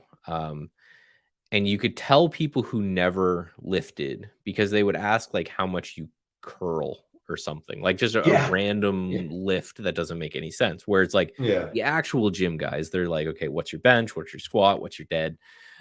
Things like this. And it's the same. If someone says, what's your win rate? I'm like, okay, you're just new here. And there's obviously nothing wrong with being a new trader. No. But you're new because if I go, yeah, my win rate's 40%, a new trader is going to run away.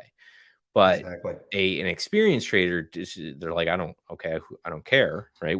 What's a new experienced trader will ask more, what's your risk reward? And if I say my risk reward is one, they're going to know that I'm not very good. If I go, my risk reward is 3, they go, okay, that's this guy's probably knows what's up.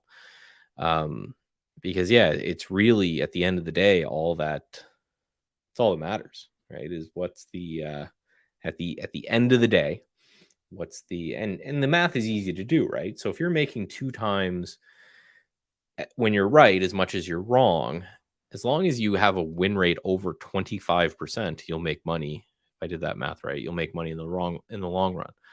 Mhm. And then everything above a 25% win rate is gravy. And then I think there's something mentally freeing about accepting a 50-50 or a sub 50-50 win rate, because you almost assume that you're going to lose.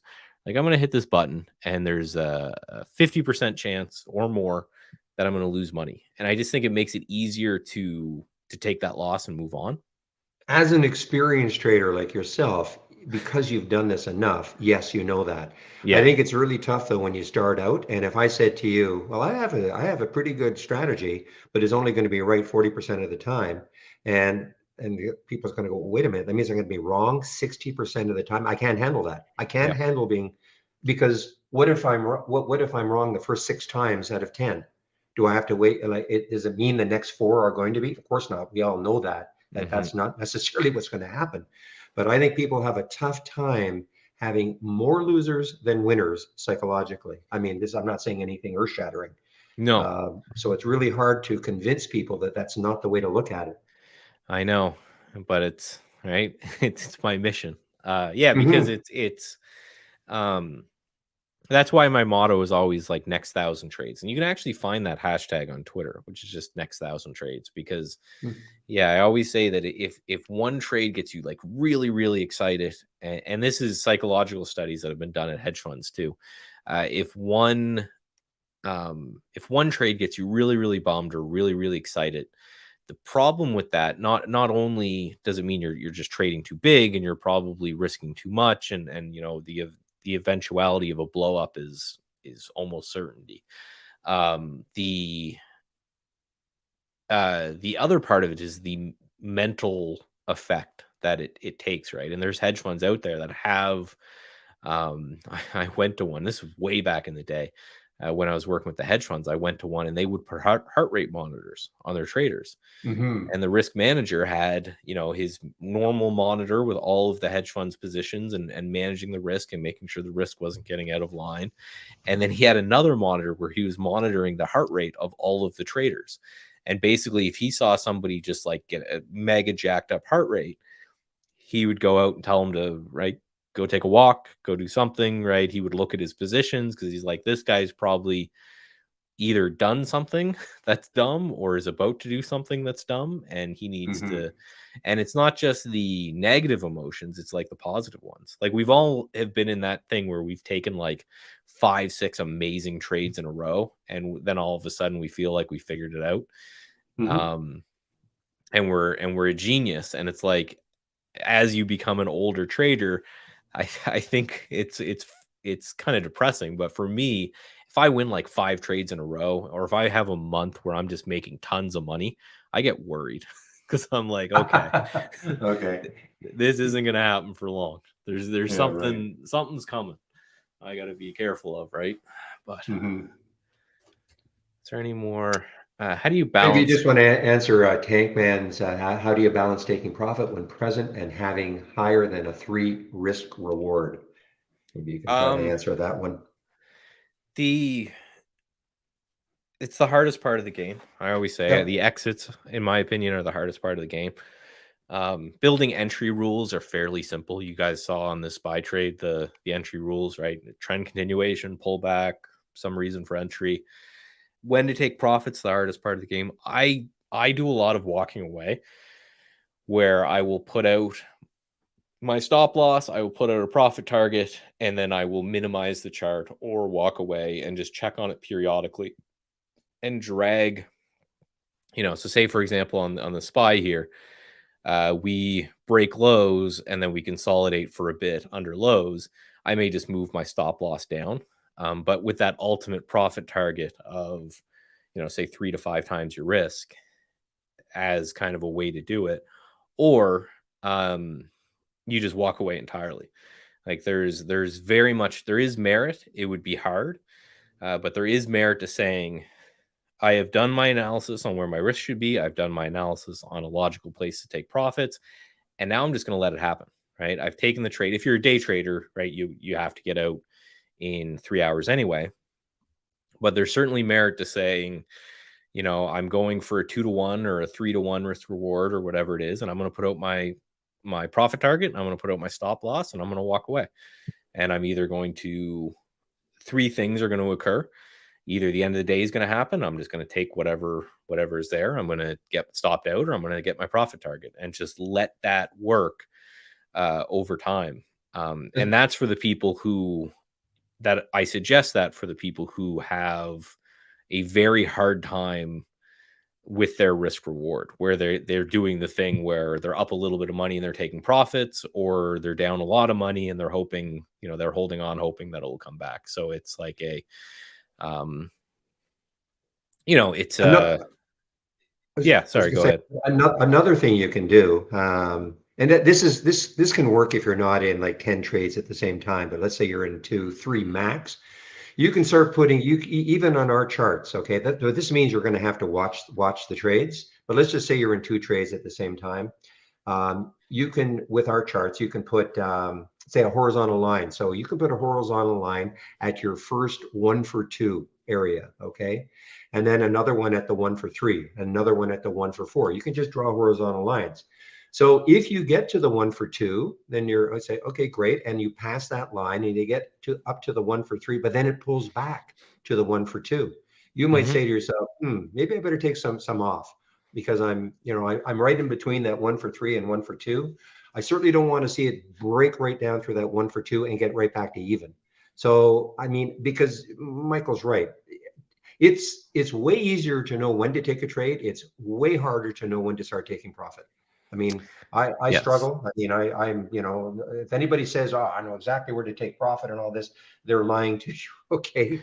A lot of mine is a little bit of gut, a little of emotions, checking what the overall market's doing. Yeah. How quickly did it pop up? I mean, did it pop up so darn quickly right through that 1 for 2 that I think, man, it could drop just as easily. So there's a lot. I mean, Michael's in more trades that probably aren't as volatile as the ones I'm in. But that might be one way to do it. If you're not in too many trades at the same time, just put your 1 for 2, 1 for 3, 1 for 4 horizontal lines on the chart, and take it from there. Yep. No, I like that. And the last bit before I go on profit taking is you need to accept that you'll always be wrong, right? And this is, I think that this is what makes it the hardest part of trading, is the profit target. Is just like you would never go into a stock and say, okay, I'm going to nail the absolute low of this stock today and buy. Well, thinking that you're going to sell and that's going to be the absolute top of the day is just as crazy. But I think we assign way more attachment to it because we see our P&L tick up and down. Where if you just, but you'd never go in and say, I'm going to know exactly where the low of the SPY is today. You just, anyone looking say you're absolutely insane. There's no way you can predict that. But some people, for example, they will sell a stock and then that stock will continue to run and they get mad. And it's the way I look at it is just saying, well, you have no idea what the low of the day is. You have no idea what the high of the day is going to be. Right. So take your money, as long as it was more than you were risking, kind of chalk that up as a good trade and move on to the next one. Right. Well, and the other thing, Michael, you started off earlier. I mean, Trade Ideas is so good at finding very interesting ideas all day long. Yep. In the old days, you may only get 1 or 2. And I'm talking the old days back in the 90s. I'm older than you, Michael, trading back in the 90s. So that what would happen is that in the first 15 or 20 minutes, if you didn't make your money, then you might be snoozing for the rest of the day, especially in the summer. You'd just be watching things doing absolutely nothing. So yeah, you could beat yourself up by saying, "Oh man, I was in that one, and look at it. It's still moving higher and higher, and there won't be another one for the rest of the day like that." That's it's absolutely not the case anymore. I mean, certainly with our software program, we can find interesting looks all day long. So because I used to beat myself. We're only human. I used to beat myself up just like anybody else. Why did I get Mhm. out so quickly? Look at all the money I left on the table. But I've resolved in my mind that there's another one coming. I mean, I know it's cliche, but there's another bus coming. It's very cliche to say that, but it's really, really true. Yeah, and then, again, I think just like you said with me not caring about win rate as being an old boomer, I think it's the same thing, right? Where it's like eventually you need to be in your chair enough to go. And this is the same advice for people who are always worried that they're missing trades. Is that, yeah, you're gonna miss trades. It's gonna happen. There'll be another one, and it's the same, yeah, with that is saying, yeah, um, maybe I could have made 500 on the trade and I only made 300. But, focusing on that as opposed to say, okay, where's the next trade that I have a potential to profit off of? I think that comes from being an old man too, where you just go, Yeah. okay, next one. But And you're not an old man, Michael. I You're feel not an like old it man. You call sometimes. yourself an old man, but you are not an old man. Anyway, Michael, I'll let you go now. Yes, I sir. should get back in the other two rooms. So thank Cool. you for your 1 hour every Tuesday. I know it's very appreciated, certainly by me, to have you come in because you've got a different take on the market. But I know people in the YouTube room, I'm sure they appreciate your wisdom. So we'll Awesome. probably see you in an hour. I will. I'll see you at the marketing meeting. Okay. Oh, Bye bye. I'll be late, but yeah, I'll see you then. Bye Okay. bye. Okay, guys, let's get my music going. So I've taken over YouTube. Okay, guys, back in the main room and now back into our Discord room. Okay, so I'm back in everything, guys. Let me get rid of my announcement. So just a couple of I've taken some of the Azul off, okay? Um, and I'm out of the OPI trade. So right now the only thing I have left is some of the Azul, AZUL. Um, I almost got rid of it all. Oops.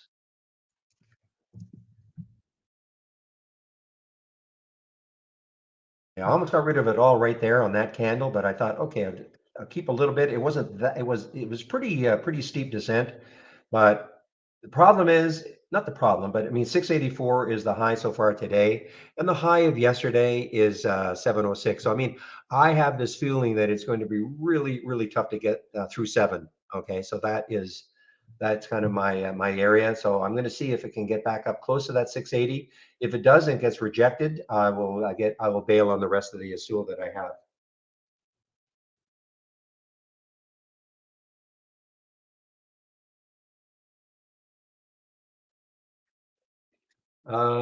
Who's Daniel, Keyshawn? Did Daniel ever do this?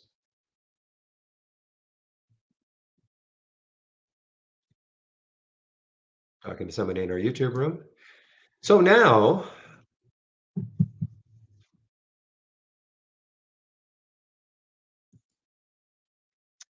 let's see, what is WW doing? Worth watching. What is worth watching? See this? See, look at all these topping tails now for. Oh no, no, he doesn't. Where are all these top? Look at all these topping tails right now. Okay, on WW. I mean, this is a good sign that this could be definitely almost for sure over. But seriously, you get all these series of topping tails on the 15-minute chart, and eventually the buyers are going to give up for a while anyway.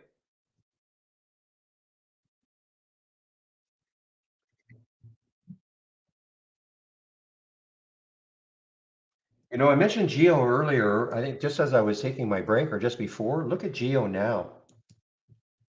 When did I see this? Maybe a little bit earlier. Yeah, this is 11:15 candle, and this is just basically straight down. Took out the 200-day moving average on that candle, I think. Yes.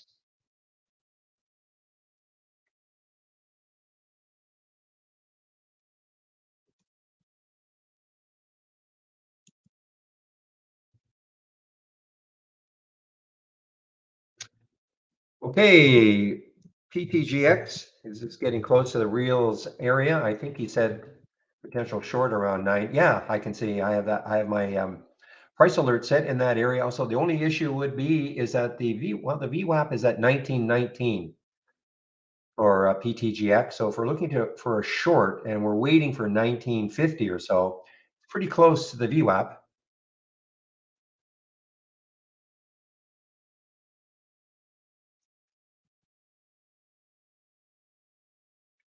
Oh man, I almost looked at Carrot as short, but nope. Got down below 7 again, but I think I'm just going to leave it alone.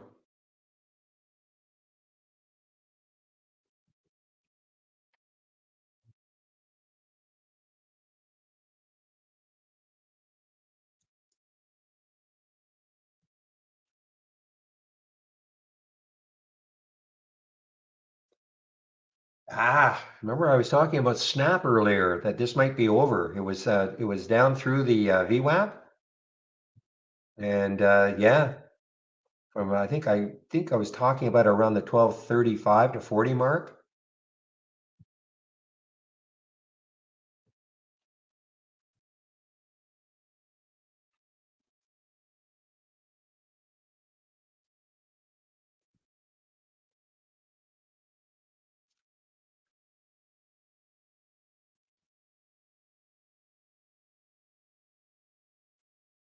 Okay, this has been interesting. SQSP guys. Now let's see if it can really start to move from here.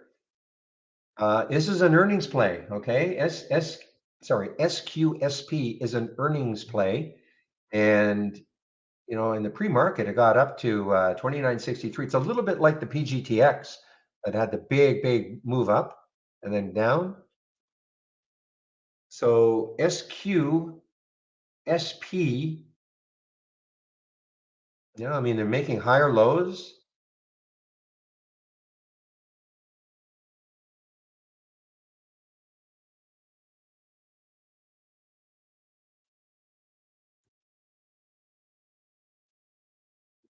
The only issue with it, even though this is more or less trading on its own, I don't like the way the overall market is acting right now. So that's the only issue. But it is, it's trading on its own. I mean, look at this straight up, and the market has been certainly trend down. This has been trending up. So I guess it is basically trading on its own. What's the volume like? Yeah, 8 times normal.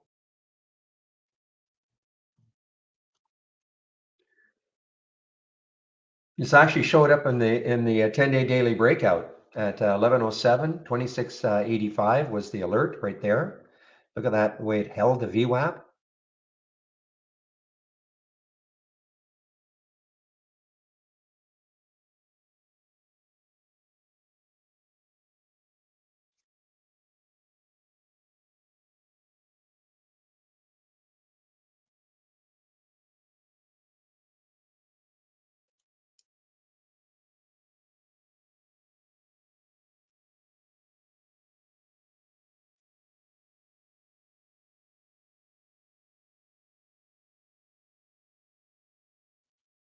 Yeah, I don't know if you can do that, Tank Man. You can put the anchored VWAP on the different time frames, but I don't think you can see the daily anchor on a different time frame. I don't think so. I don't have enough experience with that though. I mean, you can put the anchored VWAP on all the different time frames. That if you're saying well, let's just try it. Just try it for fun, okay? Let me get a price range that I know will show up here.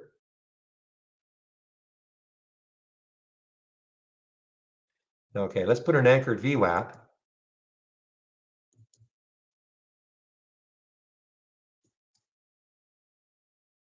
Yeah, I see it doesn't. Oh,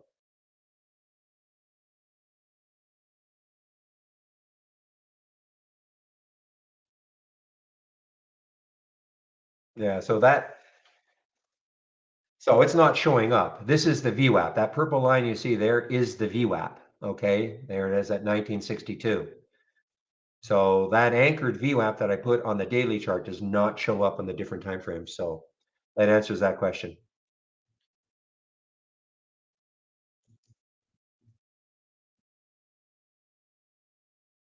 Not sure that is what you'd want to do anyway, but All right, guys, SQSP.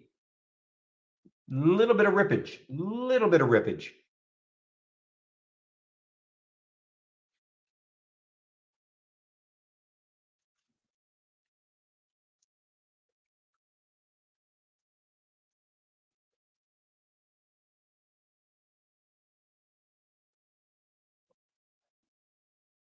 Did I throw all my what I know was a time to remember? Did you throw all of your rules out the window? No.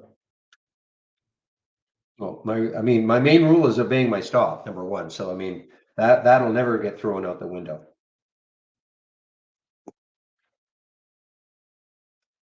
Well, Mark, as I said before, if you were listening, you can put the horizontal lines on the chart, with our, I mean, assuming you're not in so many trades at the same time. So let's just say for argument's sake,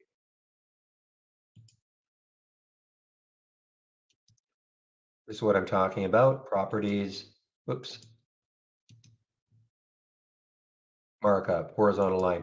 Let's just say for fun, that line I put in here is the 1 for 2. If I got into this trade, that would be my 1 for 2 risk reward, okay? Then I would put another one at the 1 for 3, another one at the 1 for 4, etc. Okay, I could put them all on the chart. And so if I got up to the 1 for 2 and it passed it, I say, okay, great, great. And it gets to the 1 for 3, but then it gets rejected and it starts pulling back. I would be taking some out. That's just the way I trade. I would be taking some out. And if the 1 for 2 held, great. And if it broke down, I'd probably take some more out, and hang on just in case it popped through again. That's just the way I trade though. Okay. I mean, some might be a little more I don't know, have more patience, but that's just the way I trade. So my signal then, now, if it approaches the 1 for 2 and then it stalls and it starts moving down and I see the market maybe moving down and it's something that, I think, this stock is kind of following the market too much. I'll get out before my stop. So I'll preserve probably a little bit of a win, okay? Even before my entry. So I'll preserve a little bit of a win because I can always get back into the trade. If it stops and then it starts moving back up to that level, I can always get back in if I want. But that is the way I trade. I'm not suggesting that is the way you should trade, but certainly on a reversal, I would never want to see it go back certainly, well, below where I bought it. Okay.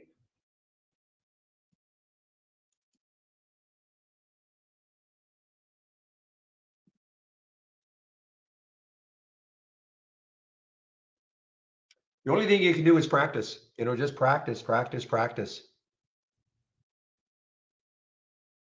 That's why we have a simulator. Speaking of which, I'm going to have to do a video now. So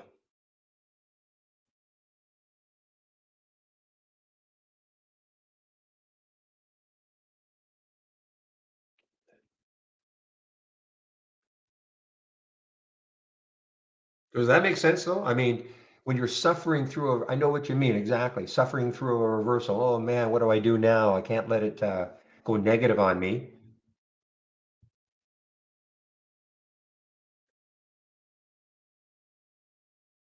This has turned out quite nicely now, guys. SQSP. Now, if you're looking left, your area right here is about 28. Okay, so I'm going to do my video now.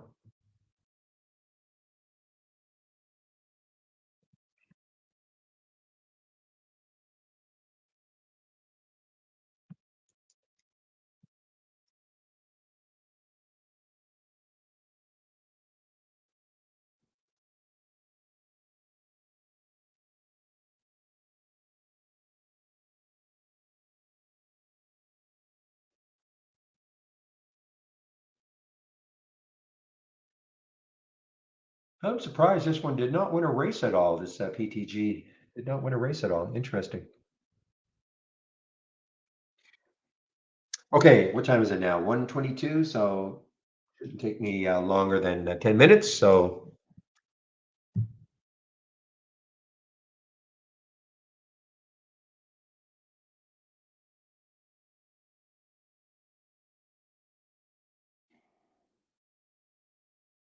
Okay, so I'm muting myself now.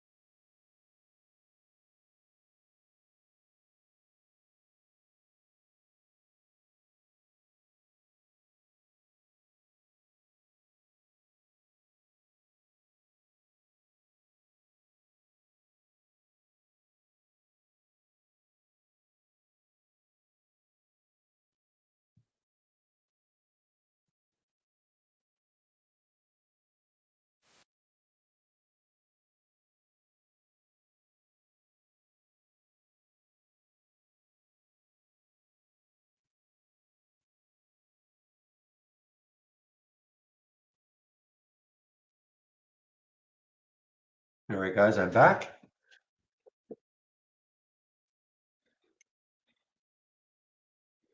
Now, the other thing, Mark, when you say when suffering through a reversal, what is your signal to get out or stay in? Now, I'm assuming though that that you're still positive that you're not suffering through a reversal and it's going through your stop because you've got to obey your stop.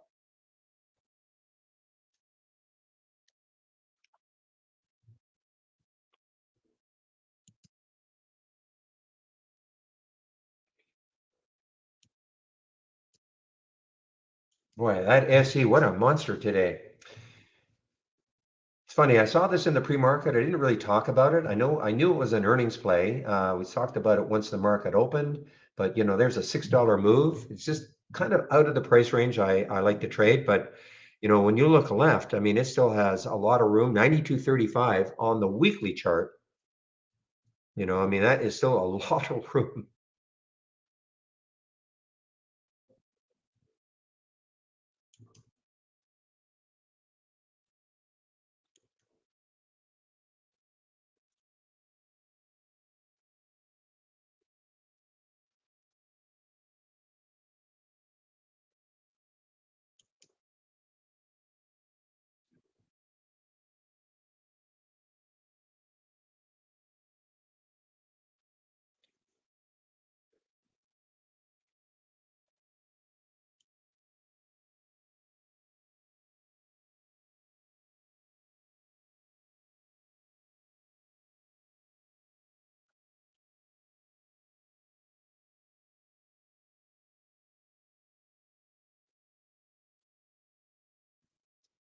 DLO. Let's take a look at this one. DLO, low yesterday. So it's below the low of yesterday.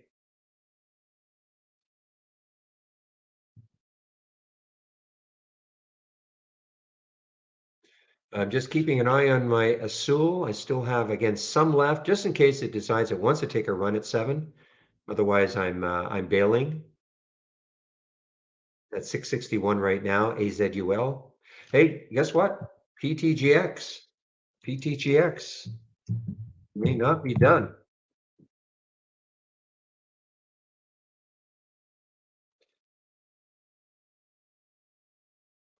Interesting. I had an alert set at 1942, I think, and it didn't trigger.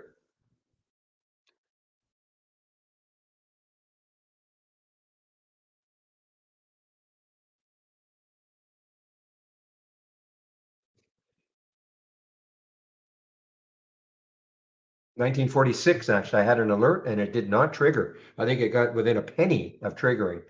Now look at it go, guys. This may not be over. I mean, traders are going to be looking again at that high of the day and also probably at that pre-market high. It may not be over.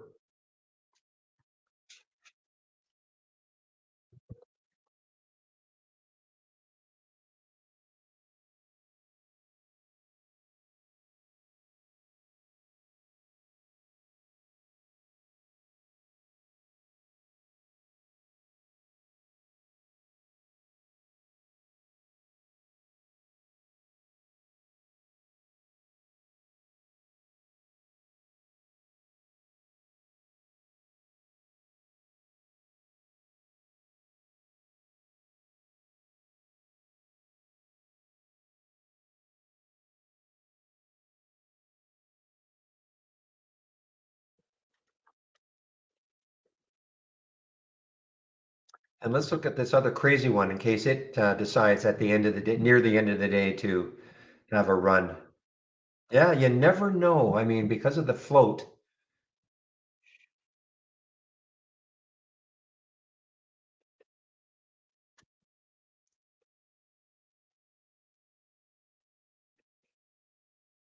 Holding the VWAP. DNOX is holding the VWAP.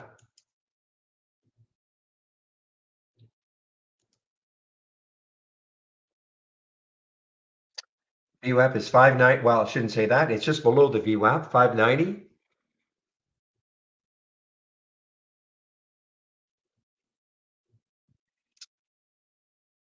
Meanwhile, Mr. Market is starting to continuing to drift down.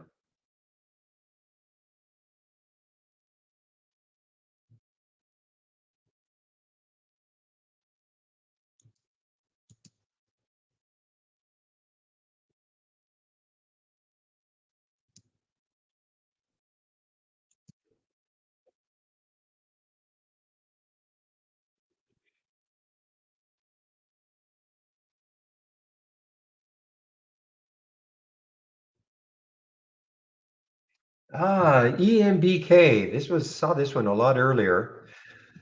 Just made a new high, guys, but I have an alert set for I think 280 or so. Now that's the high of yesterday. 276 is the high of yesterday. We'll have to watch this tomorrow. See if it takes out 280 today or tomorrow, because look at the potential gap fill, and that is for the EMBK. So just put a price alert around 280 or so, and see if it takes it out.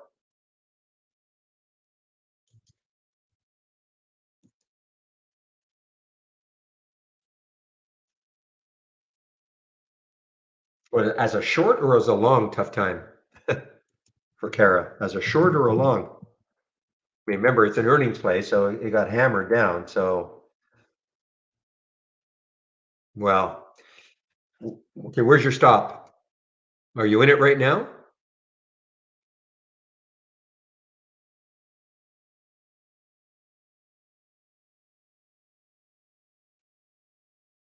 Okay, where's your stop? What's a stop? But seriously, where is your stop?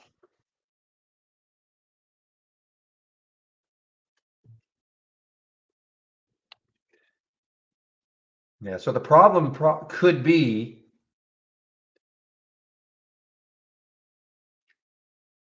if it gaps down overnight on you. I mean, it may not. I mean, the big gap is, but remember, it's an earnings play, and for all the reasons why it gapped down, they're still in play. you know. Now, of course, we've seen stocks rebound the next day after earnings, but we've also seen stocks continuation down. To me personally, it'd be a little risky, because I mean, you're dealing with an earnings play, and it got hammered 30% right now down. So it's not like tomorrow they're going to say, "Oh, guess what? We released the wrong figures," and it's going to go up 30%. So yes, could it rebound a bit? Of course, but I would just find it a little too risky. But don't come after me if it gaps up, to $10 tomorrow. I mean, but it's just, I'm a very conservative trader, really.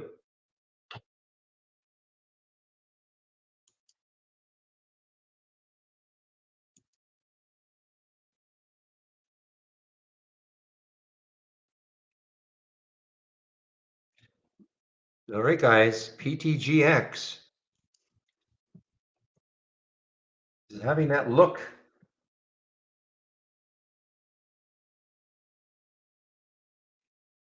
So the VWAP held beautifully. 1922 didn't even really get close.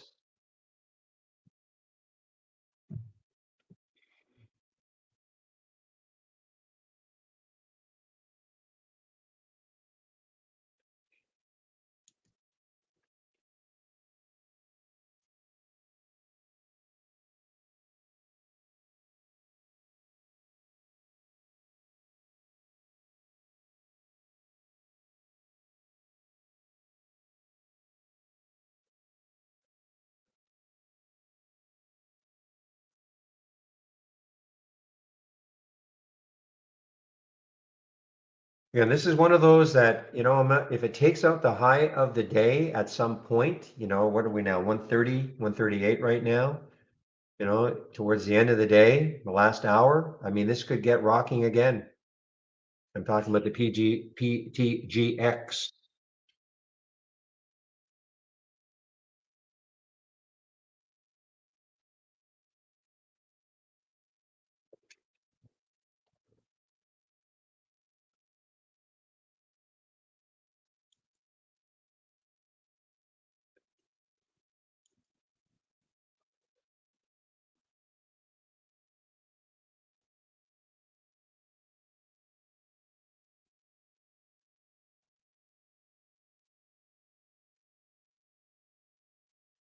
Big disappointment was VRAX, VRAX.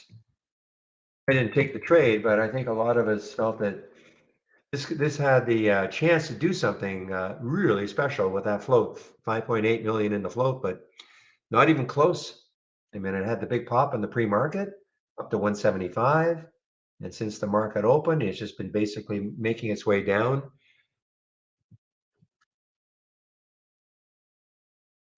And unfortunately, no shorts available for me at Interactive Brokers for this one.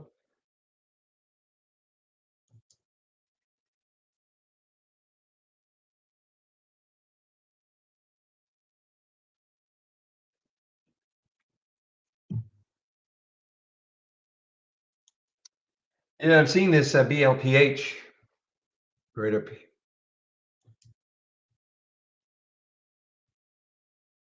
All right, let's take a look at some of these ones that have won races. Yeah, sneaky one. Well, there it is. I mean, there's the high of yesterday. Got over 5, but right now you're chasing it.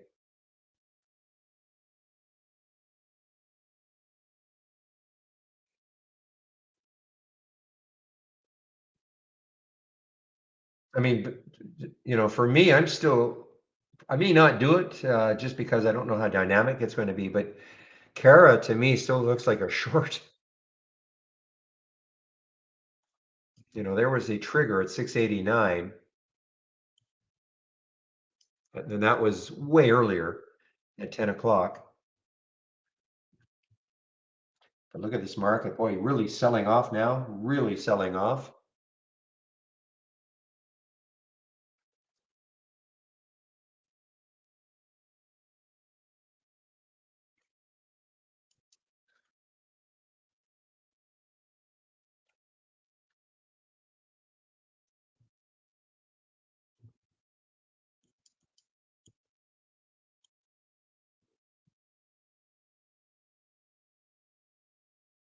So again, what you're seeing here in the simulator is this short I took of AMC.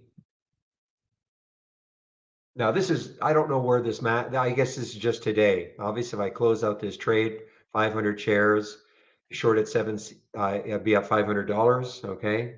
This is just a short I took last week of it, just because this is in the simulator.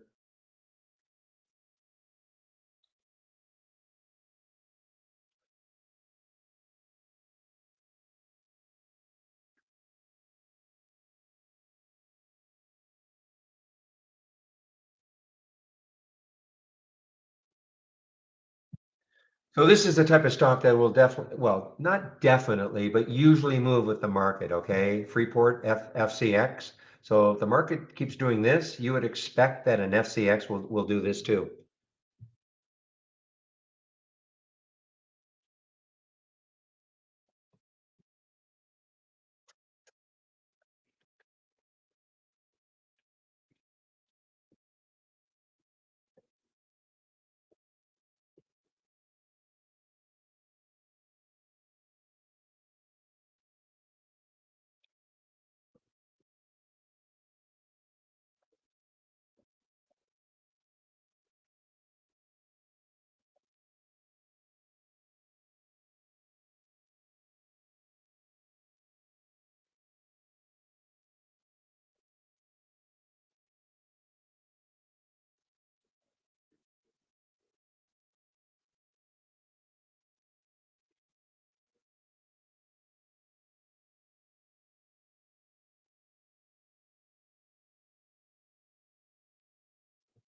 All right, guys, what time is it now? 1:43. So in about 15 minutes, I will be in a marketing meeting.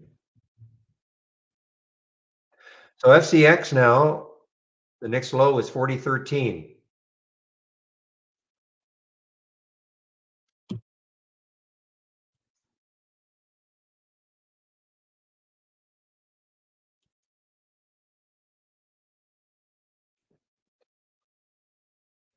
Here's another one that's basically following the market, guys. VECO.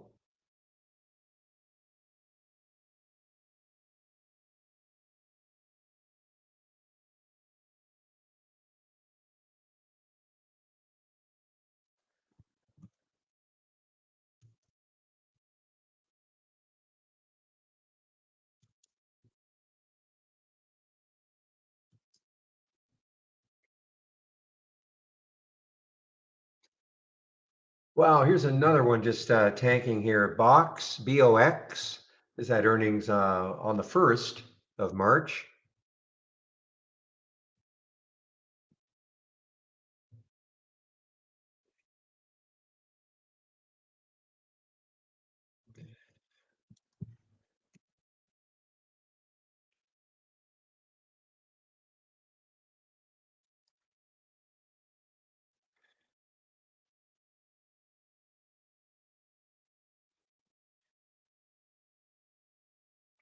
Yeah, 5.38% sounds pretty good. I actually got 5%, something that I did in Canada, a couple of months ago. I don't know what it would be now.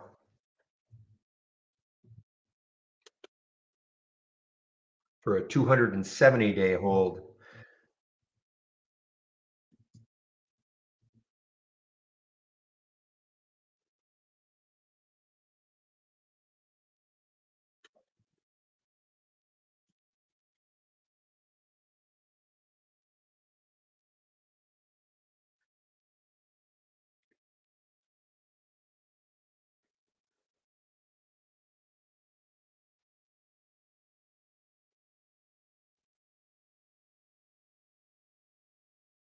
All right, guys, I'm not seeing too much happening right now. All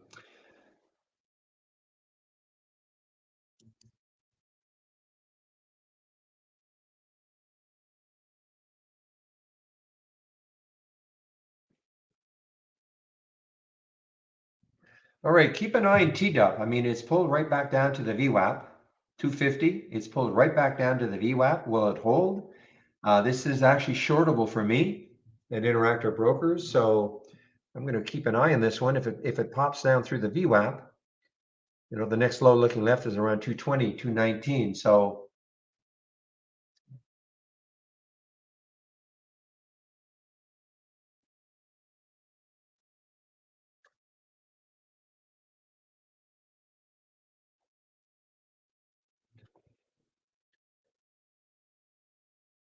yeah, actually have no idea in Canada.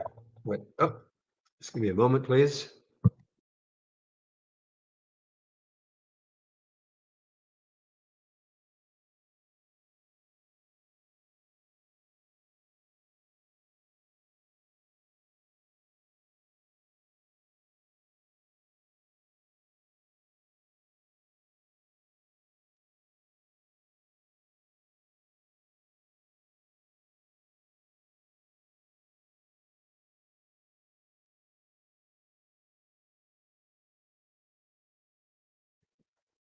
Whew. Okay, guys, teed up. Will it hold the VWAP? 250 is the VWAP. Will it hold it?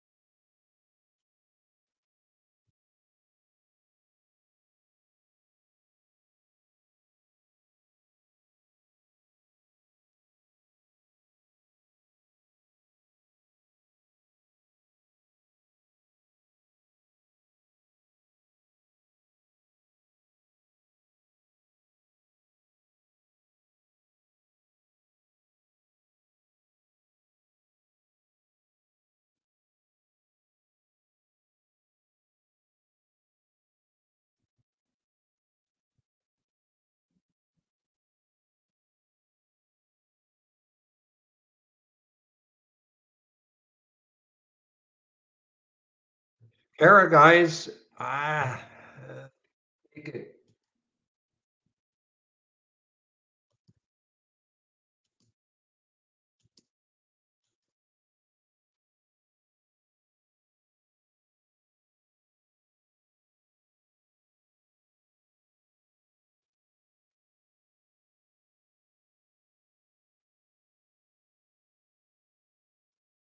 Okay, well, it's made up my mind for me. I tried to get some at 682. I held it there for the 20 odd seconds, and because of the uptick rule, I wasn't getting a fill, so I'm just going to take a pass.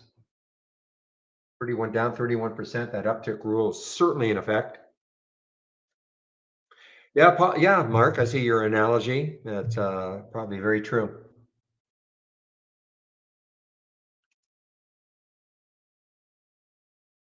Oh man, PTGX guys, this could have that end of day run.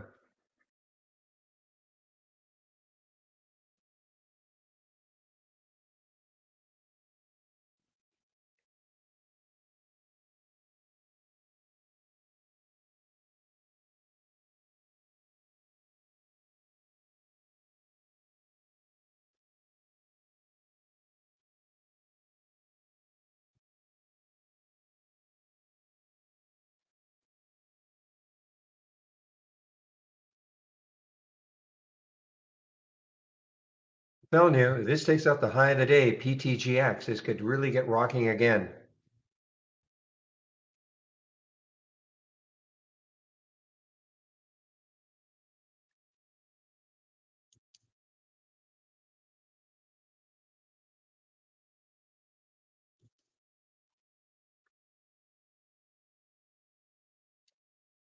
Man, look at this SQSP, guys. It just continues just to inch its way up, inch its way up. Even though the market is going down, this is a classic. We see the alpha stocks all the time. And why? It's an earnings play. It doesn't care what the market's doing.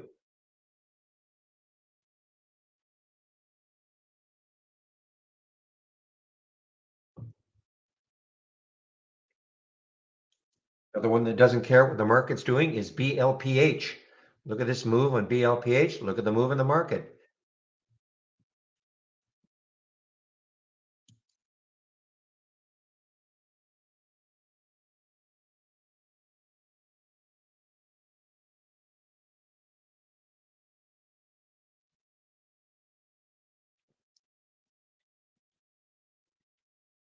Guys, PTGX, can't even type right. I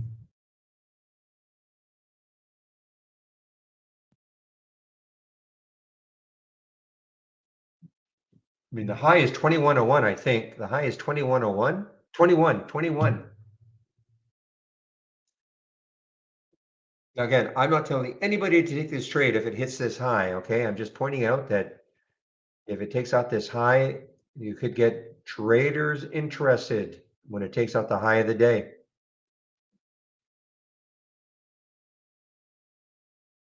Because the next high in the weekly chart is way up here at 25.76. I'm wrong. I'm sorry. No, I'm right. Yeah, 25.76 is the next high on the weekly chart for PTGX.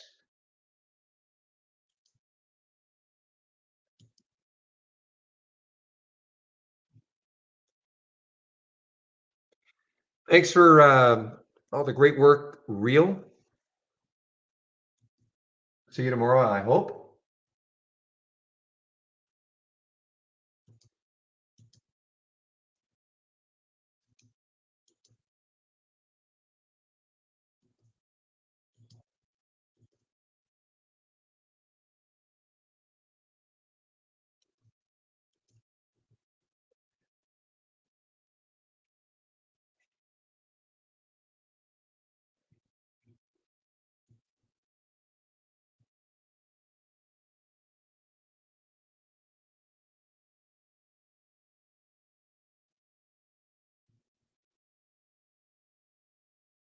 Okay, guys. I got this marketing meeting really soon here.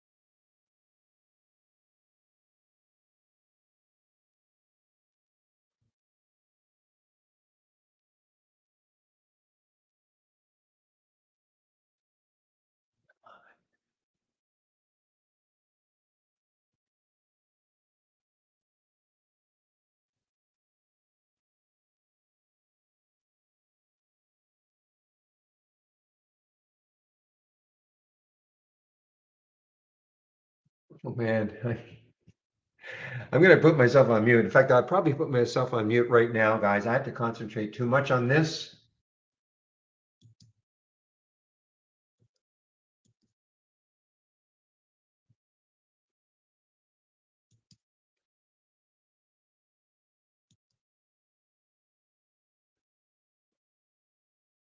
Okay, so I'm gonna I'll be in this market meeting pretty soon anyway, so I'm just gonna put myself on mute. I'll say I'm in a meeting. I'm not quite in the meeting yet, but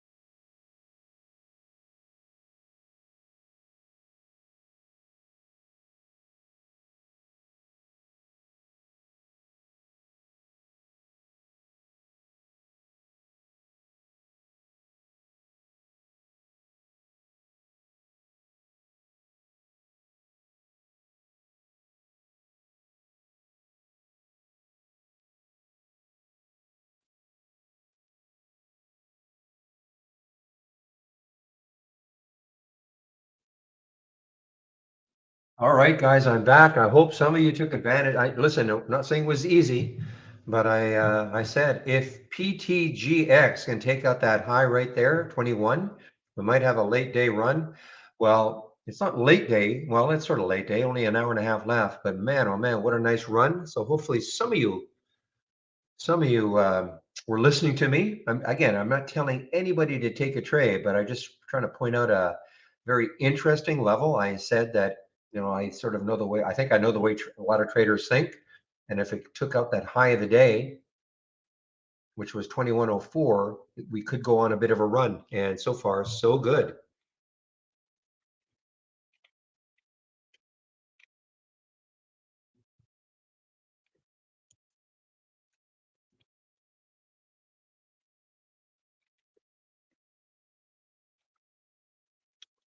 And it did. You're right. It actually took out the pre-market high of 2199.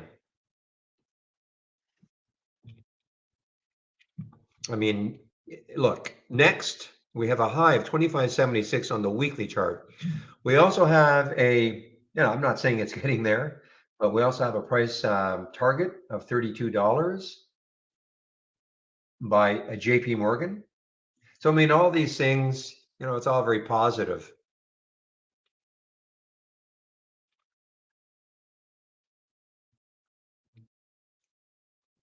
When I say positive, I'm talking the news that is hit. Okay, I have no idea if these guys can ever make money doing what they're doing. It's irrelevant today, though, with the positive phase 2B results, top line data, and JP Morgan putting on a $32 price target. It's obviously helped the stock.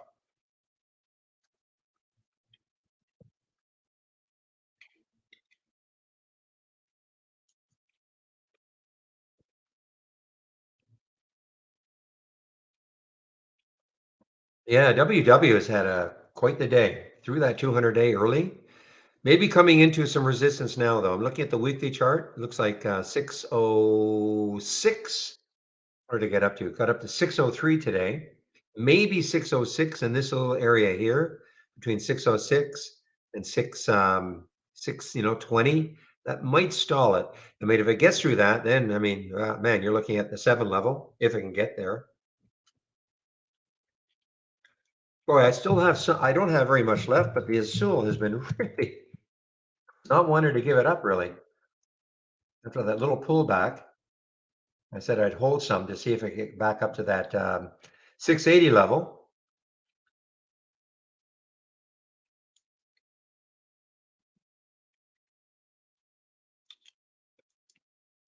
Put me on mute, Dak.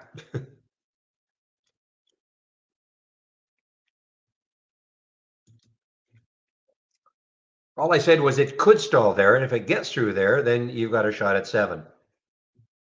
Not you, but a person who is in the trade.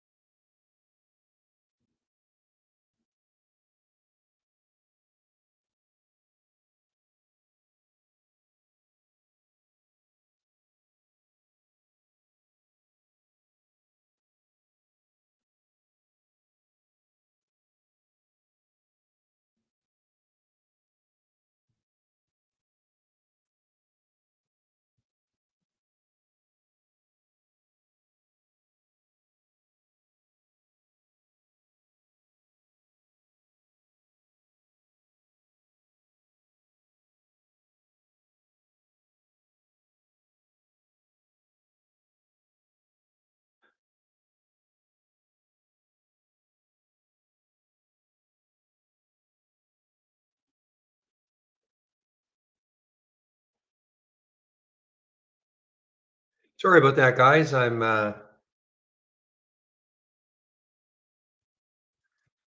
Okay, 2:39. I've got this email I have to get to.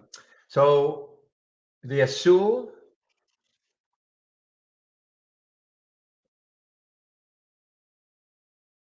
let's see how close it can get to yesterday's high of 70 something. Market continues to move down.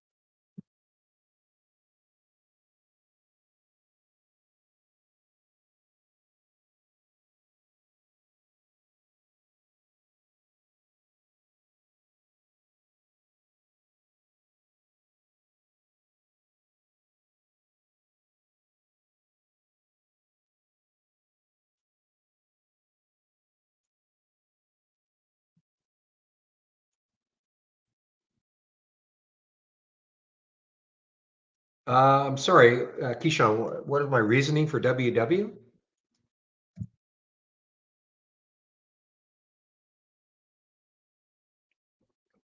Right on, Dak. You see, you didn't have to listen to me. Well, my reasoning, I just said that if you can take out that wherever it was, the 606 level, then it had room to seven. That's I guess if you call that reasoning.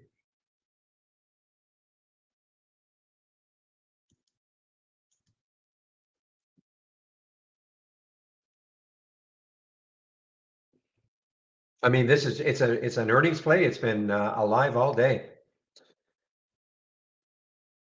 on a percentage basis. It's actually been better than the other one, the PTGX. I think anyway, PTGX. I think.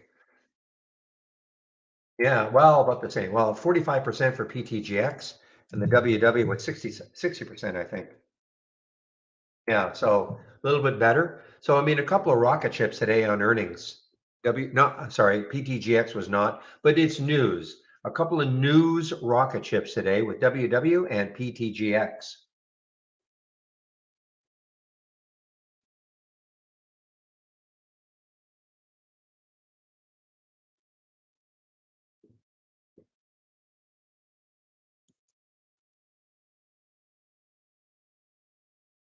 Oh, Azul, come on. You're really going to challenge seven?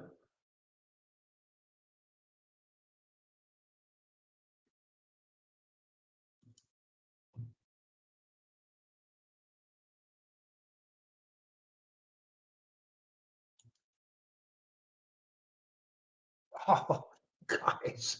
Oh, I've got my sound alerts off. And PTGX, guys, I mean, I don't know where this is going, but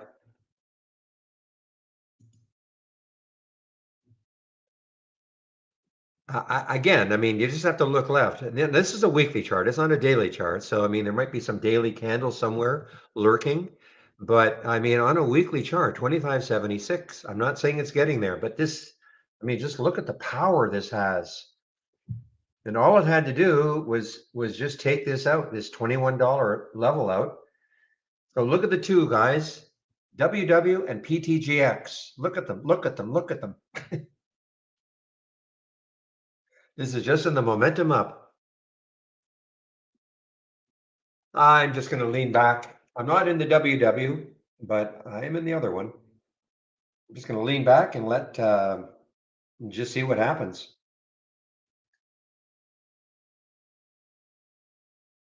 Was it on CNBC? Okay. Yeah, I said earlier, it seems like eons ago that Oprah was involved with, well, it was called Weight Watchers in those days. And I think she got in around $5 and it ran to 100 or something.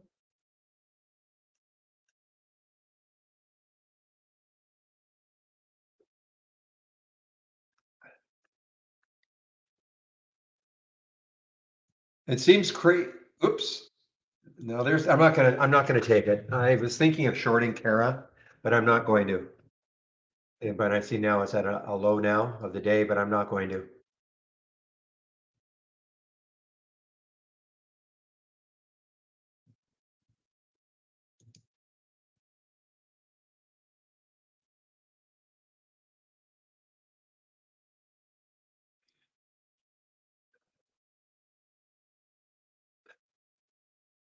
Maybe I should be short Kara.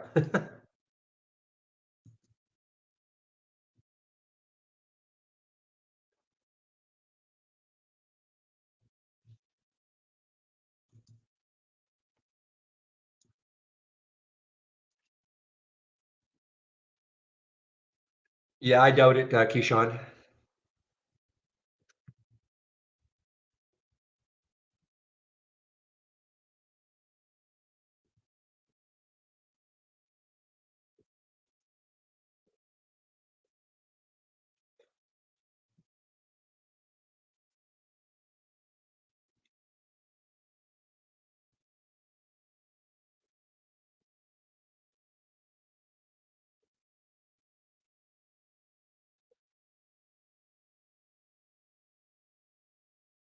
So the other one I was kind of waiting on also, because I don't think it's going to happen. Okay, BNOX. I don't think BNOX is going to happen. I thought if BNOX, BNOX could, kind of remain near the VWAP.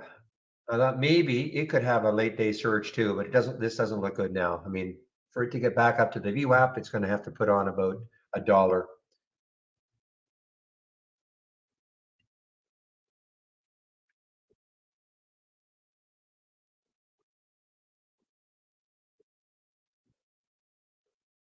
Well, look, I think Real seems to have found a way to make it work for him, and I guess that's all that counts for him. So, this talk about fibs, etc. Look at this guy. It's just two stocks, PTGX, and WW.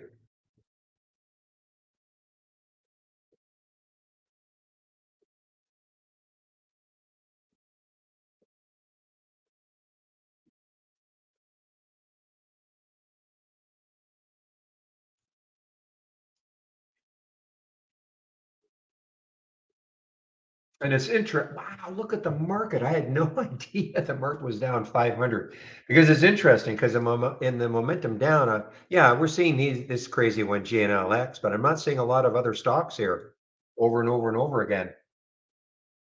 So if you want your definition of alpha, this is it, guys, right here. PGGX, PTGX, and WW.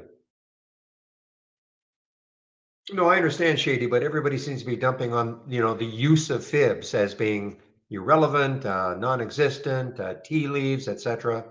And if Real were here, I'm sure he would say, well, I use them and they seem to work for me. That's all I'm saying.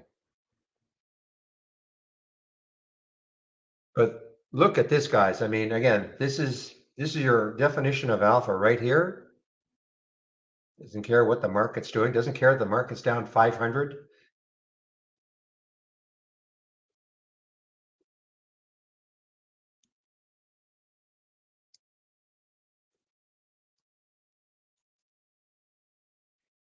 And I mentioned Real because he's the only one in the room that talks about fibs. Yeah, if you don't like them, don't use them. And Pepe just said he uses them to advantage. So, but he's the only one who talks about fibs in the room. Look at PTGX. I mean, this is now getting closer and closer to that weekly high.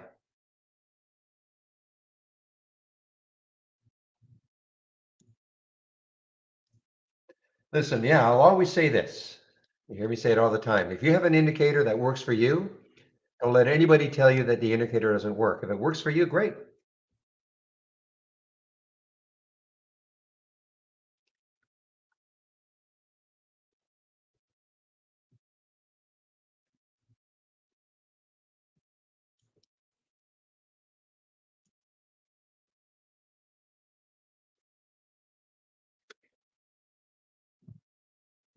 Yeah, WW, yeah, it had more than just the earnings release.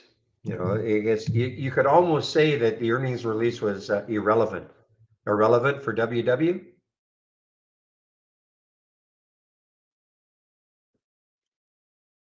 It was all to do with his acquisition of Sequence Digital Health Program, etc.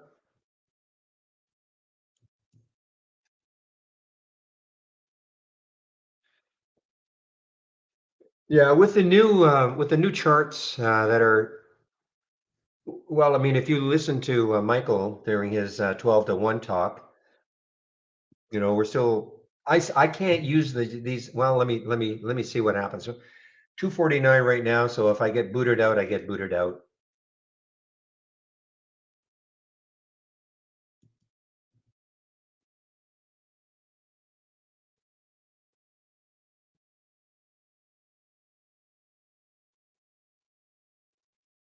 Yeah, see, I'm gonna get booted out.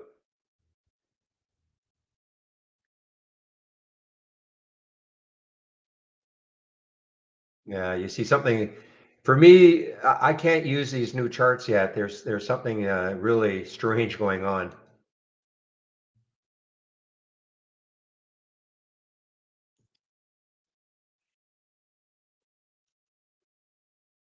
See, now let's see if I can do an escape.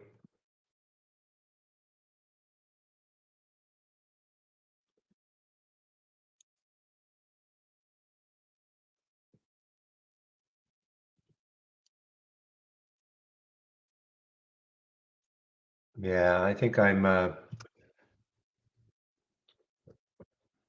well, I only did it because I'm getting set, I only have about half an hour left.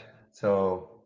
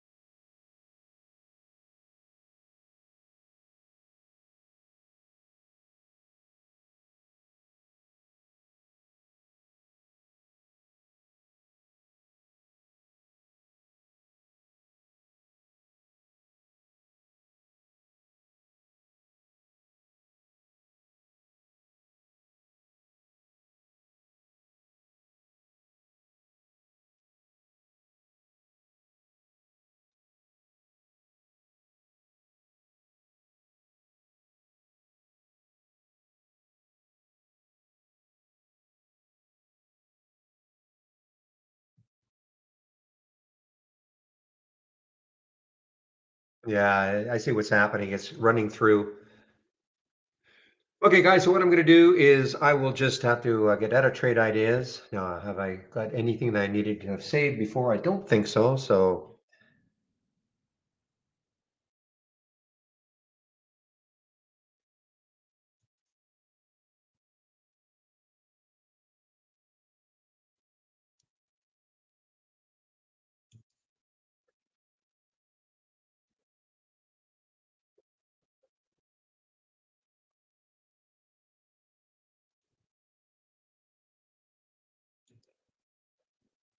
all right, now I'll just reload it. Not the end of the world.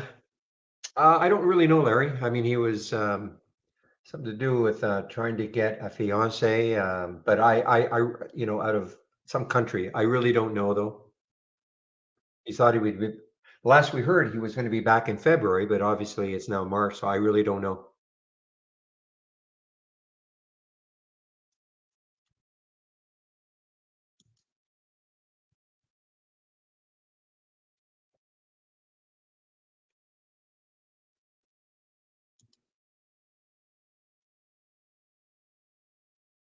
Hmm.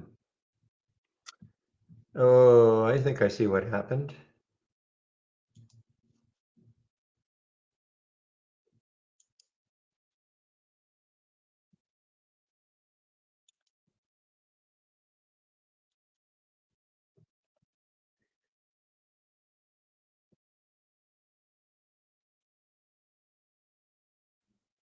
Hmm.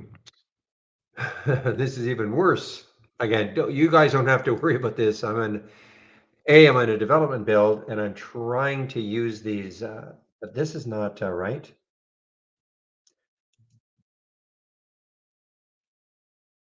Dock tree charts. Okay, let me just do this.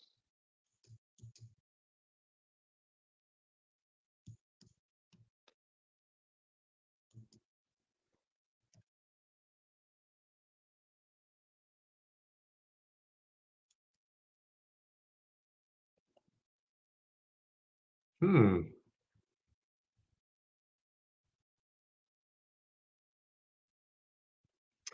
Well,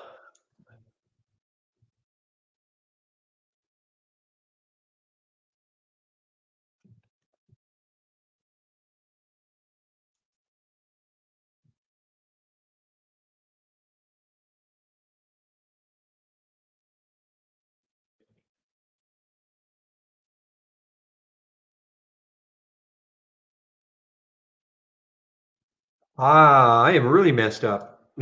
I'm really messed up. Even Pepe can't help me.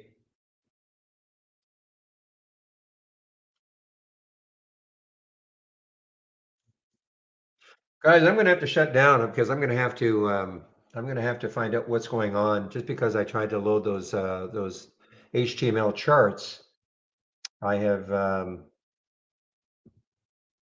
not able to load any charts now. Whew. Well, let's do this. Well, you don't have this option, Pepe. So one of the things is to use the browser interface. Okay, so these are these new charts that we are trying to come up. Well, we've come up with them HTML5, and it can allow us to do a lot more. So I what I did was I put one chart, and that froze the system. So I thought, okay, no problem. I'll just exit trade ideas, come back in. But now all my charts, I cannot get a chart to work. I'm going to chart. No, I did not change servers. I'm going to try one more time. Obviously, I have to have this fixed by tomorrow.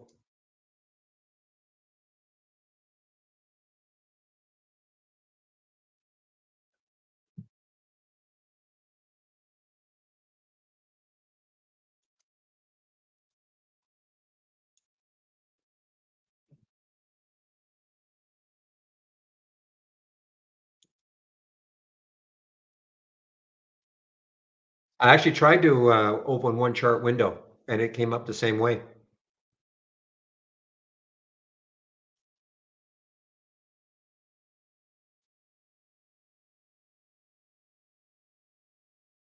Oh, all the windows. Oh, I see. Okay.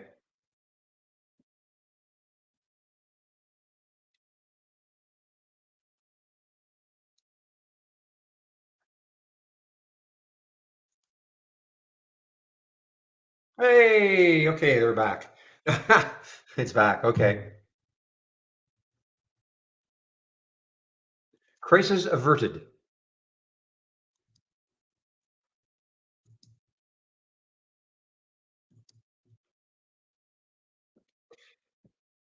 So meanwhile,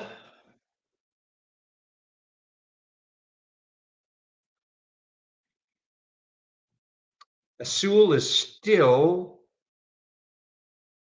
very, very close to the high of the day, and PGTX getting closer and closer.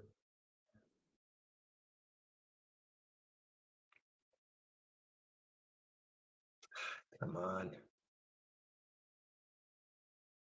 Hmm.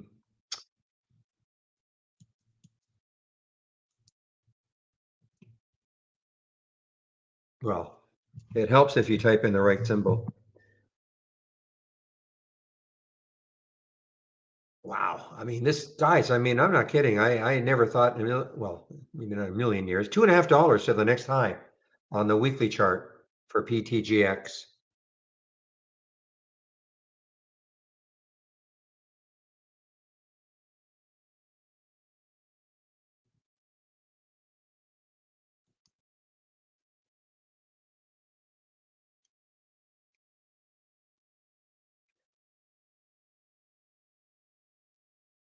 Well, saving the JetBlue thing is really, again, there's a classic example of it's not done till it's done. I mean, this takeover was supposed to be in place, and then all of a sudden, yesterday's news came out that what the FCC is saying, you know what, we don't think so, or not FCC,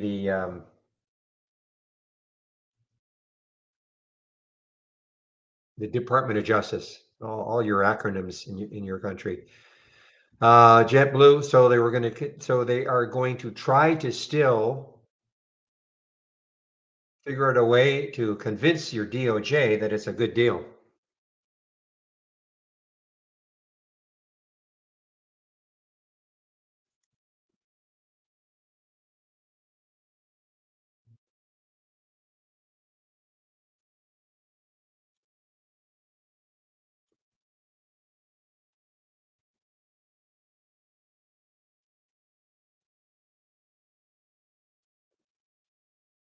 And here's our little beauty, guys, running up, running up. That's what my sound alert on here is, running up, running up, running up.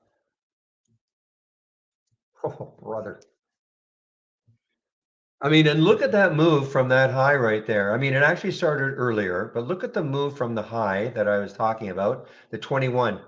I mean, it has been very orderly up, even with a couple of fairly big wide candles.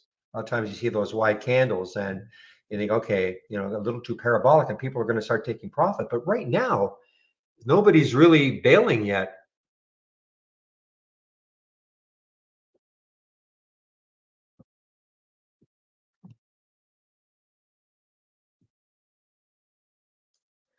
All right, guys, it's 3:01. So I am putting myself on mute and I'm still here.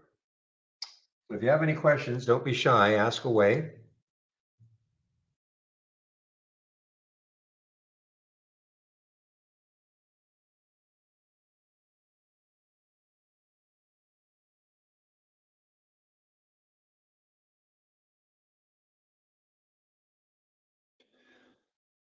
Okay.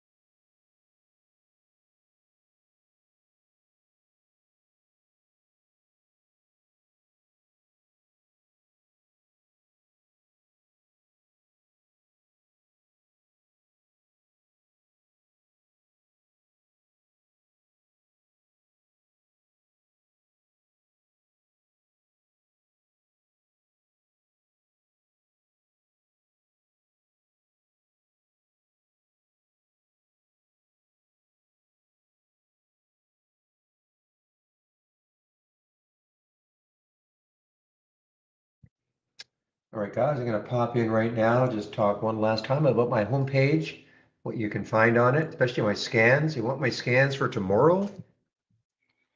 Set them up for tomorrow, I should say.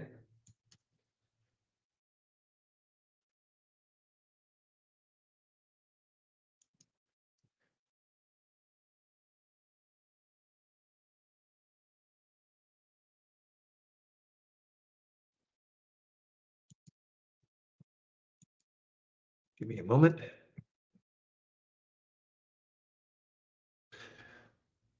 All right, so really, guys, this is what I'm using. You know, the majority. Now you can't see them all because I might put this in a doc, the momentum up, momentum down. Yeah, so you can't see them all because I had to do a reboot, but this is basically what I'm using. Okay, the 10-day daily breakout and down, momentum up, momentum down. Pretty simple, pretty darn simple. That's it. I've got a couple other scans that I do look at, but the majority of the time, that is what I'm looking at. So if you want those scans, now you'll have to create your own momentum down. I showed you how you can do it. You just flip the momentum up. You just flip it. First of all, you duplicate it. Okay, you duplicate it first.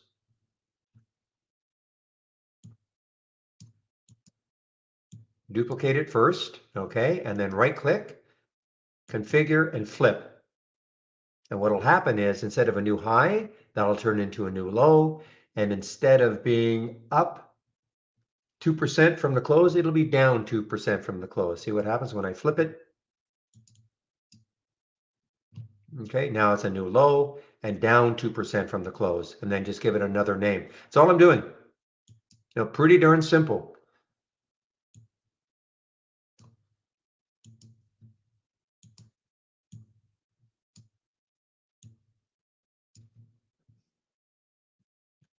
Yeah, my goodness, AZUL, it's a new high, and I mean, it's approaching yesterday's high. In a million years, I never thought that, guys. Seriously, I saw it this morning. I thought, this might turn into a great short. That was my first inclination for AZUL. Okay, it was down to 550 or so, and of course, when I looked left, I thought, okay, maybe five will hold it, but that might have been a nice little short down to the five level. And if that got taken out, was looking below even that. But look at this. I mean, this has been just an amazing run. Amazing.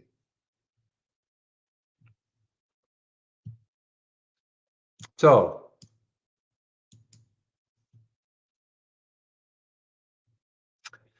here's the promo code you can use. So if you save my homepage link and then you click on it, and then here's the promo code you can use to get 15% off. Please do the get started. Here's the Trading 101. If you're new to trading, great free resource for you. The trade of the week sent to you before the market opens every Monday morning. Big education section is here, and here are my scans. Okay, here they are. I mean, it's not too many. Pre-market actives up and down. Obviously, I use that in the pre-market. Here are the two races that I'm showing. Here are the breakouts. And this is Momo. This is up. And all you have to do is flip it and you'll get the down. So save my scan, or sorry, save my homepage link. If you're going to take out a subscription, it'd be great if you would use my homepage link and then use my promo code. I'll get some credit. Room gets credit. And then plus, if you save my homepage link, you can look at my scans and that education section anytime you want. Whew, what a day.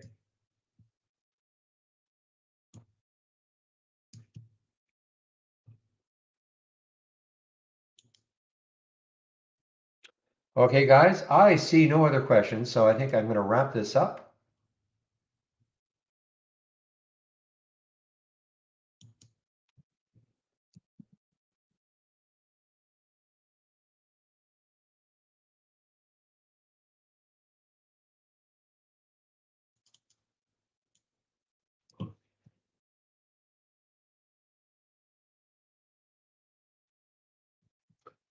Okay, guys, I think that's it. Yeah, so no other questions. So thank you again for all the help today, and I'll open the room tomorrow at 8 o'clock Eastern. See you then. Bye-bye. Now, YouTubers,